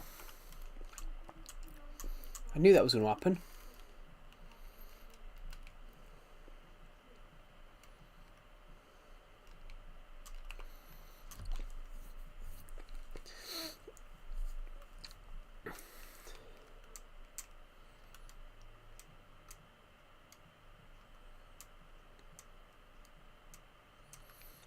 Here we go.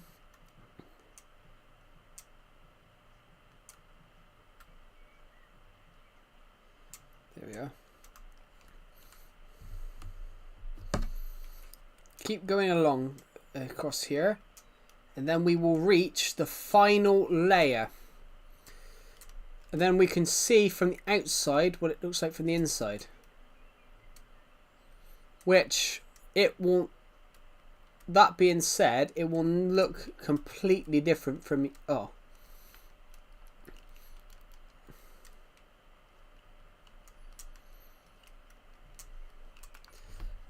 What do the UK population think of... Well, the UK thing is, the UK is accepting of everyone. And that's the right thing to be, I think.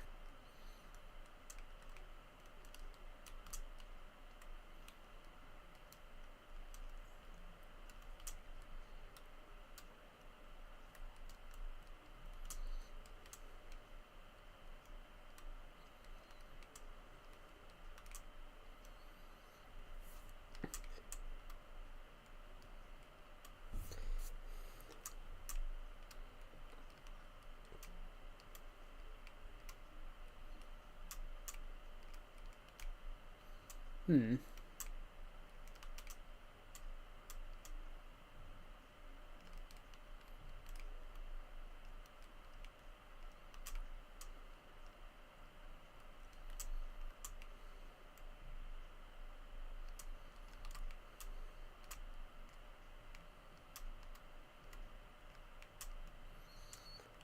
Bollocks. Fell off again. Oh, hold on.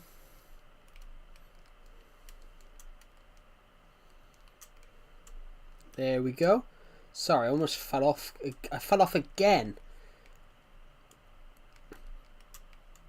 The problem is, I forget the stairs here. The stairs here stick out. The doorways here stick out more. So, if I get to here, jump in, then we're at this one. We can now see what this looks like from the door. Oh.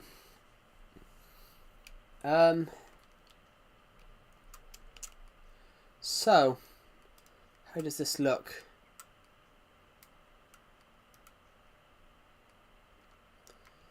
So this is what the build, guys, looks like from here. I mean, it looks weird, doesn't it? It looks weird. Oh, God, it looks like an egg popping out of the ground. I do like it though, guys. I will admit, I do like it. It does look like an egg popping out the ground. But we will fix that because eventually we're just going to cover it over with dirt.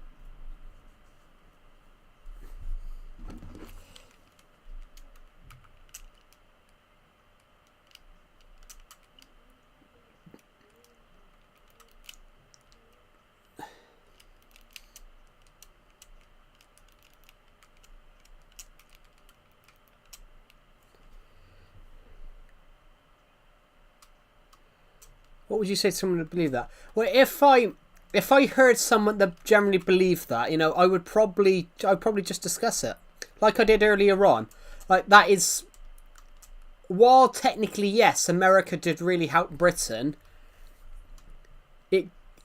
it's overstated how Britain was pretty much impenetrable. If Britain, by the time America had joined the war, if Germany wanted to invade Great Britain, they would have done it. And the reason they didn't invade Great Britain was because the RAF were too strong. If Great Britain was invaded, it would have happened before December 7th, 1941. Germany wanted to invade Great Britain in early 1940. And they tried. They launched the Battle of Britain, but the RAF absolutely annihilated the German Air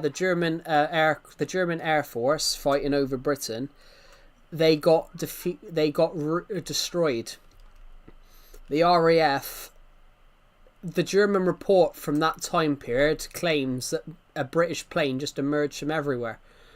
Which Britain reinvented their air force in the 1930s. What really saved Britain was the fact that the Germans we had something that they didn't. Great Britain had developed something called radar, and nobody knew they had something. Great Britain had this new invention that they were using called obviously radar. Which radar was a British invention just before the Second World War, and so they could basically detect where German planes were coming from. It was pretty much radar was really what saved Britain, was because they could just pinpoint where German planes were, which that's for 1940, for 1930. That's pretty impressive that they had radar. And they also had another invention. They built some big stone turrets, and they could detect planes from like 40 miles away. They could detect planes from like 20, 30 miles away. So, it was basically the modern example of an early alert system. if there was a German plane, they could detect them on the English Channel. So Great Britain were already prepared for these German planes to come before they arrived, because they could detect them in the English Channel. It's kind of like how an early alert system works now. It was kind of like a really, really early alert system sort of technology.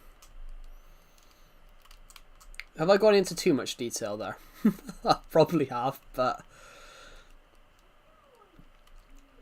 I've probably gone into far too much detail. But I find the stuff fascinating. But I also find that fascinating how... I also find it fascinating on how, yeah, you can...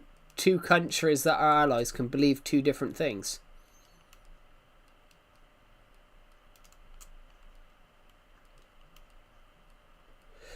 It's also an interesting one. Like, America claimed to have saved Britain, but America have never won a war pretty much without Britain's help. There's one of my favourite British comedians said that. He said, ironically, if you go and look back at every major war America's fought that isn't the Civil War, any war that they've won, they've had at least some sort of British support. It's really interesting.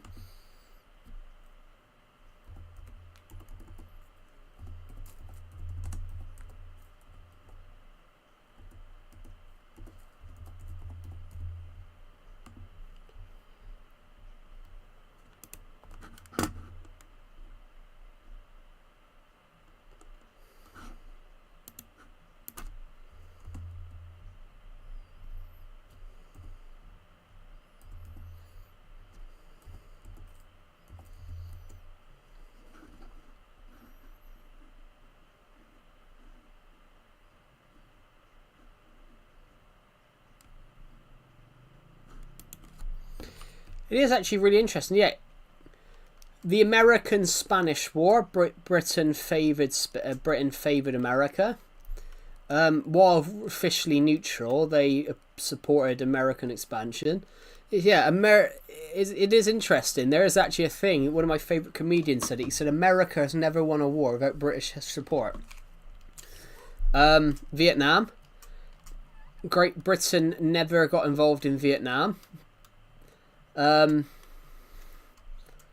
It's really interesting. Is that true? Yeah, Great Britain, America, this comedian, he said something about it. He said, if you look at the history, America's pretty much never won a war without Britain somewhere in there helping.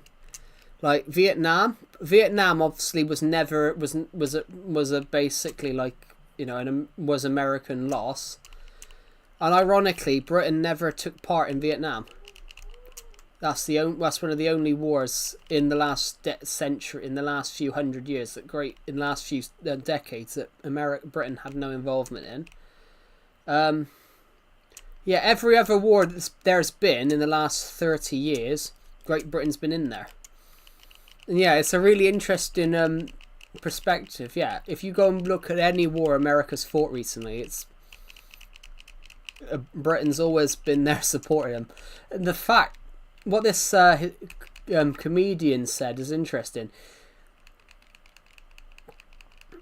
He said America's never won a war without British help. I'm like, and then when you look back, yeah, every war they fought in the last few centuries, they've had some sort of British help. I mean, but obviously minus the Civil War, but that's not really That's a war, but it's fought by, you know, the same people. It's fought by the same country. But yeah, if you look on actual wars...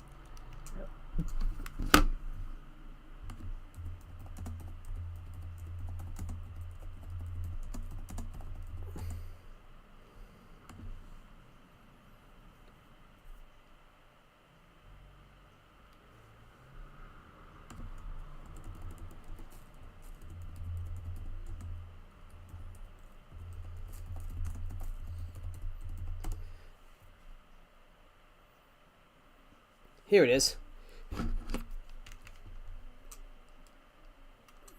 America has fought several wars without British support. The Mexican-American War, the Civil War, and the Spanish War. But it says it's never.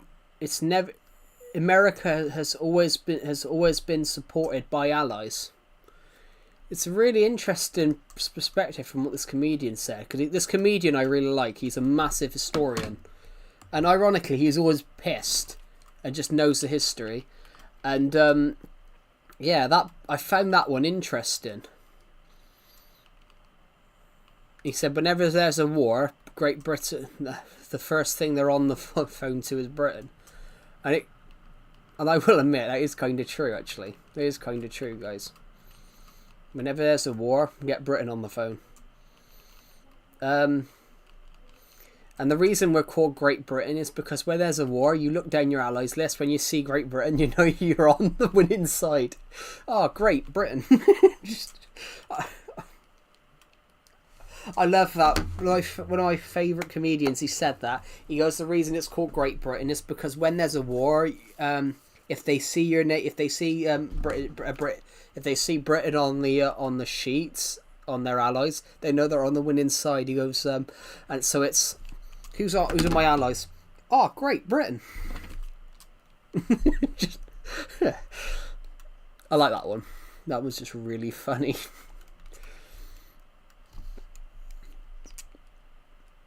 When there's a war, you look at your allies, guys. If it says Britain on there, you've won. There's a comedian, and he's I said about it, guys. He's really, really funny, but he did one where he starts pulling out countries and goes he starts pulling out countries and he says to everyone, name a country we've defeated them, and all these people start shouting out country names, and they go America. He goes, oh, you're thinking of War of Independence. He goes, but never, which they see that as a win, but we see that as a lucky escape. And then he says something along the lines of, let's not forget, in the Potomac, they sailed up the Potomac River and burnt down the White House, and they sued for peace in 1814. There's a real funny one. He goes, and they've been working for us ever since. And when someone shouts out Japan, and he goes, oh, we got the Americans to do it for us. What was it? We got the Yanks to do it for us.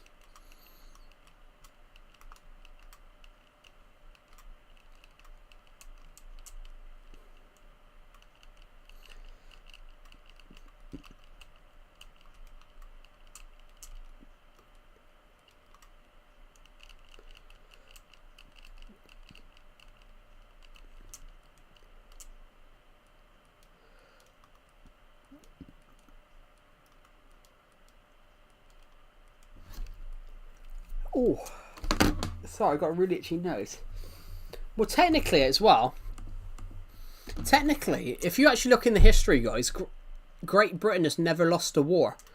Great Britain hasn't lost a war in 1,000 years. Hello, Atoms. Is the UK self-sustainable? I wouldn't say that. I wouldn't say America's self-sustainable. Like, what is self-sustainable? Because I wouldn't say America's self-sustainable because of how much like trade they get with Europe. I wouldn't say they're self-sustainable. I'd say semi-sustainable. We have only our own electricity grid. Every country has their own electricity grid. Yeah. That's the thing, though. Every country has their own electricity grid. It's me, Demon. Oh, welcome back. Yeah, I have seen you in the streams. Yeah, every country has their own electricity grid. Which is why they call it the electricity grid. Every country has their own one of those. I mean, America's sustainable, but every country is sustainable. But every country is sustainable, but also self-sustainable. So, like, the UK is sustainable in the fact that there is so much farmland in the UK. The UK has its own... I mean, the UK has four of the The top 4 most powerful wind farms in the world are British. So yeah, but I wouldn't say self-sustainable. I would say like semi-sustainable.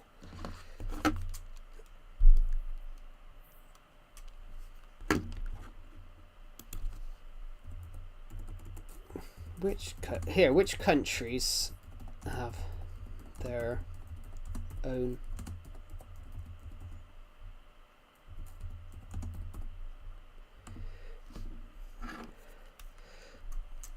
Yeah, to answer that question, Skatepunk, yeah, almost every country has its own electricity grid.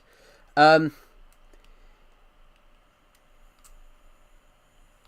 every country. So Great Britain has its own electricity grid. Every country has one. That it's more of what I think you're thinking about. Yeah, I do remember you. What I think you're referring to is more like energy supplies, where they get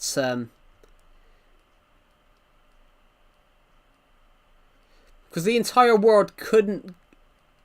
It's the electricity grid's got nothing to do with it. If you're hit by an electromagnetic pulse, it would kill the electricity everywhere, guys. It would kill the electricity everywhere. You know, a solar flare could take out the electricity.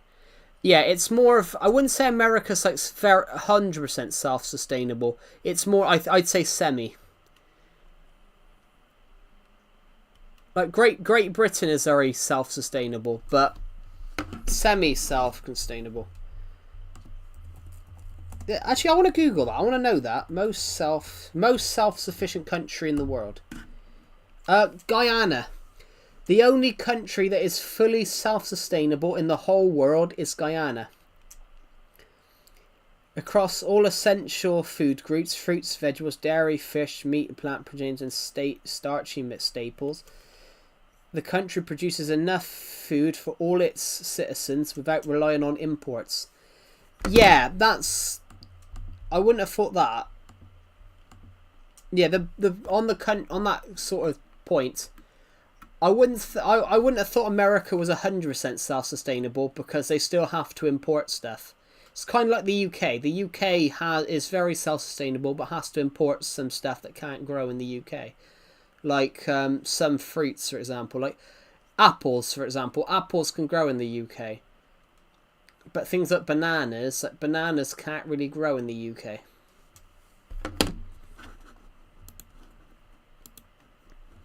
China and Vietnam are pretty self-sustainable.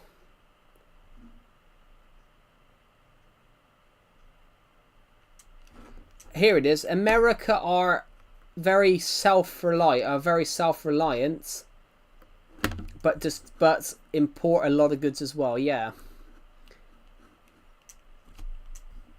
But the only truly self-sustainable country is Guyana, which I didn't know that. I didn't know that until searching it. Really interesting though. It's a really interesting point of view.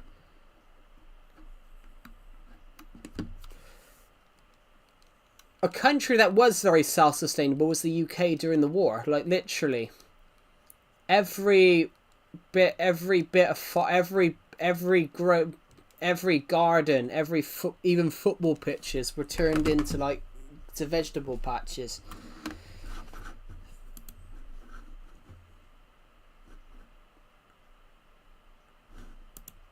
Literally, during the Second World War...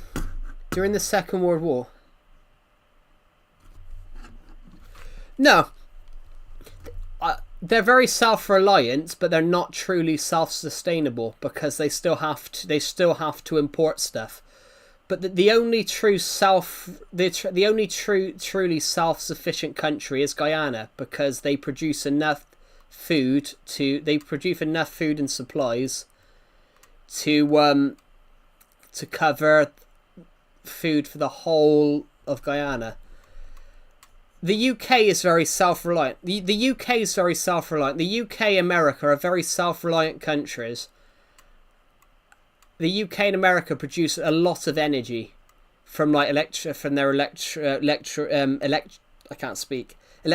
grids, but America and the UK aren't self-sufficient because they still rely on getting imported goods from America. Well, not just from America. I mean, the America gets import computer chips in places like Japan and things like that. They're not truly self-reliant, self-sufficient. But they are highly self-reliant, but not truly self-sufficient. It's kind of like the UK. You know, the UK is the same. I mean, the UK borrows electricity from France sometimes, just in case. The UK and France borrow electricity from them. And that's only because... That's only at certain times during the year. At certain times in the year when there's like... Say there's a big football match on in the UK. And it goes to half time and 1 million people go to make the kettle. Basically, France and the UK borrow electricity from them, from each other, basically to cover their needs. But both countries are pretty self-sufficient on electricity. I mean, the UK has... I know a lot of people don't like wind power because they put up wind turbines, but wind turbines are very useful. I mean...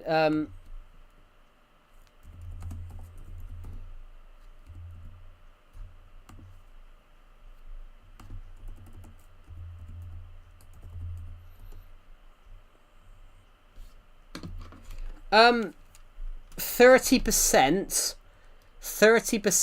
of Britain's energy, guys, comes from wind turbines. 30% of Britain's energy comes from wind turbines.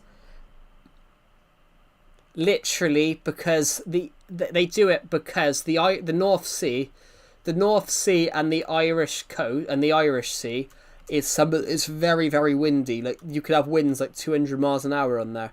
So 32 gigawatts.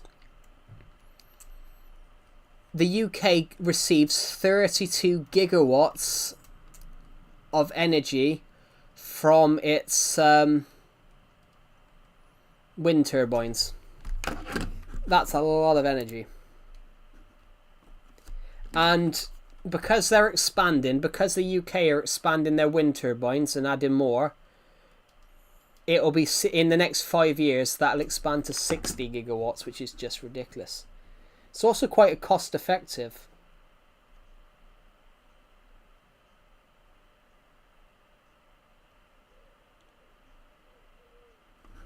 But crazy, really. But yeah, the UK gets a lot of energy from wind power, because the UK is actually quite a windy country. Boris Johnson, I gotta be honest, Boris Johnson made a good quote. He wanted the UK to be the Saudi Arabia of wind power. And he said that because the wind power is a truly... I don't get why people moan at wind power, guys. You know, the power of the wind going through a turbine, it's a lot. You get a lot of energy from wind power. You know, the more the turbine spins, the more power you generate. And you know, if it's really windy, it's just not gonna. If you continue getting that wind, it's just going to be really windy the whole time.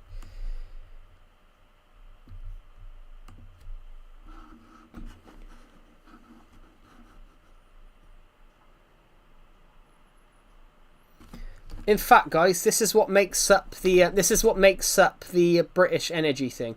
Wind power makes up 30%, nuclear makes up 11%, biomass 6%, solar power makes up 6.5%, hydro, imports make up 15%, natural gas makes up 26%, and storage makes up 1.1%. But yeah, the UK has got some of the biggest... the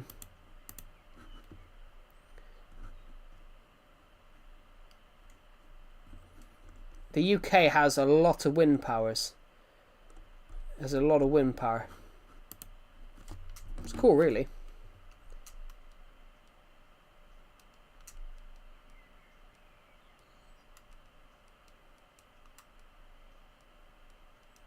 But wind power is so interesting, though. I don't get why people moan at it.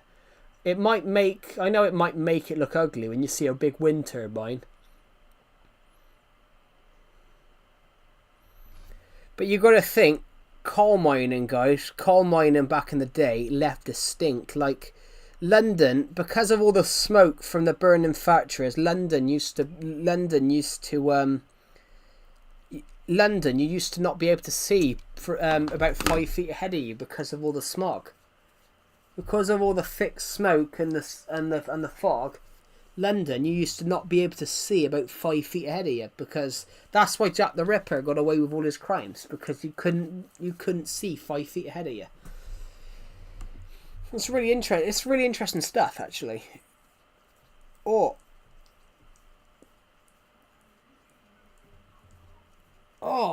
God, my eye.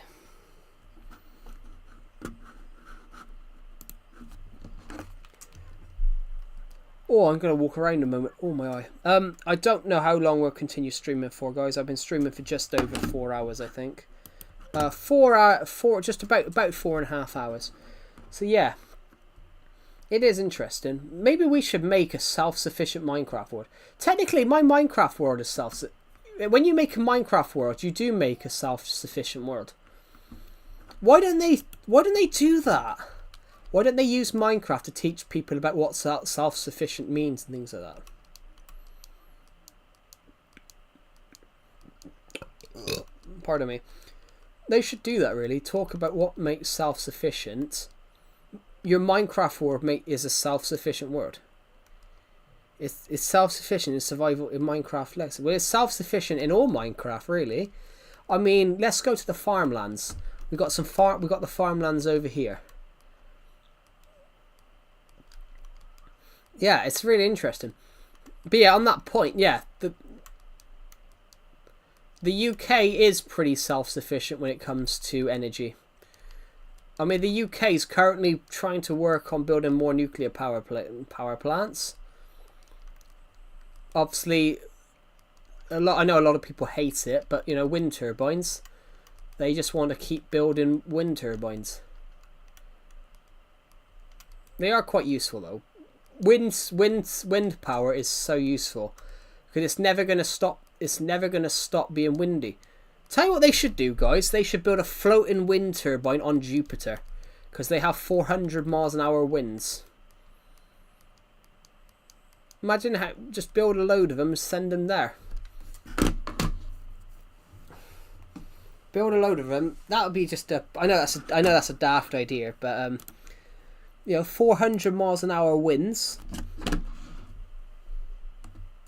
Here, how much energy would you get from 400 mph wind?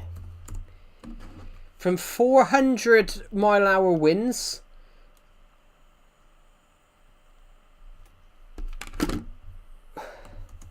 wind power.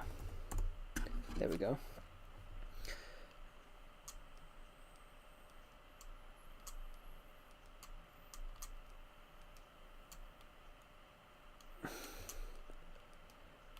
Oh, if it was 400 miles an hour, you would get 800,000 times more power than a 20 miles per hour wind. The power increases with the cube of the wind speed. But you'd get zero usable energy from the 400 mile an hour wind, because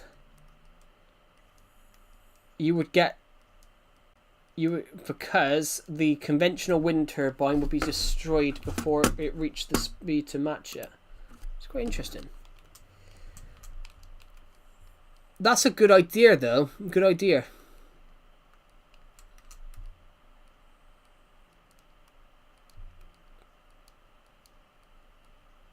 Solar panels in space. Build a toll booth.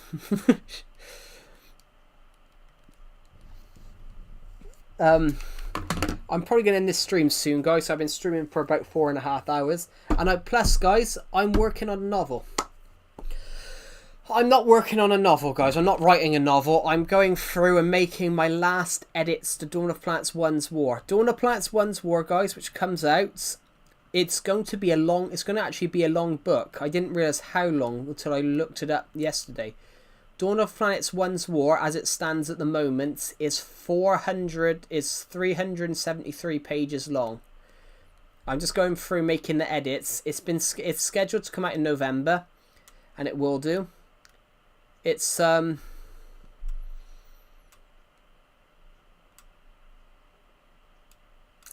can't tell you when Dawn of Planets Book 5 will come out, guys, but it might be 2028. But as it stands at the moment, Dawn of Planets 1's War will come out in November. It's 373 pages, and Microsoft Word reckons... I look forward to your next novel. I'm really excited for this one, because this one's quite dark. Dawn of Planets 1's War, guys, is a continuation of it's a continuation of the Dawn of Planets book series. But the main character is now like 17, 18, whereas he was 12 in the Attack from Space. He was 12, 13 in the Attack from Space Vengeance. He was 14 to 17, 13 to 17 in The Gathering Storm, and he's 17 to 19 in 1's War. So during 1's War, he is a much darker character. So there are some dark moments in 1's War. It is a darker book. So it's a much darker story, but it's really fun. It is very, very fun. You get to meet some nice new characters. You get to go to another planet, and I also based a little bit. I based a huge chunk of this book is based in America, because the main character goes to America 3 or 4 times. So the main character goes to Nevada once, because he's being shown around Area 51, which I thought was a really cool idea, so I added that in. And he's also in Washington, goes to Washington because he has to meet the senator. But also, yeah, America is a place in Dawn of Planets 1's War. It's a location we use quite a couple of times.